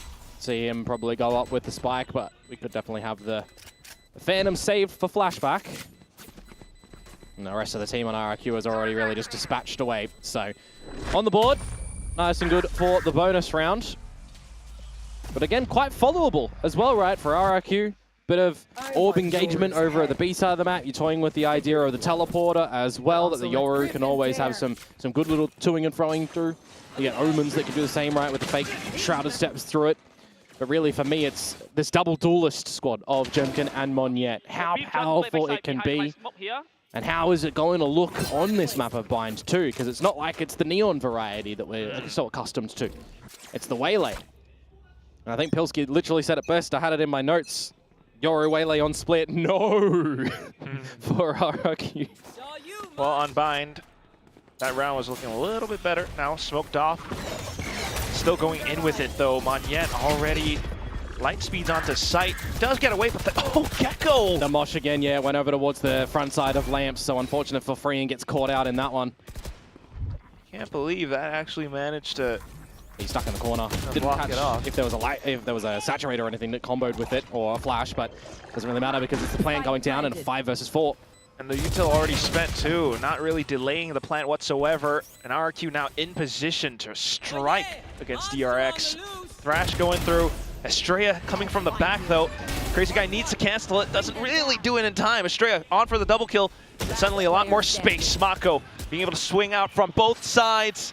2 more as well, and DRX are back in. Yeah, unfortunately for Crazy Guy there, didn't get the comms quick enough that there was a bit of a flank happening from Estrella as well, right? Just playing that flank timing to almost perfection as soon as he's in the Thrash as well. Just no comms from Jemkin, clean enough. Gets a double for it, and then Marco just crosshair focused as well. That's the reason why Freeing has died. Okay, so no extra utility thrown his way. Going for a bit of a challenge outside a Showers push. Yeah, feels bad a little bit there for Crazy Guy. Nevertheless, no equalization early on this one. It's the defensive lead for DRX currently. But another crack at it for RRQ. With this utility set that they are throwing down towards Lamps, you've got to be a little bit more careful as Freeing, specifically if you're with the Judge too, because if you get forced off the line, playing back with the Judge, maybe you can find some good value from it. A different rendition now of how this Lamps take is looking. Still hit by stuns nonetheless. Grafnet trying to get out, but Flashback ultimately is the one to block everything off just from this one corner alone. Continues to play around dice, repositioned. Xpera though, close enough, will be able to deal with him with the Stinger. But now getting wallbanged all over. Gunman can showstopper if he needs. Spike down. There we go, Jemkin managing to push out a 3rd kill. Dimensional Drift now, just to get himself out of dodge. Just go scope out the info, scope out the pause. Estrella, seen now. I'll find you. Yeah, Haunt as well. Jemkin is relatively low, so if Estrella does manage to take him down, this will be a lot more doable, but Jemkin is just toying with him still. Another star set up, and Estrella has to back off from it. Still quite unknown. Come on. Looks into the corner, gets off at the right time. Maybe a dink, but nonetheless a kill for RRQ. Ah, the 2 versus 4 to come on through. Jemkin has delivered some brilliance in that one. Individually, very sharp crosshair placement for those headshots as well. When you think that Flashback was the starter, I thought the round was done when he's come out with a sensational 3-peat from him. And in that post plan as well, just no opportunity for Hyunmin to rip out the rocket. It's that 3rd kill for me on towards Freeing that really is the one that I'm like, really? Jemkin got the third there. That's a roughie to come through towards DRX, but they still will fashion themselves a buy and look to have to reposition their own approach. Not going to be maximizing the Viper of freeing either in this sort of round where you do the standard Viper wall to go through the teleporter and you can do some pop plays outside of showers with it. It's more just streamlined to this B site. If you want to give the site for a bit of a post plant, yeah, you can have some good value with it there, but you're playing with, you know, a Stinger, for example. You've still got your retake ability, Steel Garden, Showstopper. Those can be quite powerful. But right now, you're playing on the back of the crossfires as Monyet gets the convergent pass online. Looking for a pop play into this B site. I don't know how well that's going to work out. Paint shells and everything to slow and delay them down. Monyet, though, managing to bypass most of it with the light speed. Gets into sight, gets in the elbow, and that's 2 kills now. Wingman going in for the plant too. Hyunmin not able to come on the line. It's freeing, though. In with the stinger. He's close enough. Xfero on the lurk. Freeing, still wreaking havoc. But it's a 1v2, and he's so darn low. Spotted out by the barrel. Jemkin brings RRQ to 3.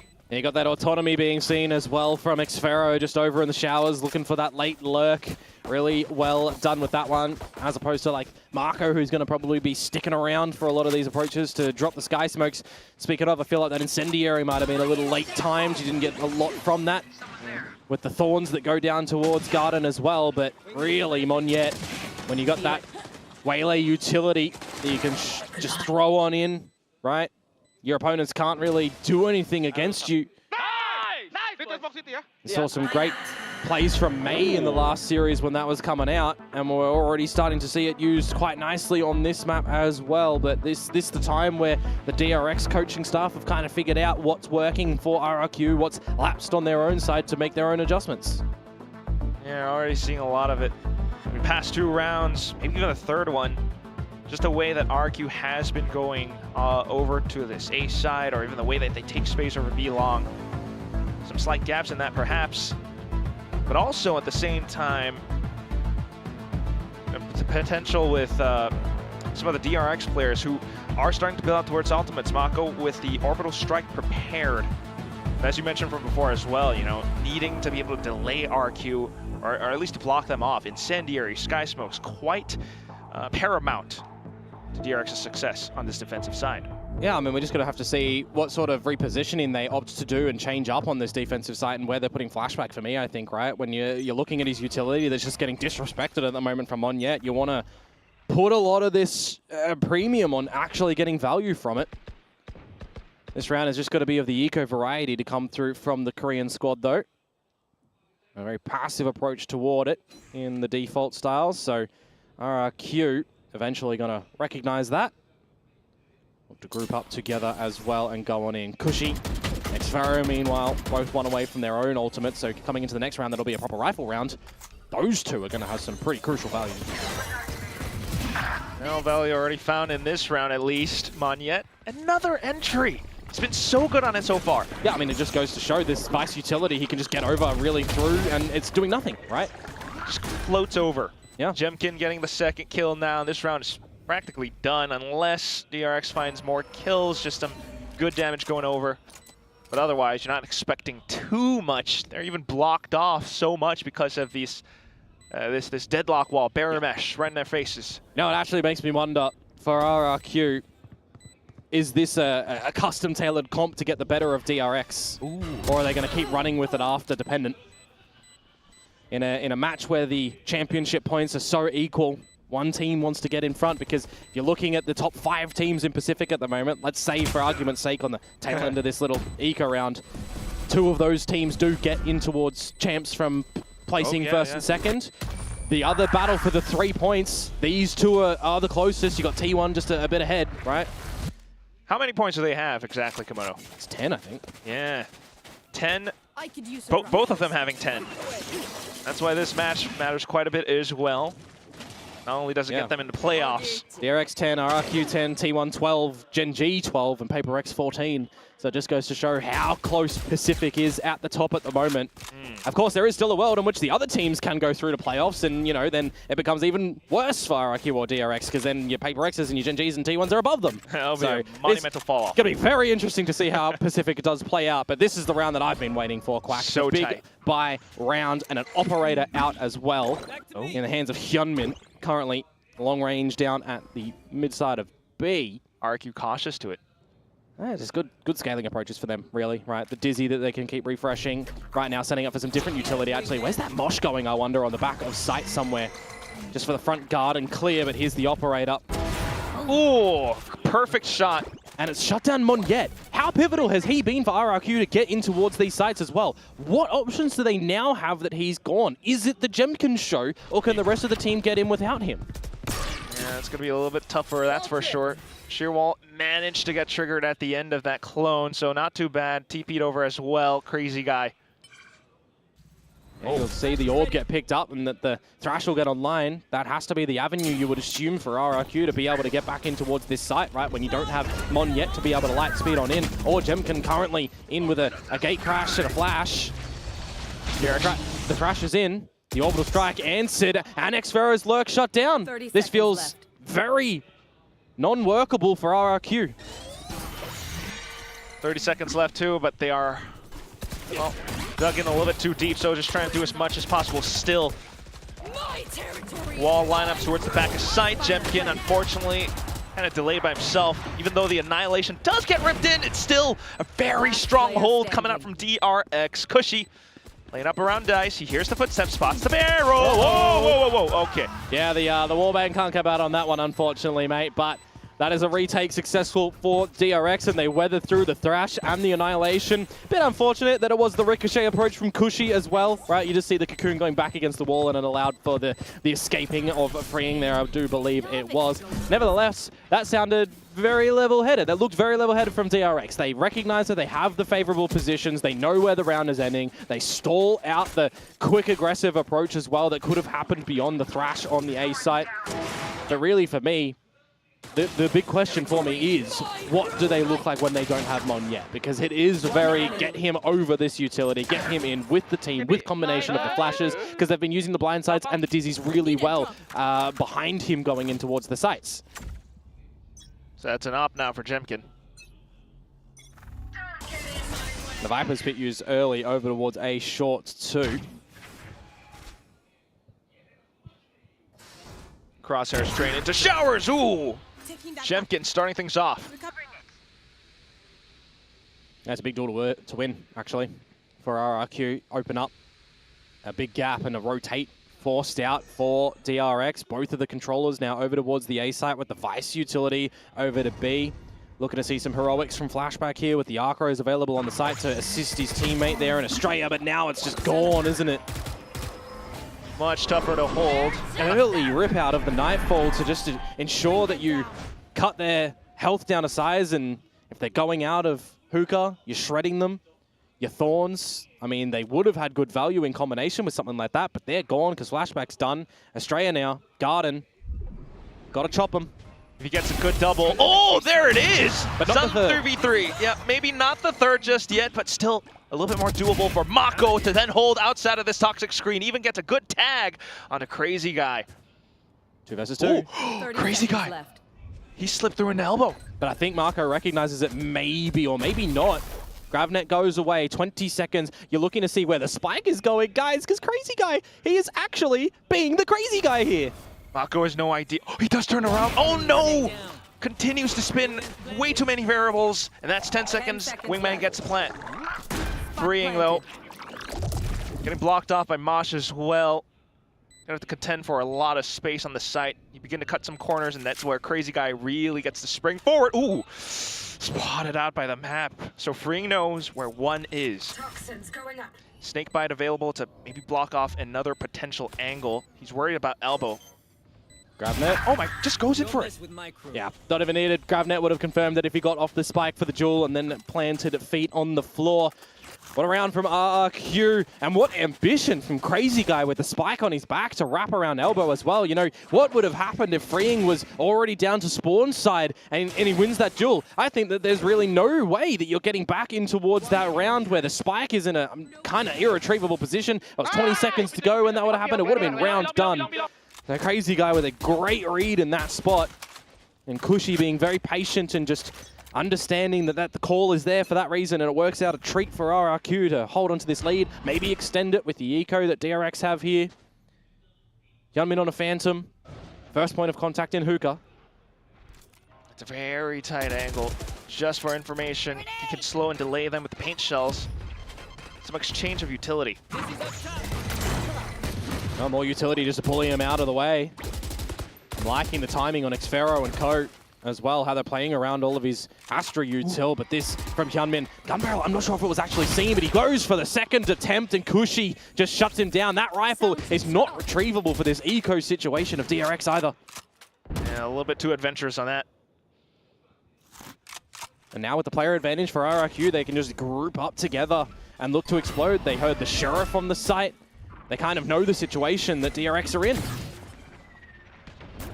DRX, though, still, wow, very courageous. Estrella does manage to pick it up, but only for the one kill. Wall up now in the site, pretty much in control of RRQ. Yeah, you're not really getting back into this one as Freeing and Flashback. That wall, you'd have to just respect it and wait it out or start knifing the corner of it.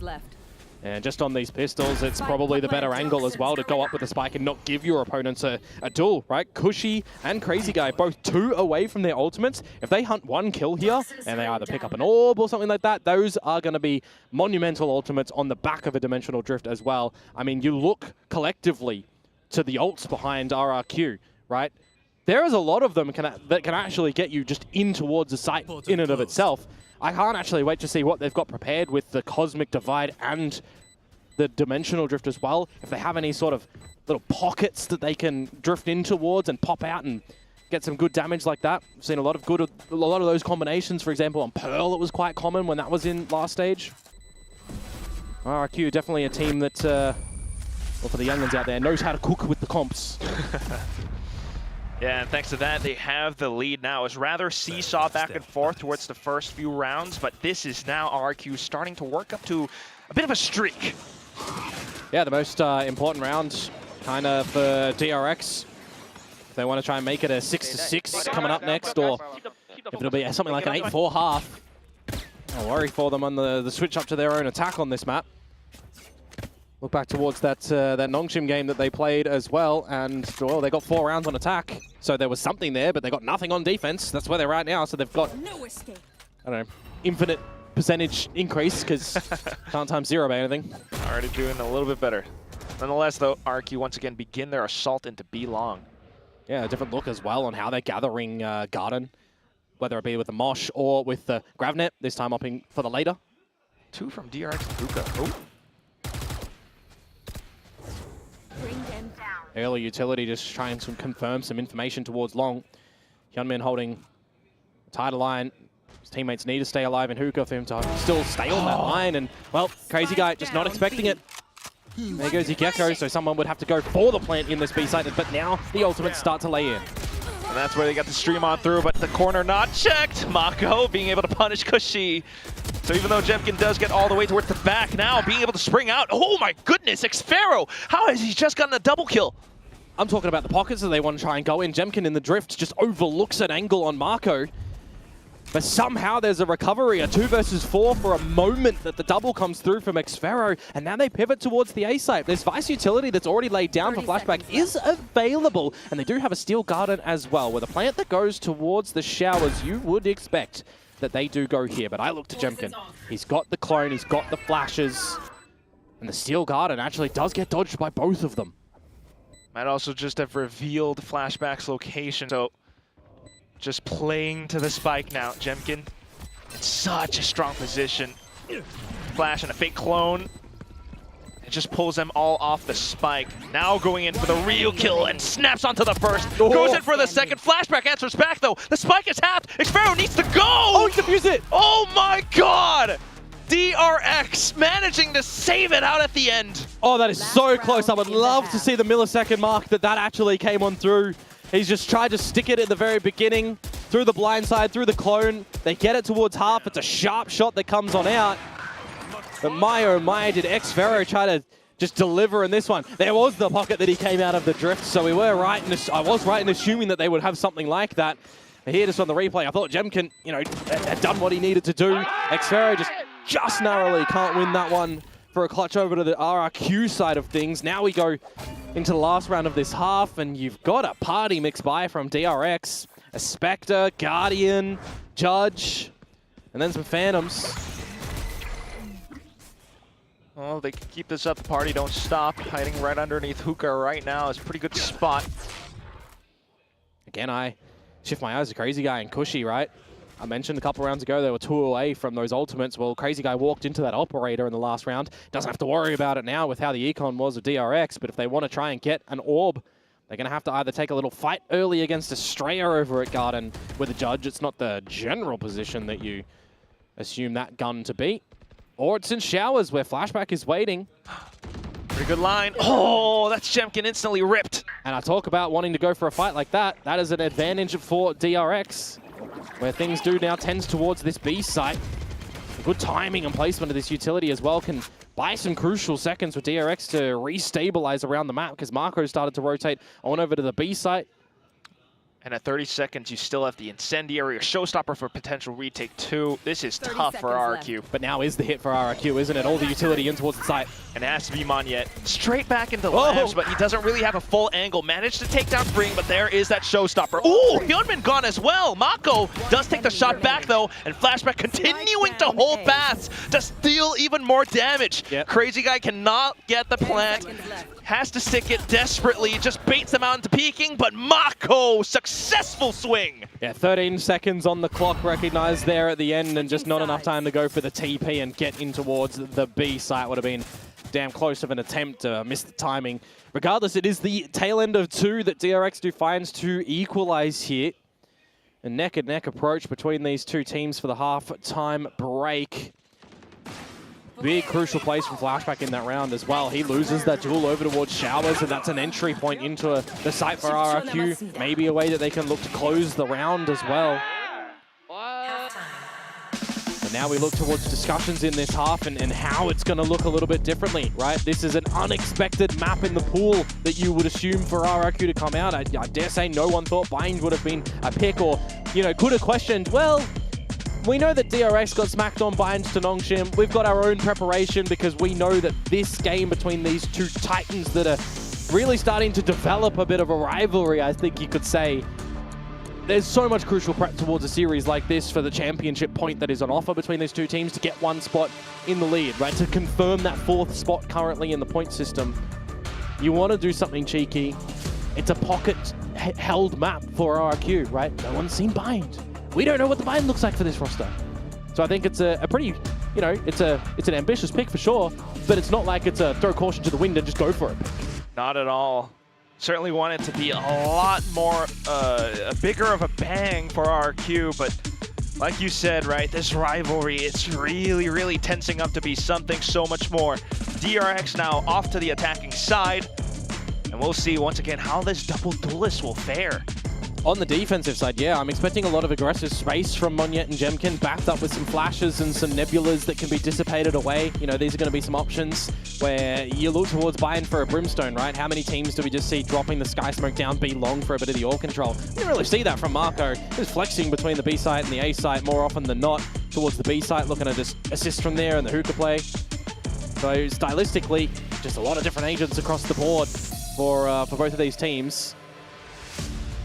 Actually, now that I'm thinking about it, yeah, there is 10 different agents in the server. Yeah. No mirror. It's a full 10 difference, but nonetheless, we'll see how they actually make it work. DRX on the attacking side. Yeah, well, I just talked about the Sky Smokes that generally go down to this B long position. Well, does look like RRQ want to keep a little bit of the defensive norm. Ooh. They'll get the orb. They'll force DRX to maybe steam a little bit ahead towards this A site as well, where they'll cut the lamp side of things with the toxic screen and look to navigate their way into the site. But I love this timing of the barrier mesh. They have a saturate thrown in there as well. Just bounced off all that utility. Even a shot from DRX, though, right through it. They know they're stuck inside a hookah. Big flashback. 2 kills! Oh my god! Right around the corner. It's just Xfero trying to come back in. Maybe good enough position to deny spike plant. That'll be hard, 2 versus 5. And he's been spotted out as well. Flashback on a bit of a pistol. Heat Hyunmin for the close as well. Good, flawless pistol for DRX. And you think the idea for RRQ as well, they find the space over at Fountain, they force their opponents back, they funnel them in towards the A site. I feel like the utility that they're dropping down though, the fact that Monyet gets seen just before the Nebula pops there, and Flashback finding those 2 kills. That was kind of the nail in the coffin for that round anyways. Pistol round for DRX on a good start on their opponent's map pick. Start off with the second round unless we get some shenanigans afoot like we saw in the last series where you can't really follow up a pistol round. Should not be happening. It shouldn't be happening.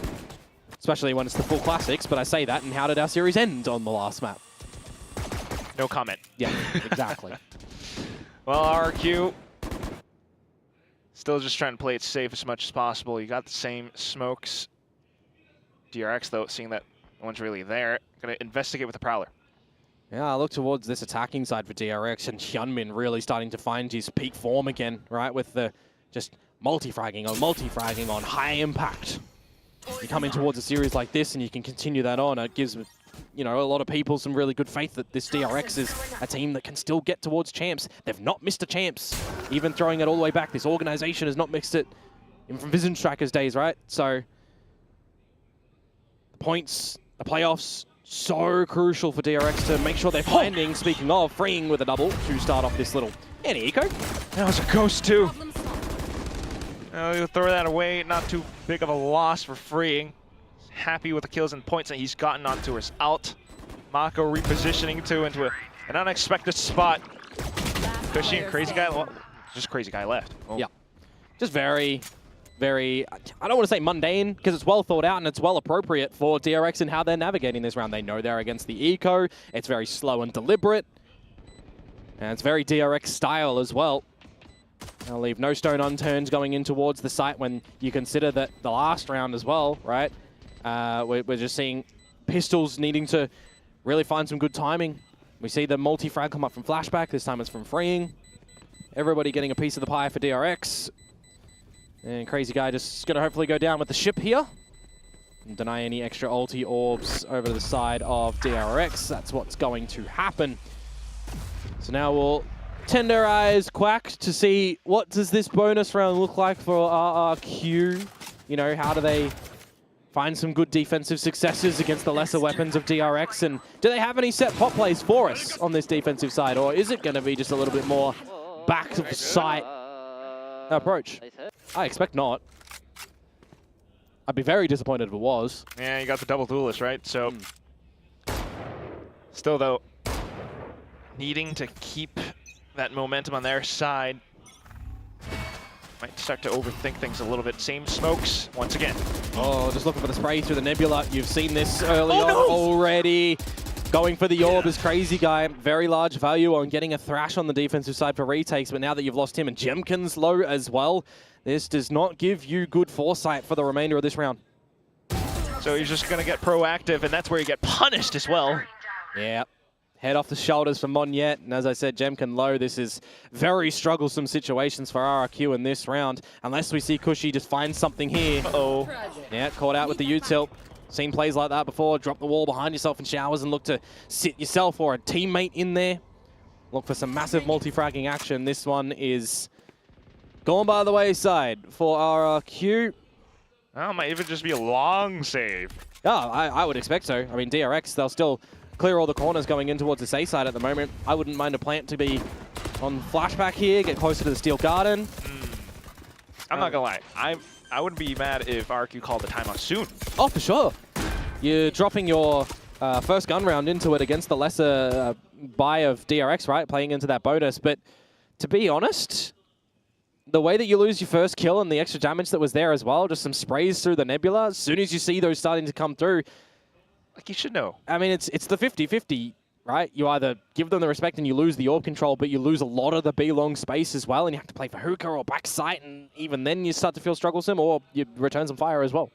Because just sticking through the orb and trying to play Matrix style and dodge all the bullets is not really working there for Crazy Guy nor Jemkin. Now with both players noted on the save sim, it doesn't feel like DRX are going to be able to remove any of the guns anymore. So it'll definitely be the 9th round for DRX found. And we'll see, Quack, if you'll get your timeout from RRQ. Come on, Ewok. I do like that, though. I mean, the fact that, yeah, you certainly cannot play Matrix and just hope that nobody hits you. Timer pause! You got one. Right on the money. You got one. Yes, there definitely needs to be some decisions made on this defensive side as well, and I think it comes down to how many reps, you know, for RRQ do they have in their scrims, you know, with this composition. I know scrims are very different to what they feel on the stage as well, don't get me wrong, but that's where they can explore how this composition is going to look. Or, on the flip side, if you're coming out with a map that you haven't played before and a composition that you've not really seen before as well, right? Really, how many different bits and pieces do you have in confidence? Right. Saw that theory brought out. Yeah. But also being able to adapt in this stage, it's been pretty tough because DRX are quite aware of what this comp is meant to do. They're playing it safe and they're just kind of working off of it. Yeah, I mean, despite the loss to Gen G for the first week and the surroundings of the situation back then, right? The Nongshim win that they have very, very close in the final map as well, but the other ones, you know, one clean, one not clean, and the Team Secret just dispatching last week as well, right? You got RRQ and right now and Global Esports next. Well, DRX have, you know, had some ups and downs, but I think they've weathered it quite nicely, and I think you're looking for a couple of pivotal players in the roster as well to have a good performance. I always tend to, you know, as many people do, Hyunmin on the DRX side of things. If the fact that Flashback is just stepping up here and Freeing's just having a normal, you know, high-level performance as well, bodes quite well. Bring them down. They saved guns from RRQ, though. See what they're going to be able to deliver. Jemkin to this A side with Xfero, both in showers together. The Dizzy is going to goo out, but they missed the timing on it. They get shower space, but just confirm that no one is immediately close. And now the Dizzy is irretrievable too. That timer's just going to keep going off. It might be some second shaved off the clock, but that's it. Now, jiggling outside of B-Long, he spots him, but Flashback gets a shot into Xfero too. Yeah. Ouch. High-level awareness on the Outlaw when you know that it's a save from the previous rounds. You know you're going up against the just, you know, probable no big shields. Light or none, or regen. Outlaw will just mince them. Really, Jemkin, this corner? He doesn't have a gate crash available either around the map, so he is committed. I'm very worried, but he's gonna shoot! Oh my goodness! A double! Monyet to bail him out! The flash! 30 seconds left. In an instant, Mako suddenly fearful for his life! Jemkin goes for it! Monyet diving in as well, picks up the weapon, turns around, and takes out Flashback! He's gone kind of nuclear in that one, isn't he? A position committed with no bailout strategy, but it's just stand and deliver for the Thrifty to come through for RRQ. Monyet in there for the end as well. He wants a piece. He wants to arrive to the party. That's a round where there was an opening kill to DRX, a round that RRQ kind of had no business in. But when Estrella is not using any Prowler or Haunt to start to clear the corners there, and they're just playing on the back of this slow play that DRX is generally known for, that one feels like everything is going in the favor of RRQ, and they just don't miss the shots. And thanks to that, now money's good. Jemkin has the op. Bring them down. Position down towards B-Long. Just going to confirm that no one is there as we get a progression Sky Smoke from Marco to start to scale up and clear hookah. Give your team some options to be able to get a set execute in towards this B site. Freeing trying to lurk. Oh, he's so ambitious to just push through his own wall. Cushy read that one. Jemkin has info too. Steel Guard in play from DRX though. Just really trying to execute into the site, but you got the shorty. Oh no! Slow on the reactions! Yeah, must have blinked, must have looked somewhere else. It's a little bit of chipper damage on the Flashback, but it's a plan to come through for DRX, and in a 4 versus 4 post plant, with no ultimates to figure things out around the side as RRQ. There's some flashes, light, saturate, and Gravnet already thrown. Means it's really going to come down to the fights. Flashback has a good little arc rose, though. There's the wingman that goes out. Well, Wingman's going to add a lot of pressure. 2 kills, though, for DRX, and they begin to swing, wanting to shoot down the Wingman. They manage to do it, but Mako now way too low. What a shot from Monyet onto another crazy guy. Deals it at the end, and the defuse goes the way of RRQ. Yeah, Wingman gets half defused, some damage that they're trying to find. I was a little bit questioning the plants in the corner. They hadn't completely cleared out the back of sight when they went to start to force the plant down as well. Had they gone in the open, I think it might have been a little bit better in a post plant defendably, but it starts off a little bit worrisome. Flashback there. They did look to clear the back of it, so I am a bit surprised that they fully go for the corner plant. They have to look for some adjustments come next rounds, because now it's been 2 in a row for RRQ with that Thrifty into a rifle round. And Freeing's lurks are not really allowed to frolic at the moment. Toxins going up.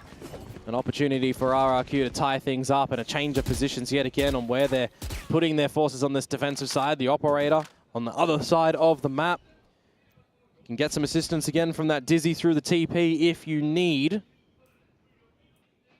The onus definitely is on DRX here to start to clear some of these angles, start to push together towards the site they want to end.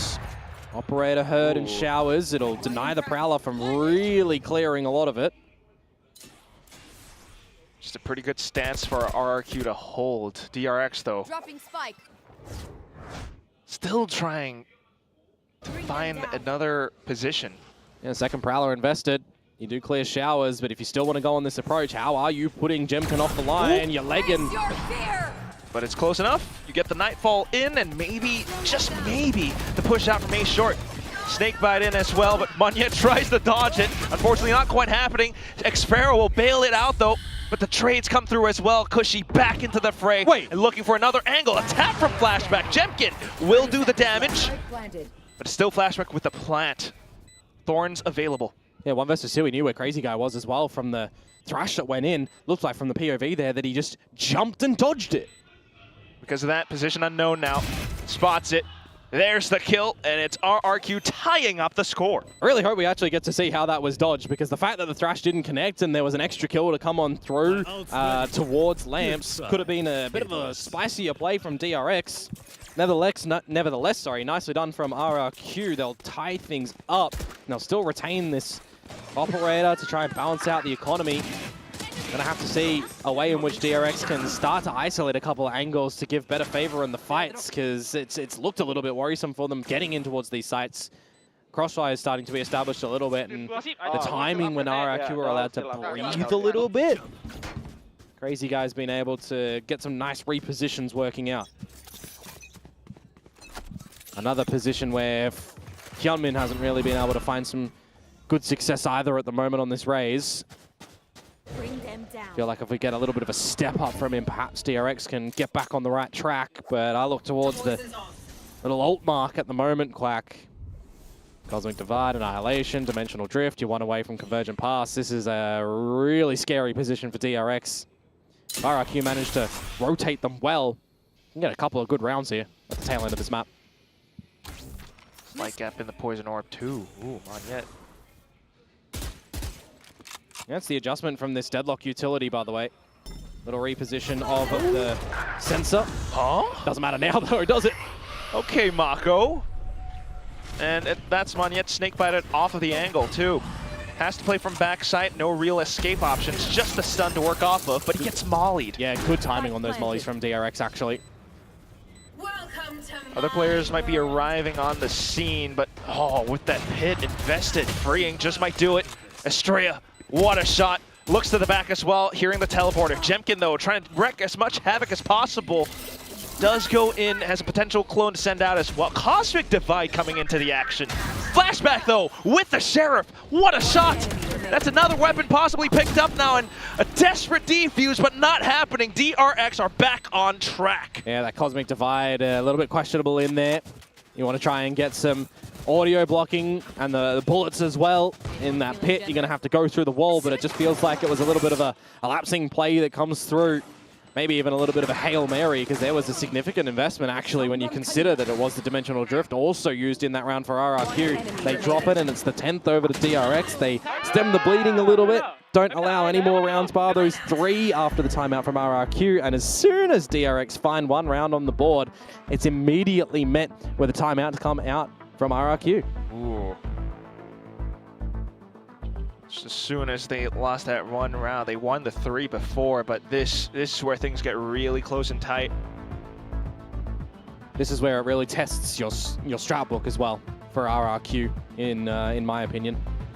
Coming out with a composition that you don't see, any other teams globally running. You can't pick and modify, set strategies immediately. You can have some preparation and you can kind of theory craft it and all, which is really what this is. But is that all it is, right? Have we seen everything that RRQ has to offer with this one at the moment, or are we just needing a lot more mid-round adaptations to come on through? As DRX is starting to ever so slightly now figure out a couple of these timings when they get these opening positions. Catching a couple of the RRQ members out with utility and fallback spots. Very pivotal junction that we find ourselves in right now. The force buy has been called for RRQ to try and equalize. You drop this one, you go into 11, you go into an eco, you'd assume 12 for DRX, and then you got to push for an overtime play. That's pretty tough, not gonna lie. We'll start things off with the Prowler into Hookah. For RRQ to hold. Well, the Deadlock util still over towards the A site with the double duelists there as well. Just playing Spotto towards Showers at the moment. Align with an operator as well from Flashback that you can just be happy enough to hold until you see any spot outs or feel like there might be the timing on the clock for RRQ to do a bit of a crunch Showers play through the TP. That wall says otherwise though. So now as you start to put yourselves up through towards B long, it's just free territory that DRX are gifted by Crazy Guy, who's dizzy, didn't spot anything out, but now confirming by the bullets that you need to get some potential rotates over towards this B side. Did manage to pick it back up, so that's not too bad, but not too sure how good it's really gonna be. Possible execute. 30 seconds to go. Orbital strike available for Marco too to start to clear the site if needed. 30 seconds left. Throwing a good mosh. Ooh, Annihilation, but it's been ripped away. The paint shells. Hyunmin straight into the smoke, freeing into sight now. And that's a save. You got to call it. There's no way that Jemkin and Monya can get back in towards this one. 3 decisive kills from DRX. That orbital I was talking about, not even needed. I saw 3 assists actually on that kill towards Kushi when he ripped that Annihilation. So everybody was just focused on how to find him on that angle. You got a seize that works out from Estrella, I believe it was. Maybe it was the Haunt reveal. Didn't catch exactly which one it was towards the elbow. But regardless, the push into the Sky Smoke. Hyunmin finding the double. Mentions his name before. Good to see that he's getting some more action in the map. That is indeed going to confirm 11 to DRX. That timeout that we see from RRQ. Well, you assume with the force up was for that round. And it not going their way. That's got to hurt. DRX playing hooky across both sides. RRQ not quite having the adaptability mid-round to be able to stall it out. That's the story of playing on the defensive side after all. Ah, there you go. Snake's Bite into the molly, into the damage and the reveal. Yeah, that's just gorgeous utility sets coming out from DRX there. Again, just very slow, methodical, clearing angles, figuring out their opponent's positions. And in a round where RRQ have 2 guns saved over from the last, an investment of a couple of buckies here for Xfero and Crazy Guy. Could give a few laughs depending on how this situation does play out, but you know that DRX, hopefully, touch wood, going to start to clear some corners with the utility because, well, Jemkin did rip a new one when they didn't.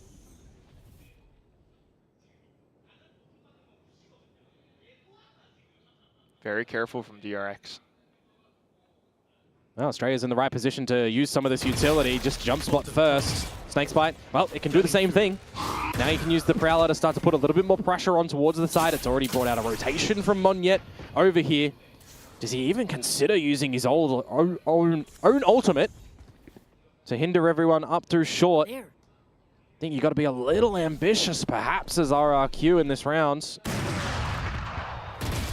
Oh, but it's not going to happen. Ouch. Both duelists down for the count, and that Bucky, well, he's lucky that it's a Bucky on the receiving end of that one. That's otherwise a round practically gone. Even the Bulldog blown to bits. He tried to get the shots out. I mean, look at Yudman. 11 HP.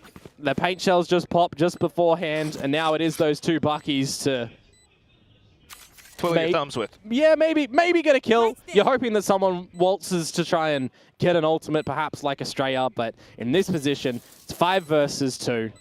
The only way that RRQ are winning this round is if they somehow sneak away a defuse and DRX have hands off keyboards and mix. It's not happening. It's DRX getting map point here on their opponent's map pick of Bind. An ambitious choice of agents for RRQ for sure.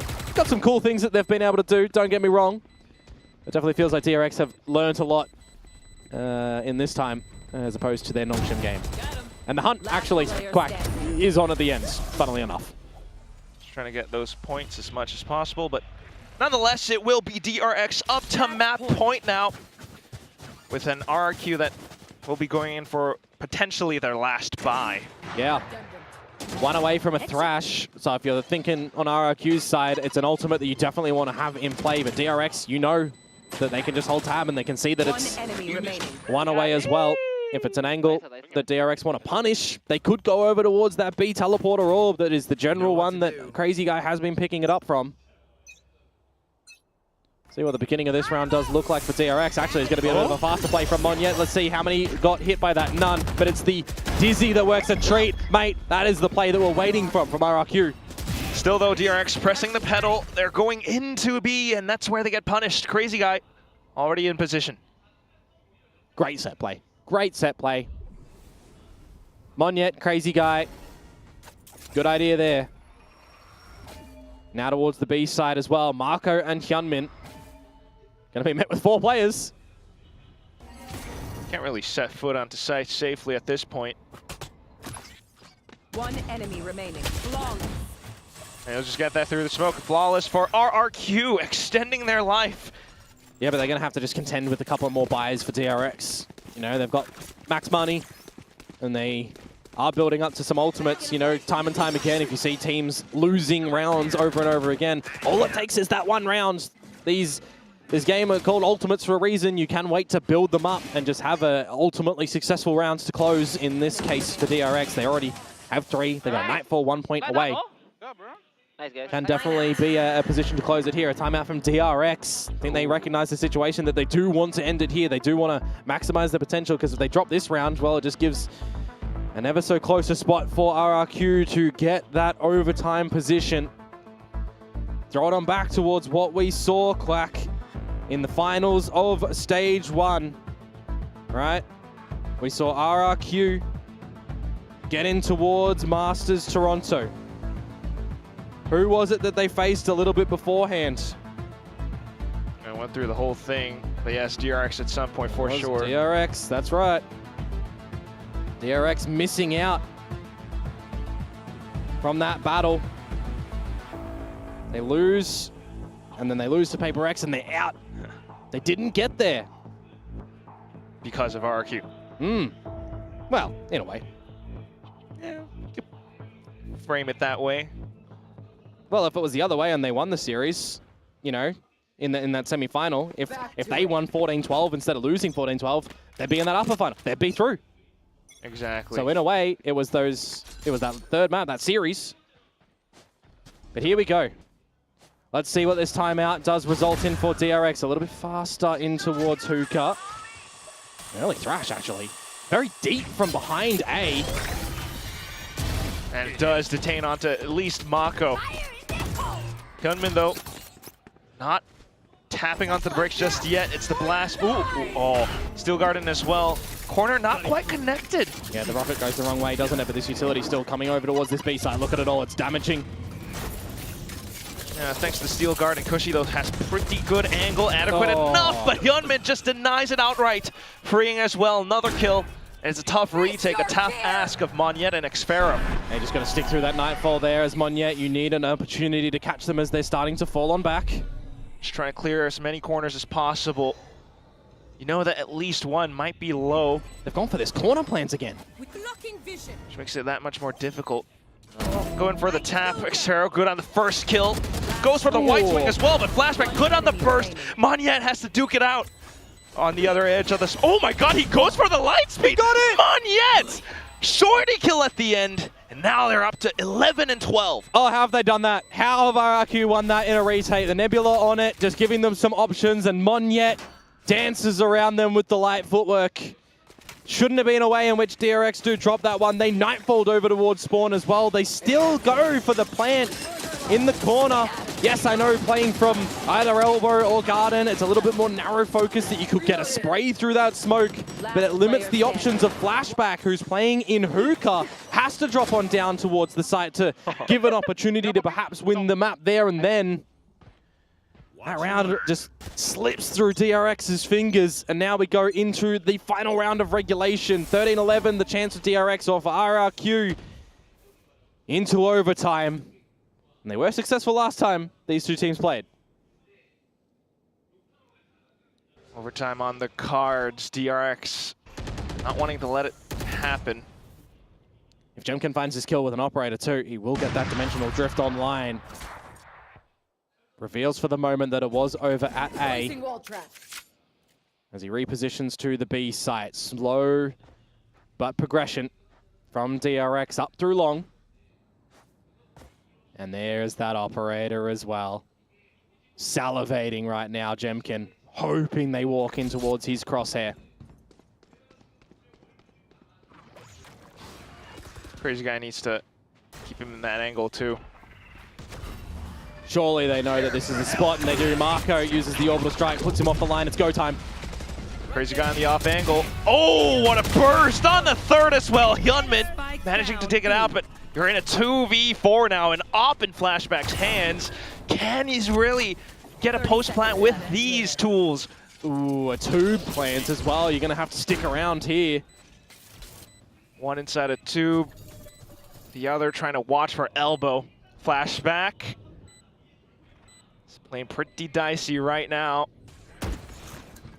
Warning shot from Xfero announces his presence. Tries to buy the attention away. Hyunmin for the swing. Oh, punished by Xfero. 1v3 now. Oh, what a wall. There's no way you're getting through this as Flashback. And there's a flank. Spotted. And it's done. RRQ do get their rewards here on the defensive side. They will push us into overtime. Returning to post. Oh, I can't help but wonder for DRX as well in the previous rounds. A slight change, it would have been done. This one, though, they put the operator line of Jemkin off. And then they get ripped by Crazy Guy. He gets 3 from that spot as well. 2 versus 4, not working out. Nothing much.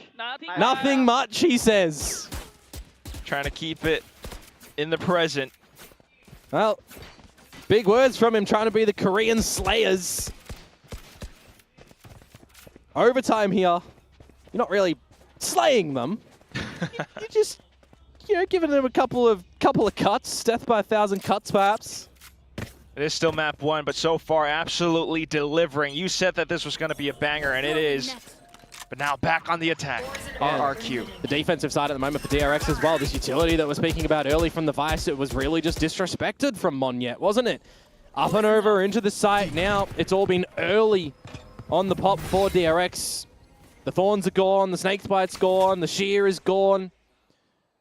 You're kind of going through the checklist of what you want to remove as RRQ in this round at the moment.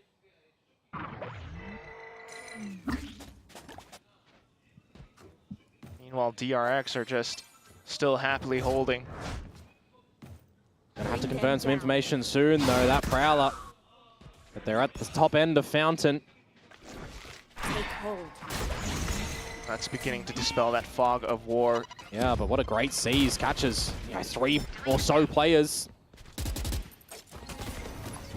Potential spams now. We've seen this execute before. Hyunmin is prepared for it. Straight coming up from elbow too. Oh, what a spam! Now onto the other end of that toxic screen. 3 players from RQ trying to survive. 30 seconds to go. They just have to disrespect the smoke and go through. This is perfect positioning from Australia. set and primed up, goes in for the split despite being blinded. Xpero though, not really able to find too much now, just has to go for the duels, but the trades off contact, freeing, gives DRX the first in this OT. Yeah, I think a lot of heads up and a lot of congratulations for Australia in that round, to be honest. The stalling that he just managed to find over towards Long, really a bit of a stampede, and halting the stampede, rather, that RRQ were trying to go, and the timing on those thorns, you could just see it was a really rough spot for Jemkin. Couldn't move. He was down to like sub 10 HP when he's inside them. He just then got so many crossfire angles for DRX at that B site there that they can work a treat around. Nicely done from them. Another timeout used by RRQ now in this OT, or rather DRX actually going to be dropping their own. Thought it'd be the other way, but nevertheless, both teams get one extra coming into OT. And DRX going to the attacking side now. I want to try and have a good discussion on what they want to do. Certainly could be. DRX has been fond of pulling timeouts like these before. That said though, RRQ were the ones who are relatively struggling a little bit more on this defensive side. Yeah, it does really come down to at the moment what the discussion is between Ewok Warbirds and Crazy Guy, what they've been feeling like in there as well. What do they want to try and position in this defensive side too? If we get the same sort of utility from RRQ on this defensive side, did DRX just recognize that nice and early, that all this deadlock utility is still going to be towards the A site, that the duelists have predominantly been doubling up over towards there as well? And then you've got the Gecko that just plays around the teleporter.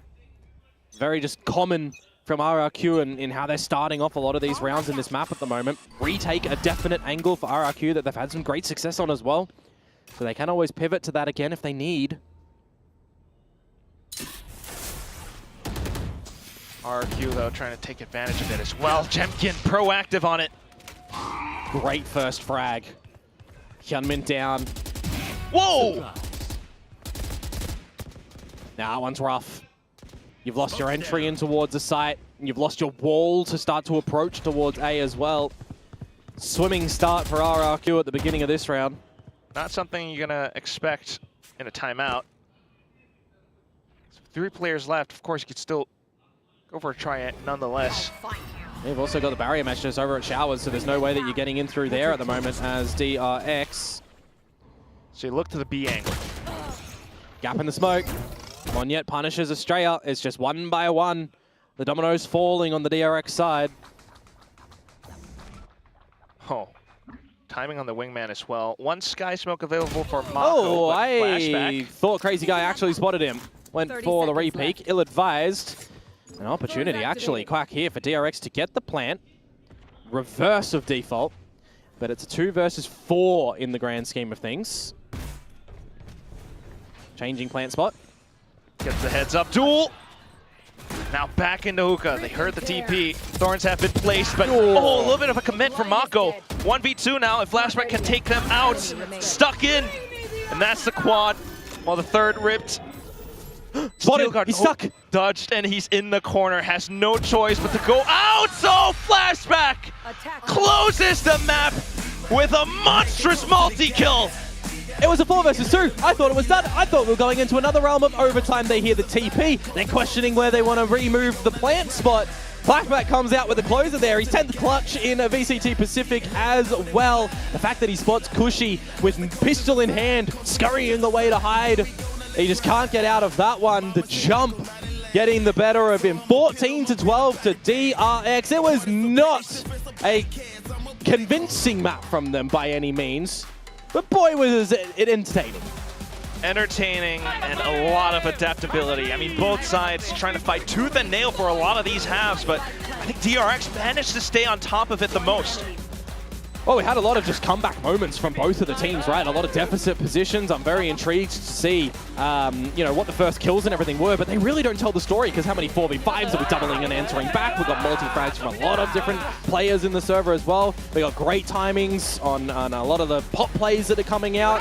Like, I understand the vision of RRQ with this composition. It's a little bit different. You've got a lot of different aspects that can work every which way. How you're getting the waylay set up into the sides, what you're looking at from your Yoru as Jemkin as well, but I definitely feel like in a couple of those crucial moments, when Monyet was gone, the attacking side from RRQ did feel a little bit, you know, off-put, right?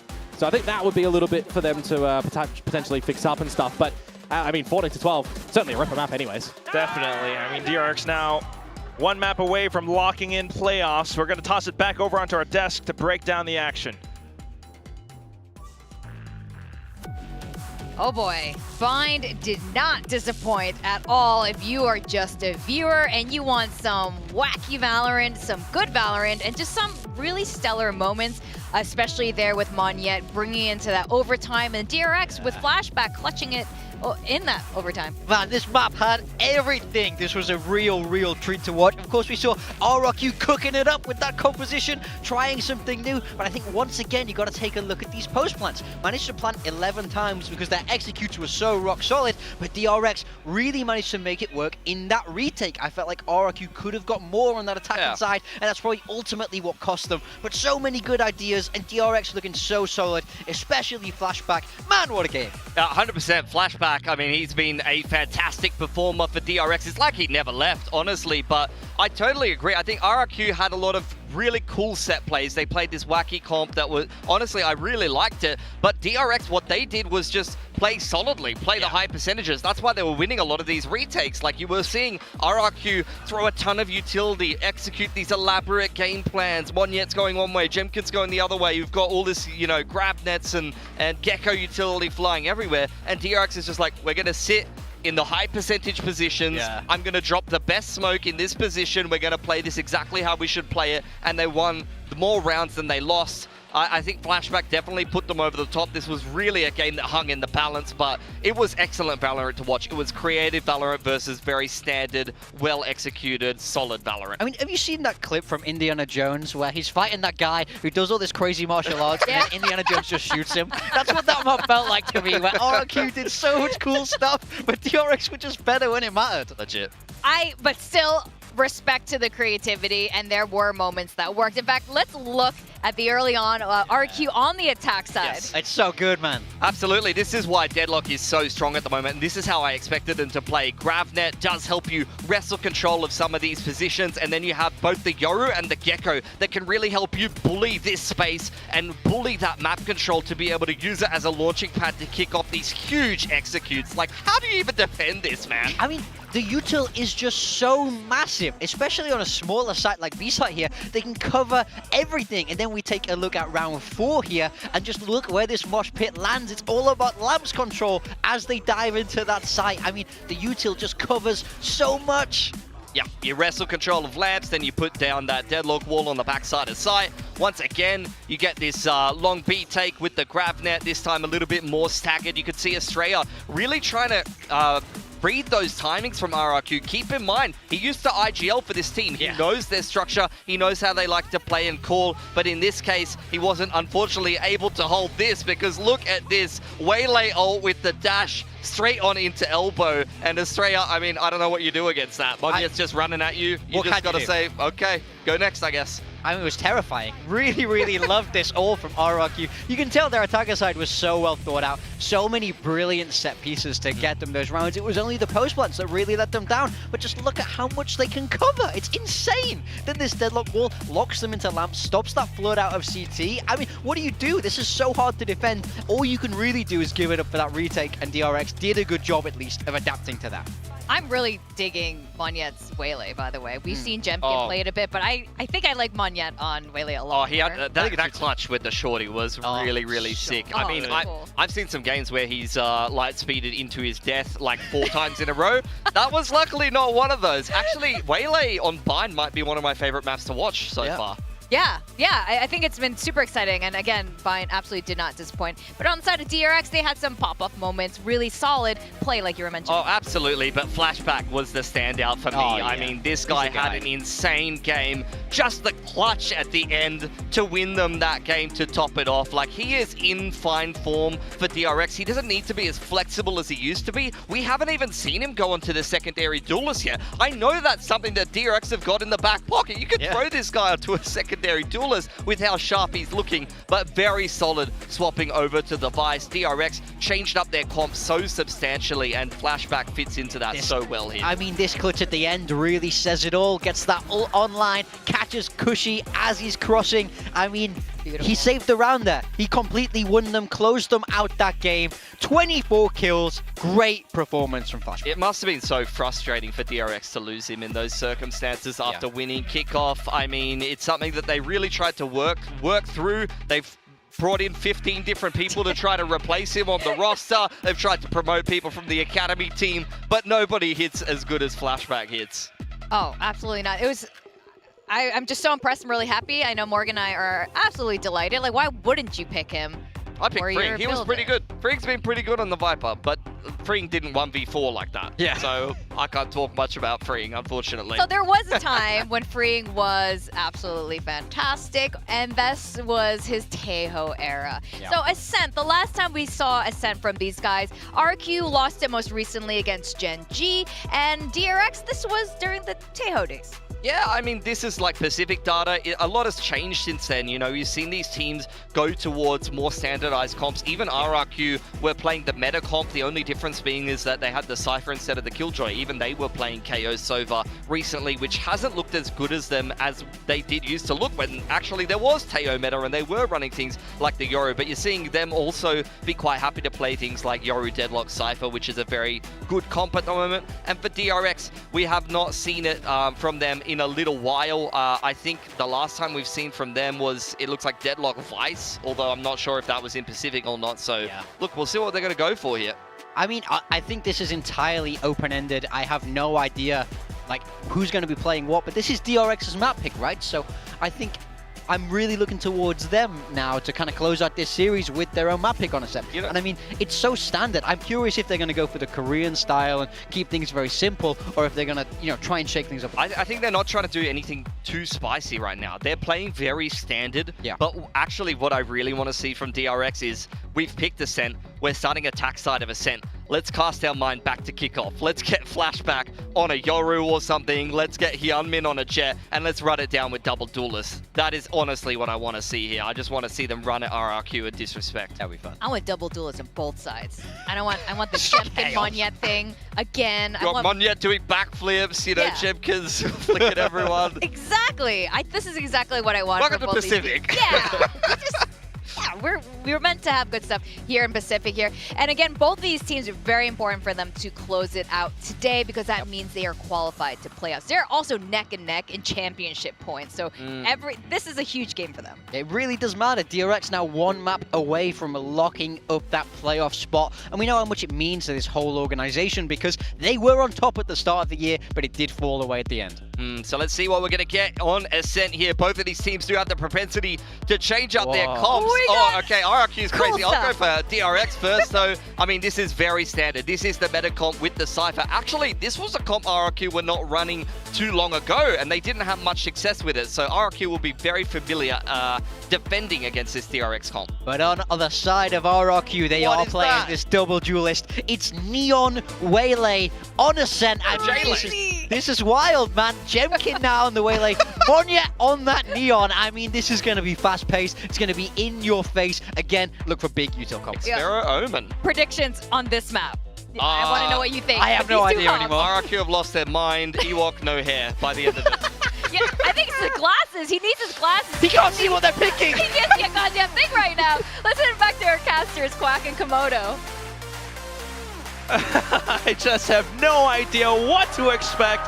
They might be right on the desk, but yeah, what do you make of this composition? I've given up trying to predict what RRQ are going to predict in maps and in agents, it seems right now. I've seen compositions out there that run a solo Neon or a solo Waylay. I've not seen them together like this. You know, you substitute both of them out for a KO, and those are some of the comps there.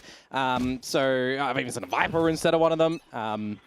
Yeah, I don't know about this one, Chief. Maybe it's it, maybe it's not. Maybe we get some more OT for this series, and then maybe even we get to the third in Haven. For the double duelists on this defensive side, let's see how much stock they actually have in defending against a composition like DRX's, which is standard. Yeah, a lot more simple. Still, though, a little bit of control into B main for now. A lot of information. Xero getting a couple of peeks. You're going to see the rotation start to come out from DRX towards this B side though, and that's some of that Killjoy utility is currently laying in wait. Certainly aware that B has gone dirty. Yeah, cheeky pop play for Jemkin, saturate out and then swing. Got Cushy as well to assist. Trying to swing for, oh wow, actually manages to get one. Yeah, on the back of the turret for the early information. They do get one, and they fall on back with the rotation starting to come on through. Still needing to get a little bit more though. Managing to block off the line, but oh, just sidestepped utility. Spam shot from Monyet. Now possible angle into the site. Boathouse is not cleared yet, so this pistol not going right at all for DRX. Another 2 more kills from Monyet, 1 more for Jemkin. Yeah, flawless pistol to come through from them here. Their game plan working a treat. Gonna hopefully see a lot of these set strategies come out from RRQ, and then a bit of adjustment needed in the scrap, where their adjustments have been looking, you know, 50-50, so to say. Now, pistol round not working out for DRX. Red a little bit on the rotate. Always goes a long way. And again, I just, you know, you give props, right? It's a new composition coming on through from RRQ. They're going to have these different things that DRX are really going to have to just trial by fire in this map. That being one of them. Right now, 0 point as well. Yeah, destroy the turret over at the B side of the map. Cushy must have just got the old freeing double tap from the Classic. Always been sensational in doing that, but he can't really get the Bulldog, unfortunately. It's being safeguarded at the moment by not just Crazy Guy. Crazy Guy and Jemkin. Yeah, but they do pick it up. So now there's some options for DRX. Is freeing holding on to the prize because he got the kill, or is he going to give it to someone a little bit more healthy? Same time, what's the read from RRQ going to be? Yeah, the relinquishing of the A side at the moment from the defenders with a bit of a mid gap at the moment that they've got to be careful of, which is why Monyet starts to rotate away, and Xfero, with no dark covers available, can't smoke off the A main choke point at the moment. If DRX wait too long, it could actually go down, but now by the timing, they're just going to execute on in, have a plant to their heart's content, and attempt to hold a post and steal away around. RRQ, though, got enough utility to launch the retake. Oh, absolutely. Full kit on Jemkin and Monyet. Trying to contend against a Neon and Waylay utility and a post plant, the likes of which you've never seen.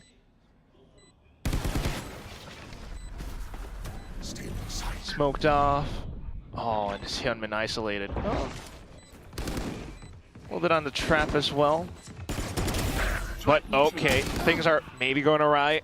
Our Crazy Guy got to be able to wrangle things back. I was going to say, don't tell me Freeing's got double shock dart lineups. Uh-oh. It's halved. Well, they should still be able to stick it all the way through, but this is already rather messy. Freeing, okay. Yep. Still managing. Oh, they sent him a running. He's got the shock darts, he's got the recon. They've used the one-way smoke from Marco as well, and you got a big, long marathon for a bit of a short wrap around. That is a round that Freeing is certainly giving a good old tip of the hat. And there you go. There's that double dink headshot that I was expecting. You know that that was going to be there. Hopefully the replay catches it in the end, because when that dark cover of the defenders faded, you've got to just really contend with the attackers one on that one-way. Big, rough scenes for RRQ getting thrifted there. After a flawless pistol, by the way. Hurts to watch, but nonetheless, fantastic for DRX. Another 0 point. I'll just kind of respect the space for now. One of the differences for RRQ on this defensive side as well is the lack of access to flashes, right? It's only the paranoia. See some good blindside plays, for example, when that Yoru is in play, or KO flashes. So they really are going to have to change up their approach and maybe bring a bit of a saturate in there and change that. Currently, it's just the spotting with the 2 players, or it was. We've got a bit of a fallback from Xfero now. Nothing too much. And you got a 0 point back online for Australia too. Could just be one of those, put the blade into the mid of sight and chuck a couple flashes up. Xfero just banking on his corner. Yeah, he does get revealed, so there's no smokes for a couple seconds. Drone gonna clear him, or is it? I don't know if they spotted him. Okay, more delays.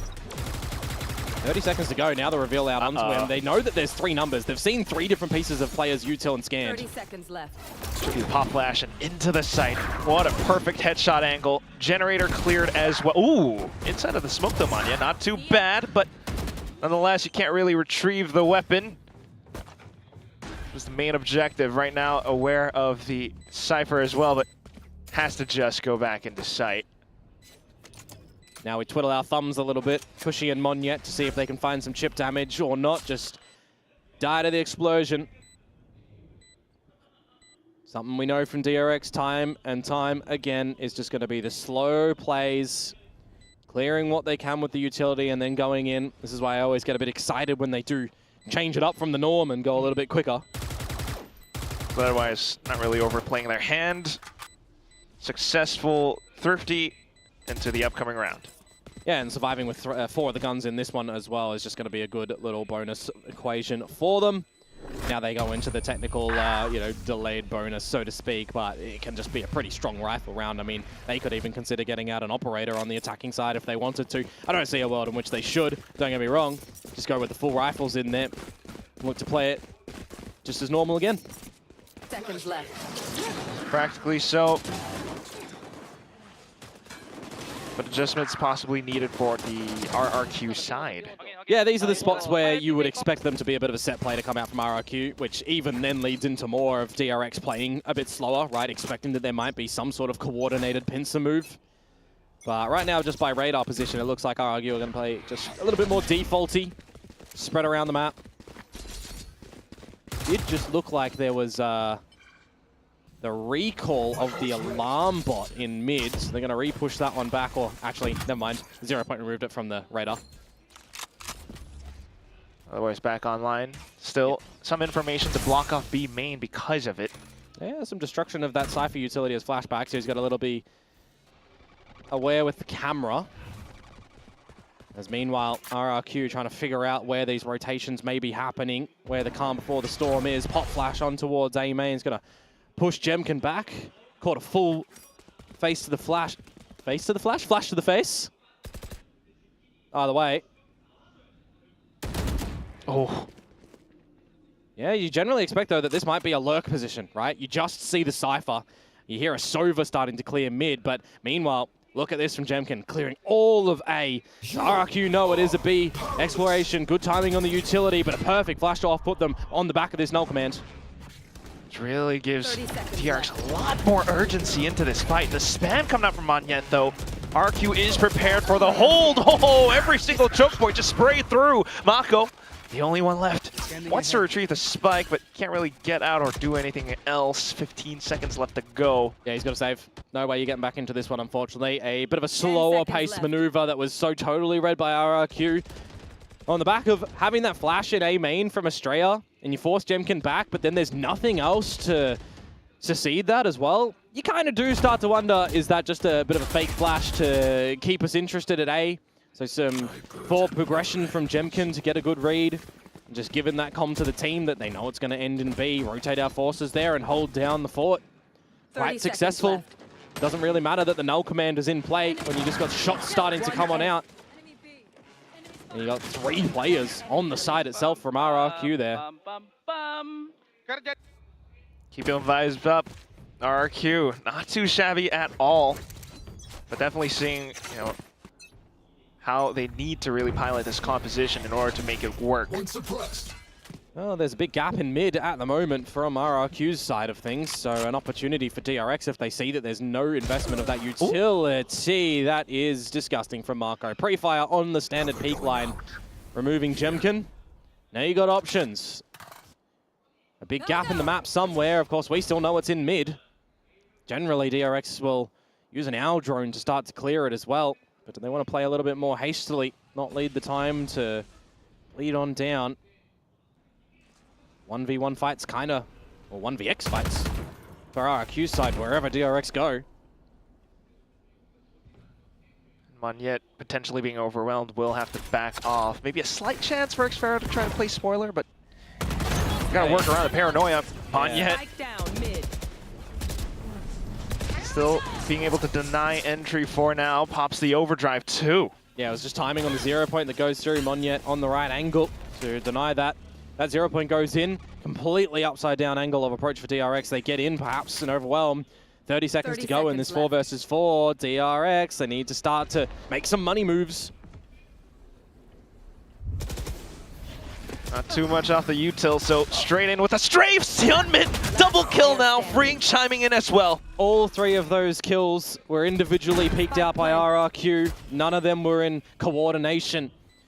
DRX feels like those ones were just hitting your shots on the players when they give you the opportunity. Push comes to shove. It's down to the wire again, though. Gets really low. 4 alive. Still build up this economy. You can have another go at it in the next round for RRQ too, though, right? Cushy, 2450 if he's able to survive a gun over and a drop for a teammate. Jemkin and Crazy Guy fine. Monyet will be requesting the gun after the overdrive just gets weighted out in its entirety. The DRX will once again reclaim the lead here. Oh, Marco. Yeah, the hunt is on. Cushy needs to have some good shots here, and he can't do it either. Happy things for DRX, 4 alive. All your opponents down for the count. You'll still force out an investment for RRQ, but I think they need to force out a bit of a different look at it. What is that? He's just jumped onto the ledge and the first bullet has found him. Cerebral plays. Criminal. Look at this from Hyunmin though. 1, 2, and then the third from Freeing. All of them snappy shots for sure. Had to hit him, as I said, but just 1vx scenarios that RRQ are walking in towards. Got to see some adaptations come through from RRQ in the mid-rounding against a composition that has, you know, been around on this map for the test of time, substituting out a Cypher for a Killjoy, sure. But they still play very commonly the same.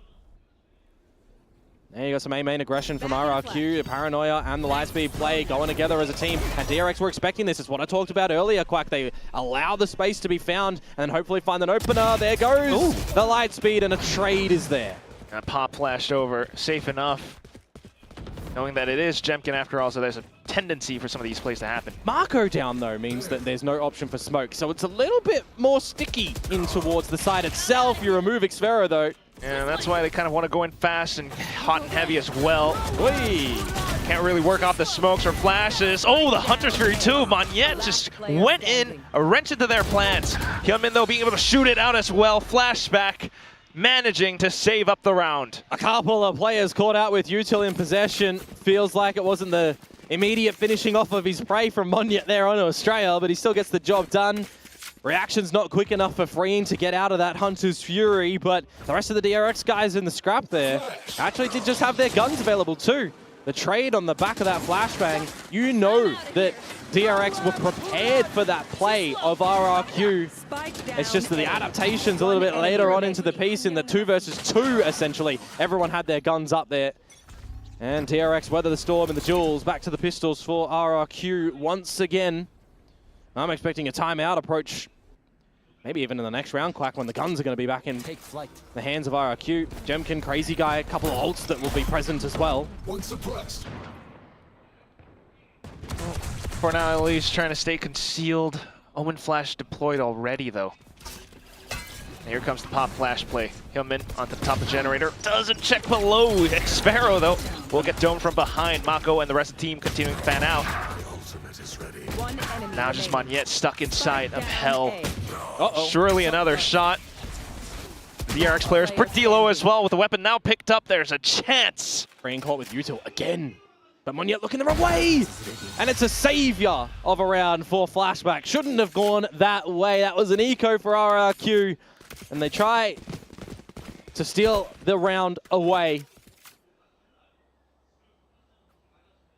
Feels like in that moment as well, just couldn't pick up the gun that was on the floor.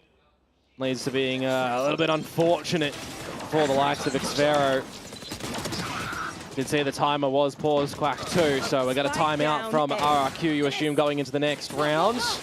And then you would hope for some adjustments and some recognition, you know, the awareness of how DRX are playing this map time and time again on that attacking side is slow, methodical, calculated plays. And for RRQ with this interesting composition of theirs. Makes sense, you know, with the players that can pilot these agents in a bubble, for sure, but together at the moment on this defensive side, feels like they really do need these set plays to work wonders for them. And when the read is there from DRX, they're not working. And the read is definitely there. DRX, I mean, this is almost carrying forward from the previous map as well. The way that Mako was mocking down A main. You got the Waylay, you got the Neon, and you really need to find ways to make that work. I mean, as RRQ, you're either going in for these faster plays to try and get a kill, get a second kill, and get out, or you're looking for a retake, essentially, and it kind of feels like DRX are prepared for a lot of those situations right now. Still, let's see if there is something different to the recipe that RRQ are cooking on this defensive side with this round after that timeout. An operator for Jemkin, glass cannon style, point and shoot, hopefully up through short, but now smoked on off. Might definitely be an avenue for these ults to be utilized. DRX are just playing pretty slow, holding at the extremities, seeing no overextension from RRQ. But by the timing of that dark cover fading, will they walk into Jemkin's crosshairs? Yeah, they will. Estrella peeks before the smoke comes into fruition. That is going to be a possible gap, though. DRX will continue to try to launch this B split, but the alarm bot that gives it off. Yeah, Cushy playing right next to it as well. Not going to go for the immediate swing behind it. Just going to give the respect over to DRX, where mid control is lost. Monyet to shut the door, but get caught off, just like Estrella did. Looking away from the angle at the wrong moment. Now it's time to go into this B site, but the Hunter's Fury from Crazy Guy. Can he finish him off? Yes, he can. Wow. Still being able to delay because of it, but DRX find other entrances. Oh, Crazy Guy still holding out from Boathouse. Now needs to look to lane. From the shadows, arrives on the scene, and it's additional support. Oh, another shot, and now it's Xfero to spray it all down. RRQ managed to find a round off the timeout. Yeah, good from the shadows from Xfero to get over there and assist, because Crazy Guy's feeling the pressure, the Hunter's Fury, but then just dancing around the back of the site as well. Playing deeper. Options with the convergent pass from Jemkin that on his rotation over could have potentially even utilized if needed. Got a couple of moments where these players are just peeking out, just prematurely too. Gonna have to rein that one in. But that conversion on the back of the timeout, you would feel a very needed one for RRQ. Now the challenge for them is to try and find a second round in a row, because all of them so far have just been in isolation. Could be a targeted play at the moment against Flashback. Cage triggered. RRQ would think better of it though, seeing nothing's at mid. So it's either A main or B. They've got the set for A, for B, sorry. But for A at the moment, not too much. Yeah, just Xfero. Oh, but now they go hunting. Now they get the information. RRQ needing to do this, needing to get the right read, and Flashback is holding behind it, but gets removed. So quick rotations now over onto the A side just to retain control. Yeah, the jig is up. DRX are known. Still trying to go in fast though, but stopped and stalled by this operator. Potential spam angles as well coming through from A short. DRX. It's 5 versus 3. Even if the plant goes down right now, you're just using your ult as Jemkin to go in, clear all of the side essentially. Yeah, practically. DRX still just trying to make the round work though, but it's definitely not going to happen. Flawless for RRQ. Yeah, very nicely done from them, to be honest with you. Just very, you know, followable as well. Waiting for some of that early information, growing together as a team in through B main, clearing out Flashback. Just with that space, you know exactly what's happening on the other side of the map. Bit of ambition from Crazy Guy on the operator, but does connect on the first shot of the second as well. And as I said, the ultimate, definitely the angle there to get the closer with the way that that covers, you know, all of the plantable space and hell. 4-5, RRQ knocking on DRX's door. We now call a timeout. They don't want no business.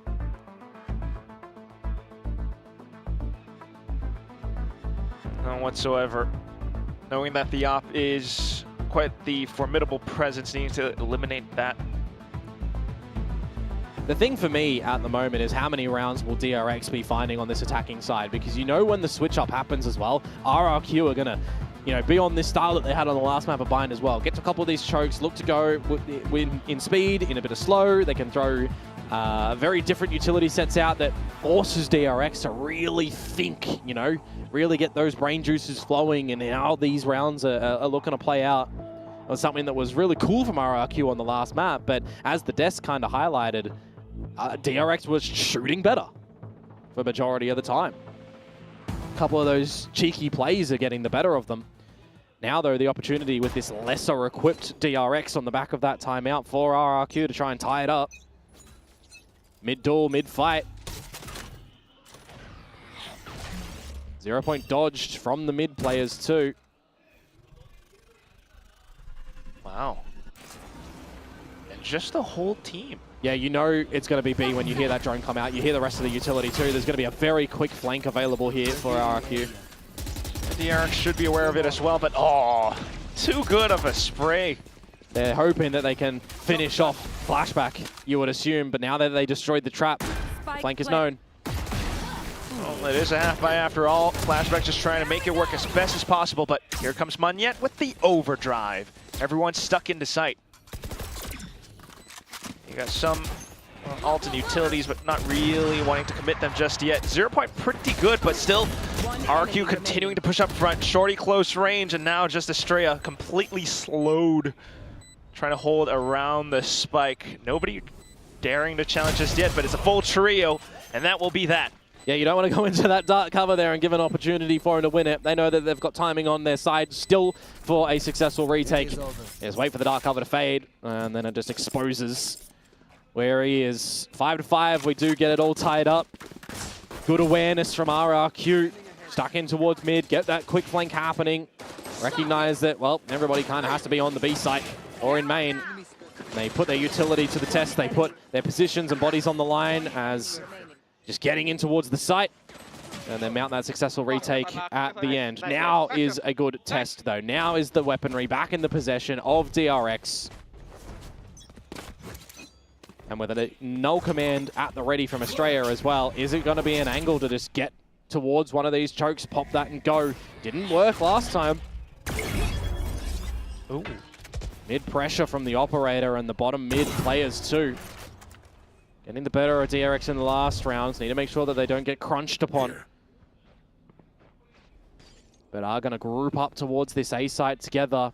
Definitely gives me a bit of the feeling that they are wanting to drop down this null command and go together as a team. Just a set play. Still though, they might get slowed, but bypass for now. Hyunmin getting the drop at the Monyet. Maybe a slide angle as well, though shut down by Xpharaoh. Still though, Estrella being able to come back into the fight. Now the neural theft, it's not available for Flashback, so he's just going to have to take this space and feel like it was a reposition over to the B side. They didn't know where Marco just used his from the shadows at the moment. So there's a double-edged component in this round where a DRX still looking to end this one. Flashback is selling a great bit of a fake over towards this side, but the corner wins that duel, and now RRQ recognize it's not the B site. Flashback, a great salesman. Definitely would buy a lot of stuff from him, but yeah, the round's pretty much done. Cushy, can you get a frag to get your lockdown online? Perhaps. You got a couple of different players that you could try, but another plant that is definitely untenable.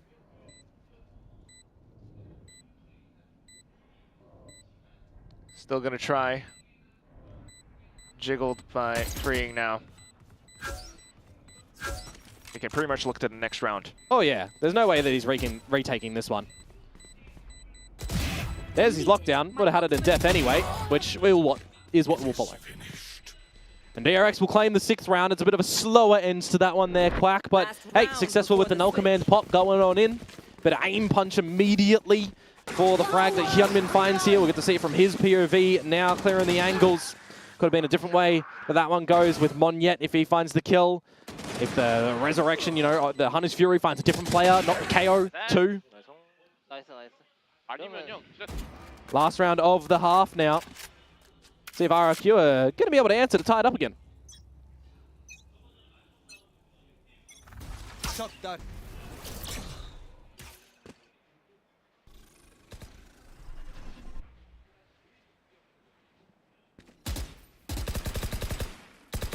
Looking for this space. No immediate engagements. It's going to send RRQ Take flight. to clear a bit of this mid spot too. A lot of stock in this operator of Jemkin, and it might be something that can deliver the goods here. DRX are tending towards this B site. They use the drone first. Is their best option, and they do so as well. That'll be quite a lot of work for Jemkin to do, though. Still holding the angle now. Oh, but it's the updraft over. Oh, what a shot. Forces his crosshair to go offline. And that's going to be DRX's way into the site. Crazy Guy, the only one here. Monyet might have arrived with a fast lane, but will it be enough? Mako with the spams prevents it from going through. Crazy Guy, shut down. One enemy remaining. And they're just all falling like flies. Flashback claims the last two. The announcer says one enemy remaining, but the job was essentially just done there. 7-5 DRX. Recognizing that a couple of these slower grouped plays and just to the protocols of clearing the corners with utility. Get over that operator when you know that it's online because of that owl drone that gets dropped. And as soon as you get that neural theft in, it kind of feels a little bit too easy to get the closing at the end. Now, in the halftime break, is what I actually get excited for, right? When you always get different compositions from teams, I like to see how they pivot things onto their attacking side, because generally that's where they, it looks a bit more flashier. It looks a little bit more stylish. Yeah, 5-7. Not too bad off the first half for RRQ. Still a chance for them to really bounce back. It's double duelist, you're back onto the attack, and this is where you really get to shine. Yeah, I mean, look, RRQ, when they ran the Deadlock Cypher comp with the Yoru, their attacking side was kind of abysmal, right? It was 2 rounds. So that composition, if they ran that here, didn't give me a lot of confidence. But now that it's something different and DRX are really having to coordinate together as a team to try and figure things out, it could be the slow start on DRX's side to adapt that gives RRQ a bit of an edge. Which means, nonetheless, you're still going to want that pistol. You're going to want to snowball that into a lot. Not drop the second round. Yeah, definitely not. Still, though, the fact that they managed to stabilize 5-7, we'll tip our hats to that. But here we go with RRQ. Currently now, all positioned towards this A site. Now I was going to bring up, you got the pistol round stats there that you can see for 10th and 3rd. It's a very stark difference, but in an even higher point of view, RRQ's attacking side has been way worse than their defensive side. 3rd bottom versus 3rd top in that respective order. So now they're going to the 3rd bottom attacking side in the VCT Pacific League for this stage. Well, DRX already sensing a lot of the early utility, are now prepared. 0 point, not too much. What does this pistol round have to offer for RRQ? Full set of utility on Jemkin. Relay bolt for Monyet with the Ghost. Not ready yet. Wait for the reveal paranoia pop, you would assume, over to that A site. See if there's a bit of a fake that Crazy Guy can sell, but we're already in, Quack. There we go, those 2 duelists. One on both sides, and that's Monyet now down. Estrella quickly going back up to heaven. And there's a late lurk to come through from Crazy Guy too, because he used a bit of utility over to B. It's keeping Freeing a little bit interested in mid. Gonna have to keep our eyes on that. Meanwhile, RRQ with the spike down, just happy to hold. DRX needing to make a move. 0 point for now. Just an available shock dart. Meaning they're just going to have to fan all the way throughout. Jemkin knows this, so just happy to hold the angle. Oh, wow. Continuing to re-peek again and again. A 4K in the pistol round. Jemkin POV, please. Those looked and sounded just sinister from him. Tap, tap, and they're all dead. It definitely is another explosive play to come through from RRQ when they get their collective forces ready at the choke. Kind of reminds me a little bit of what was working for Boom in their stage 1 play on this map, right? They get to the choke point, they just explode into the sites. When you don't have the double initiator layering that you can get on in, definitely have to cut a couple of corners in that regard in your informational game around the map. But a pistol round collected for RRQ, looking to tie things up unless we see this second round here dropped. Because you never want to say never. Sheriff in the Humnan's hands, but, well, RRQ right now trying to go off across mid. Yeah, it's clearing that no one's there. You wouldn't really expect a bit of a mid-trap in a pistol round anyways, but you never know. Now you got a bit of a delayed play with the Owl drone. Freeing gonna look to dodge that one, but what can Hyunmin do with this Sheriff? He's going wider on the angle, just trying to hold it as they cross into market. Meanwhile, Cushy holding down the back. Nearly died. A little bit too much movement means that we're back into the A site. Got a good stun up into tree, and the rest of them are just happy to stream in, but Hyunmin suddenly into heaven. 3 kills already, and has a tailwind to get himself out. I thought he hit that shot, not gonna lie, that looks super close. Freeing's now picked up a weapon as well. An Owl drone and a recon. What can you do with these? Can you pull away this Thrifty? Potential recon, but he places it around the edge of the smoke in case someone's hiding inside. Not too much just yet. Gonna use that Owl drone. Looking to the angle from Crazy Guy though. Hiding inside a boathouse and the other one inside a main. Ooh, a perfect shot from Xpharaoh. And now that's Freeing flashed up. You're running out of time. Just goes in for the swing. Good damage, but RRQ still manages to save the round. I'm just a little bit surprised that Hyunmin didn't follow that drone in as well when it started to 360 swivel degree on the high sensitivity. There was a near kill on towards Cushy in mid as well from Australia. But still, I am liking the way that Jemkin is using these saturates actually. He's using them to some good success, right? I found Marco in the pistol round where he was trying to shroud and step up and away, but it slows you from being able to do that. That time, the combo with that Nano Swarm really pushes you out in a sticky spot. So if we've got a couple of more of those just well-placed utility bits from RRQ, should look pretty neat.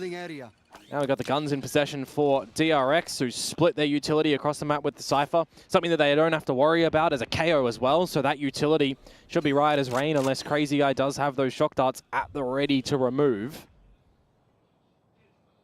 You can see some cheeky traps as well. When Waylay first come out, right, you had some Cyphers that were getting that nerdy tech ready to counter the Waylay light speeds. Be interested to see what Flashback may have up his sleeve in that regard. Now, though, still in position towards short. Ooh! And it's just a quick drop onto Estrella. The rest of DRX now trying to get in position, but nonetheless, RQ a little bit too fast, too furious. Well, Jemkin's one away from getting this plant, the ult, if he planted. Would have been here in this round. Spike planted. Check and see if they can get a couple of cheeky spams. Paranoia for Marco, but no recon online just yet. Dark cover to put towards main. And the team needs to start to get this retake happening. Potential dash for Hyunmin as well, but still waiting for some of the utility to come online. Meanwhile, RRQ will get proactive, but as soon as they swing out from door, 3 kills, flashback out from heaven, and it's Xpharaoh stuck inside of hell. Trying to reposition, but the cage blocks him off, reveals his location. Flashback playing ring around the Rosie, up around the corners and the boxes. Mako sticking it all the way through. He spins. Flashback gets the kill, and it's DRX back up in the lead. Yeah, Flashback the protector in this one. He is having a sensational series across the board. In the way that he piloted the Vice in the last map into this one as well, just ever being present around the map.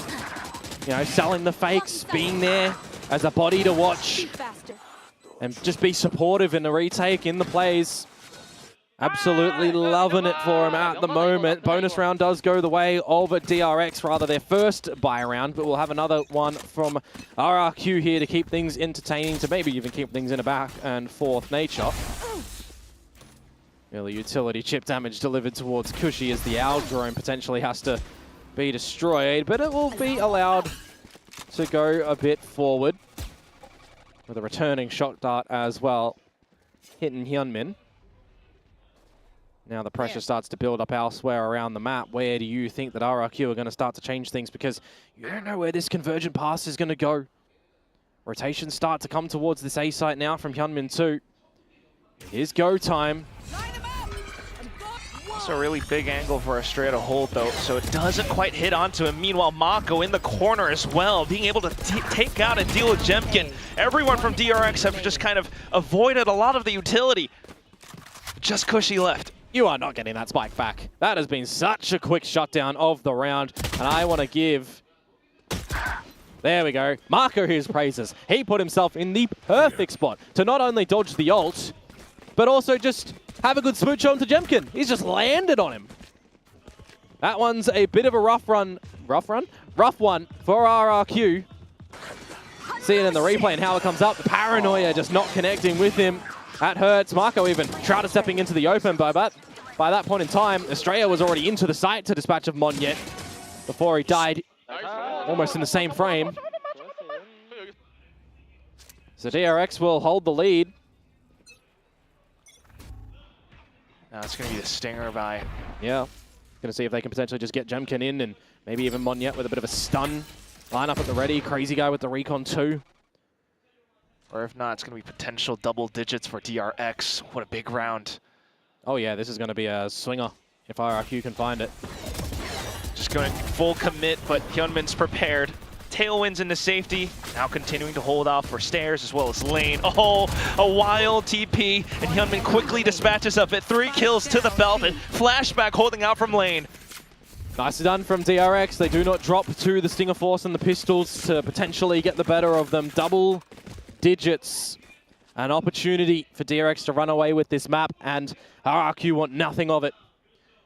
You're assuming that this is going to be a timeout to come out from then after this replay. There's that utility that comes on out, and I mean, there was, you know, the layered utility that does come through from RRQ. You can't counter that they didn't have a set kind of strategy for how they were wanting to get in towards the site there. The relay bolt that gets thrown out, the paranoia that would have found anyone at stairs, the fact that it is Hyunmin with the tailwind popped already to just get out of dodge. Any other way potentially could have gone a different way, but yep, didn't happen. Now the timeout to have a discussion, because for RRQ, if you can't fashion yourselves a really good, strong couple of attacking rounds, may very well be map done, which is also series done now.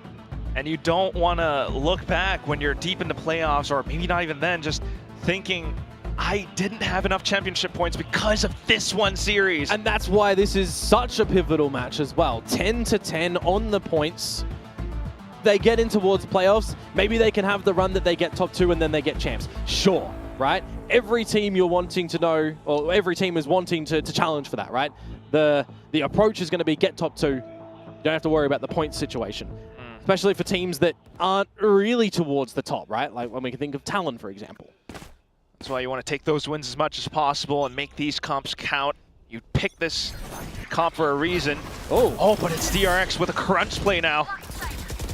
Classic, typical DRX fashion. The flash is the recon. It's all set up perfectly, freeing with a triple kill at the end.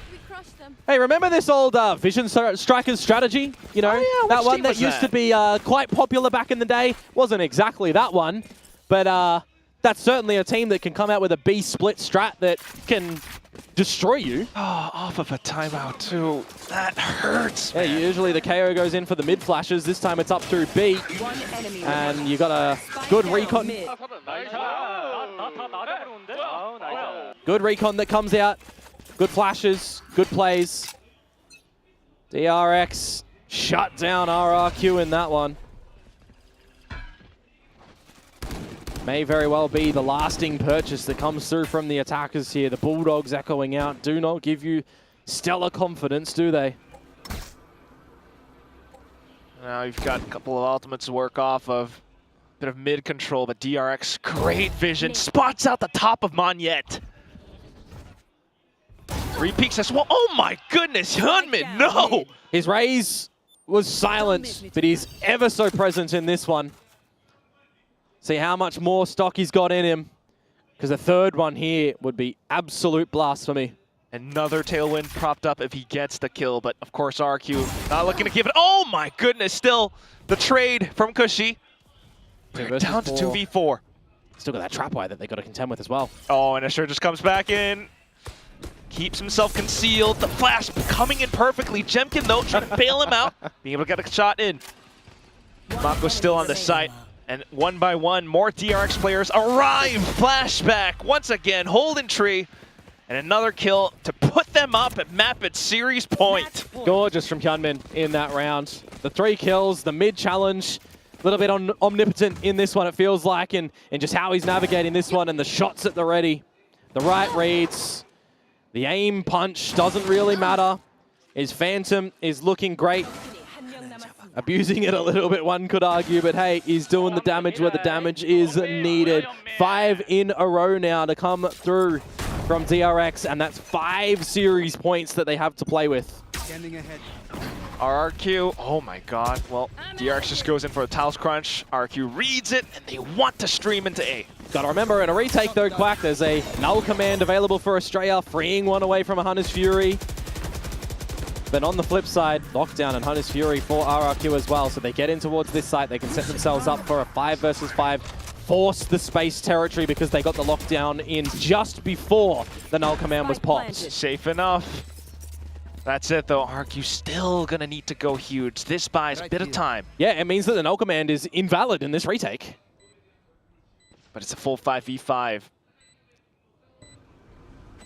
Still want to keep those rounds up as well for the upcoming ones. Good suppression.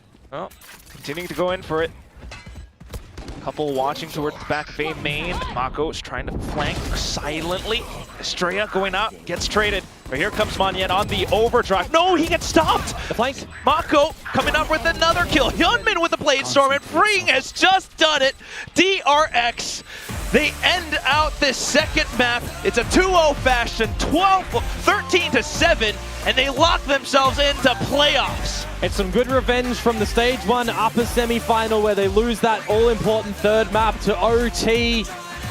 Would have been the one to get them in towards Masters, but they can set themselves now in the right track, the right vision towards Champions.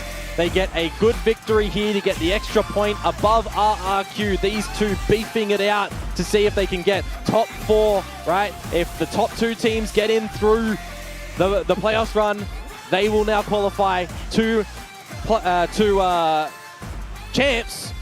But hey, that sign says it just there. Playoffs qualified, guaranteed.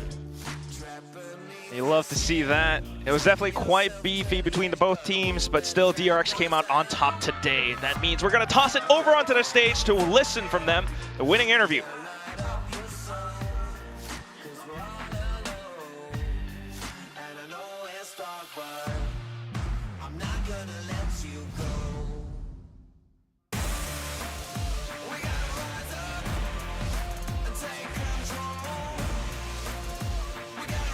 Congratulations, DRX. 승리 축하드립니다.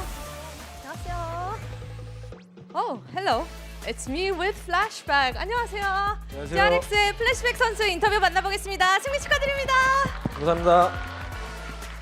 I'm standing with DRX's Flashback. Today was a Flashback win, and you also got your 10th Pacific Clutch as well. And with today's win, you secure your playoff spot here in Pacific. How was today for you, Flashback? It was a fantastic day on your performance.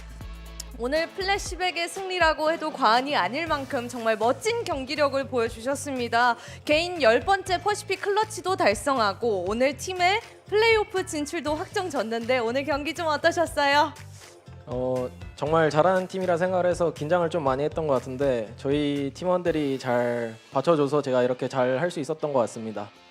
We were really, in a way, worried that RRQ is a really good team. They were very fierce. And I think today's win and my performance was only possible because I had my teammates to back me up. All right, well, last bind against Nongshim really didn't go your way, but we could tell that you came in prepared. What were the things that you decided to focus on today's bind, because we know that you took that last clutch on that overtime as well. 지난 농심전 바인드를 놓치고 나서 오늘 바인드 정말 준비를 많이 해오신 게 보인 경기였거든요.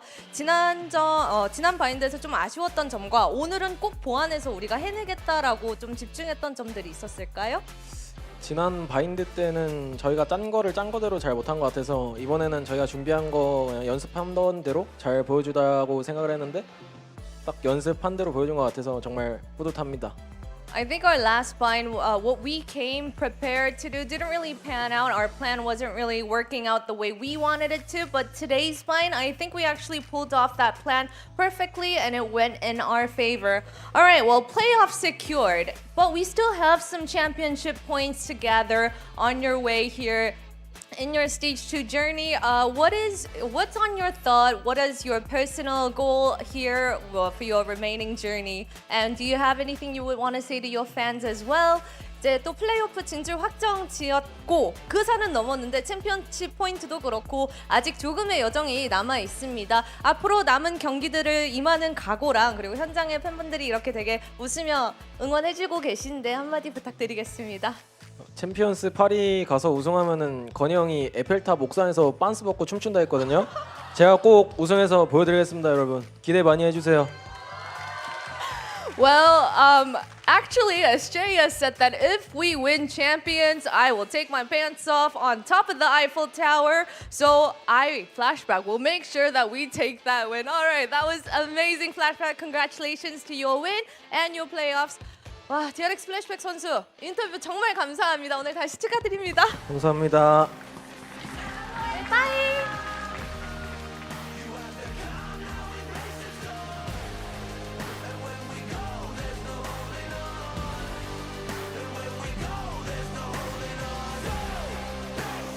He's gonna what on top of the Eiffel Tower? He's gonna flashback on top of the Eiffel Tower? Why would he take off his pants?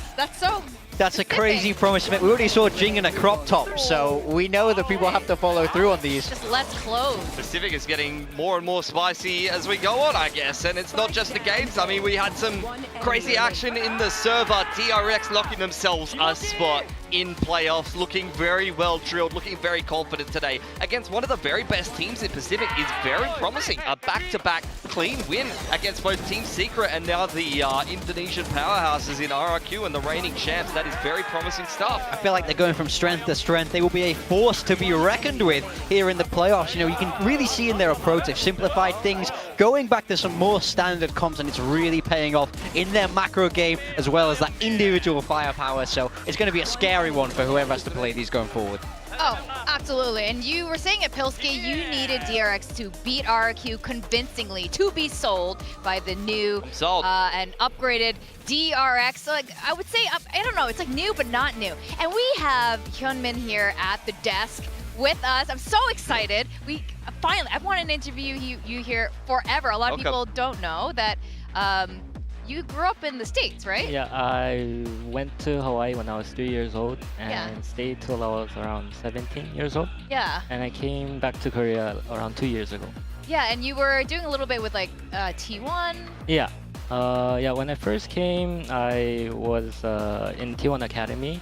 And then I just gradually started playing more and then went to my first professional team in Japan. And then, yeah, now at DRX.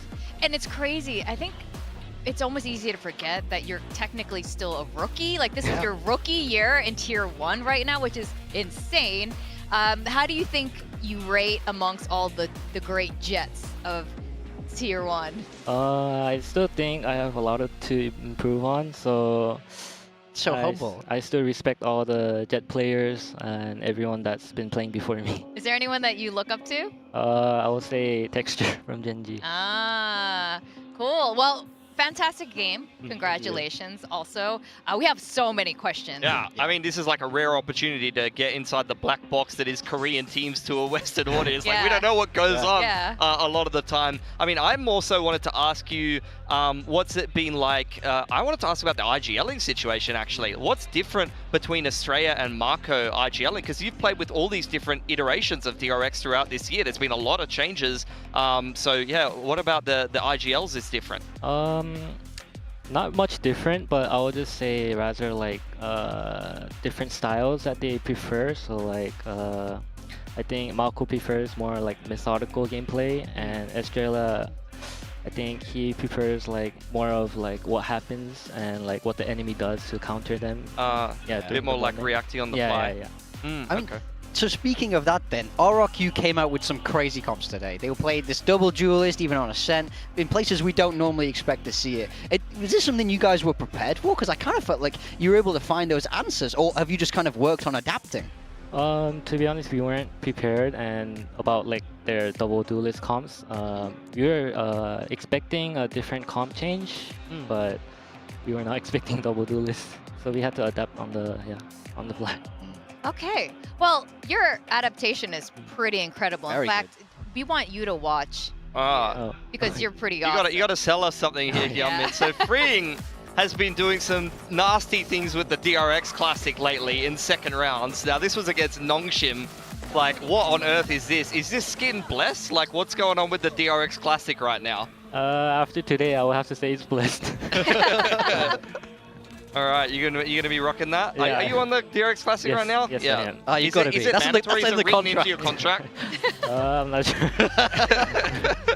Well, actually, let's talk about your first year here overall. Now it's enough time has passed, I think, since the beginning when you were fresh into Pacific. Now that you've seen a lot of what's going on, like, what is your experience like? And I mean, are you enjoying yourself?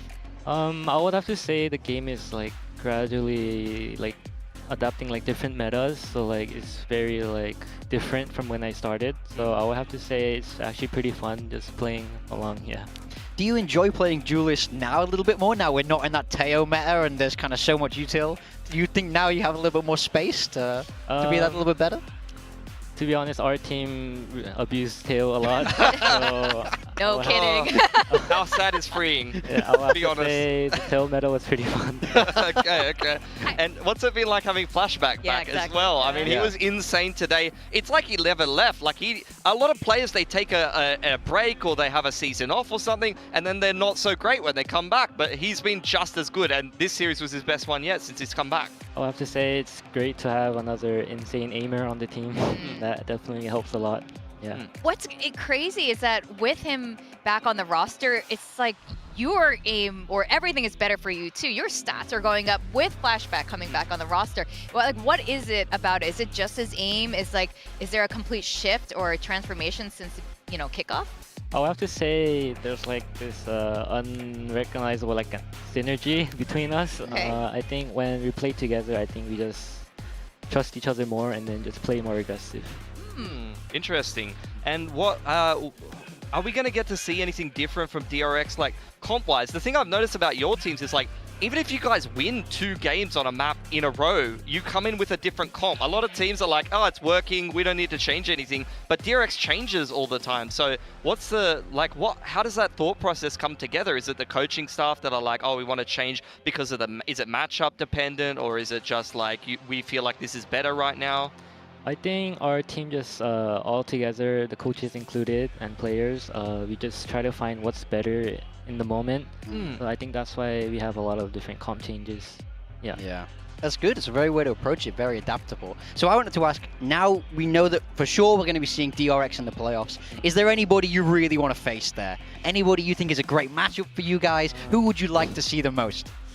I would like to face T1 again. Yeah. At kickoff, we faced him twice, and yeah, with their new player DH, I think I would like to face him again. Oh, very good point. Are you? Oh yeah, you you're would on like to T1 play Academy. against DH, huh? Yeah. Did you guys play together Yeah, on the same team? Yeah, we were on the same team. Oh, that's crazy. It's actually crazy because you guys lost on that team. Yeah. But the stats for the two of you were incredible. So of course, no surprise, you're both here. Yeah. So should we expect anything different than the kickoff version of DRX when you guys won?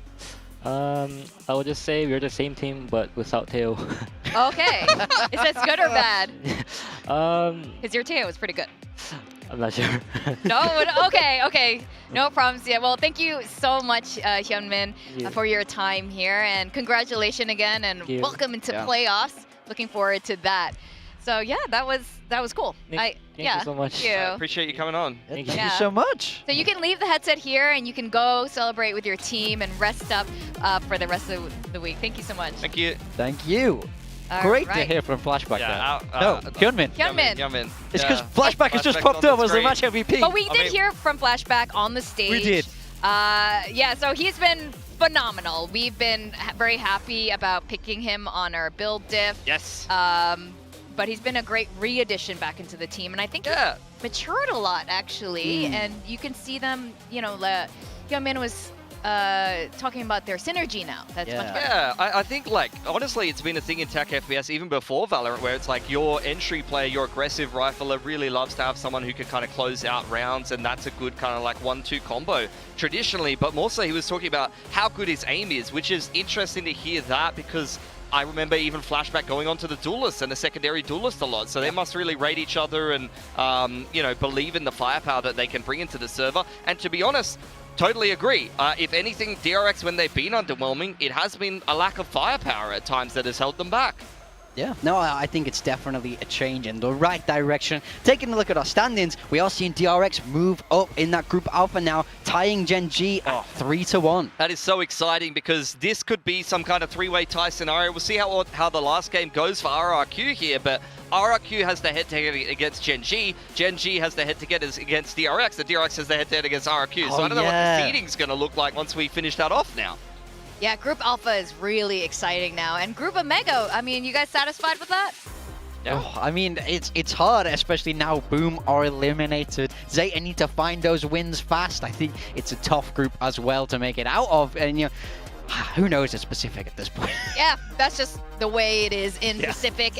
But there's one thing that's old reliable here. It's the build diff. I think I lost Pacific by roster. like 3 kills or something. I think we might have this Flashback, today. I think, has actually just won you guys the game. Yeah, so this was close. You had some really good picks from the first series of today with Berserks on that roster. I think, I don't know, my math is never accurate with this. I have been wrong before, but I'm pretty sure Flashback needed to get more than 10 over freeing for you guys to beat me, and he did. All this discussion just for Mika to win. Yes. Yeah, I'm pretty sure you guys won together. All you needed to do was and the same by time. 1 point. You're welcome. You guys beat me by 1 point. It was so close. I'm so Oh, it's pissed 1 off. point. I'm 1 point. I'm over this. Like seriously, this is just pick better. Wait, I think that means we got a shuffle in the overall score. I mean, congratulations to us for winning today. And we are by in the lead 1 again. point. I'm triggered. I'm actually triggered. I'm tilted. He's not going to shut up about this for the rest of the week I'm now. actually tilted. This is all I'm going to hear. I knew this was going to happen as well today. Well, didn't that come in today? I was like, you always win the weird ones. Today's a weird pick day, and you always somehow find a way to win. We won the weird one today. It wasn't that weird. We picked the same thing. Our team is very standard, very solid. Yes. I think it's you that's really taken the risk, and you have suffered for that. What a shame. Exactly. Sad to see. Sad to see the fall of someone who used to be so great. It's not weird if it was 2 of us who picked it. But you still have a chance in tomorrow's matches here. We got Nongshim versus Global Esports, PaperX, and Zeta. And I think I don't know, there could be easier picks here for tomorrow's I think build you diff. guys should pick clues or something. I think that would be a great pick for you guys against PaperX. That's my advice personally. Okay. You're such a I will not say why. Okay. But I am interested in this first match of the tomorrow. day, though. GE versus Nongshim is massive. I think if what we're getting told is correct, I think GE can clinch playoffs with a win over Nongshim tomorrow. So it will be massive for them. And worth mentioning, Nongshim actually really needs those wins to avoid potentially getting knocked out of contention where it comes to qualifying for Ascension versus challenges in certain outcomes. So their wins in that group are very important also. Game. Yeah, we are just days away from finding out everything that's going to be going on for playoffs in that schedule. So tomorrow's going to be very, very exciting. It's been great hanging with you guys today. Pilski Big Time. I'm Chubby Ninja. Guys, have a great night ahead, and we'll see you tomorrow for more VCT Pacific action. We won again. God, it's so good to be number 1. Woo! Woohoo! I hate it.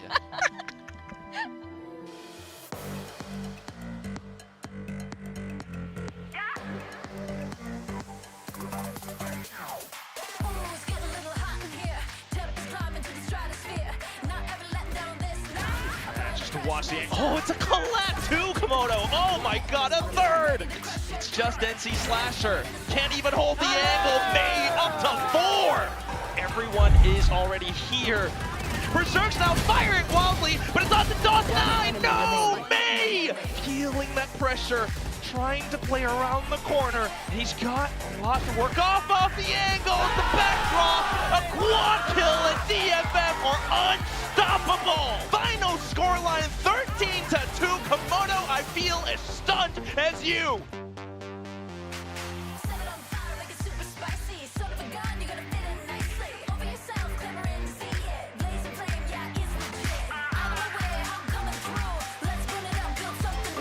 Smoke available for I changing plant spot. Gets the heads up duel. Thorns have been placed, but a little bit of a commit from Mako. 1v2 now, if Flashback can take them out. Dodged, and he's in the corner, has no choice but to go out. So Flashback! We'll destroy the turret over at the B side of the map. Kushi. Uh-oh. It's half. They should still be able to stick it all the way through, but this is already rather messy. Freeing, okay. Yep, Still managing. An available shock dart. Meaning they're just gonna have to fan all the way throughout. Jemkin knows this, so just happy to hold the angle. Continuing to re-peek again and again. Classic, typical DRX fashion. The flash is the recon. It's all set up perfectly freeing. It's a 2-0 fashion, 13-7, and they lock themselves into playoffs.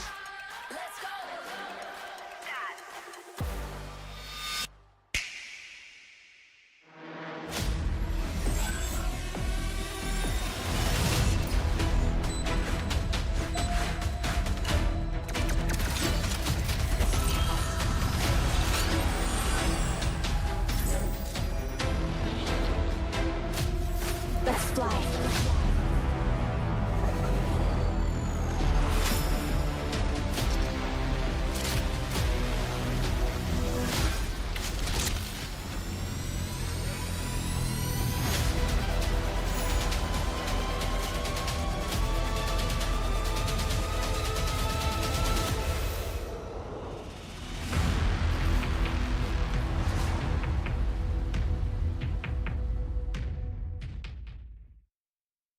Baby, got me in the palm of your hand. Wish I could forget, but my heart just can't. I'm stuck on you and I can't stand.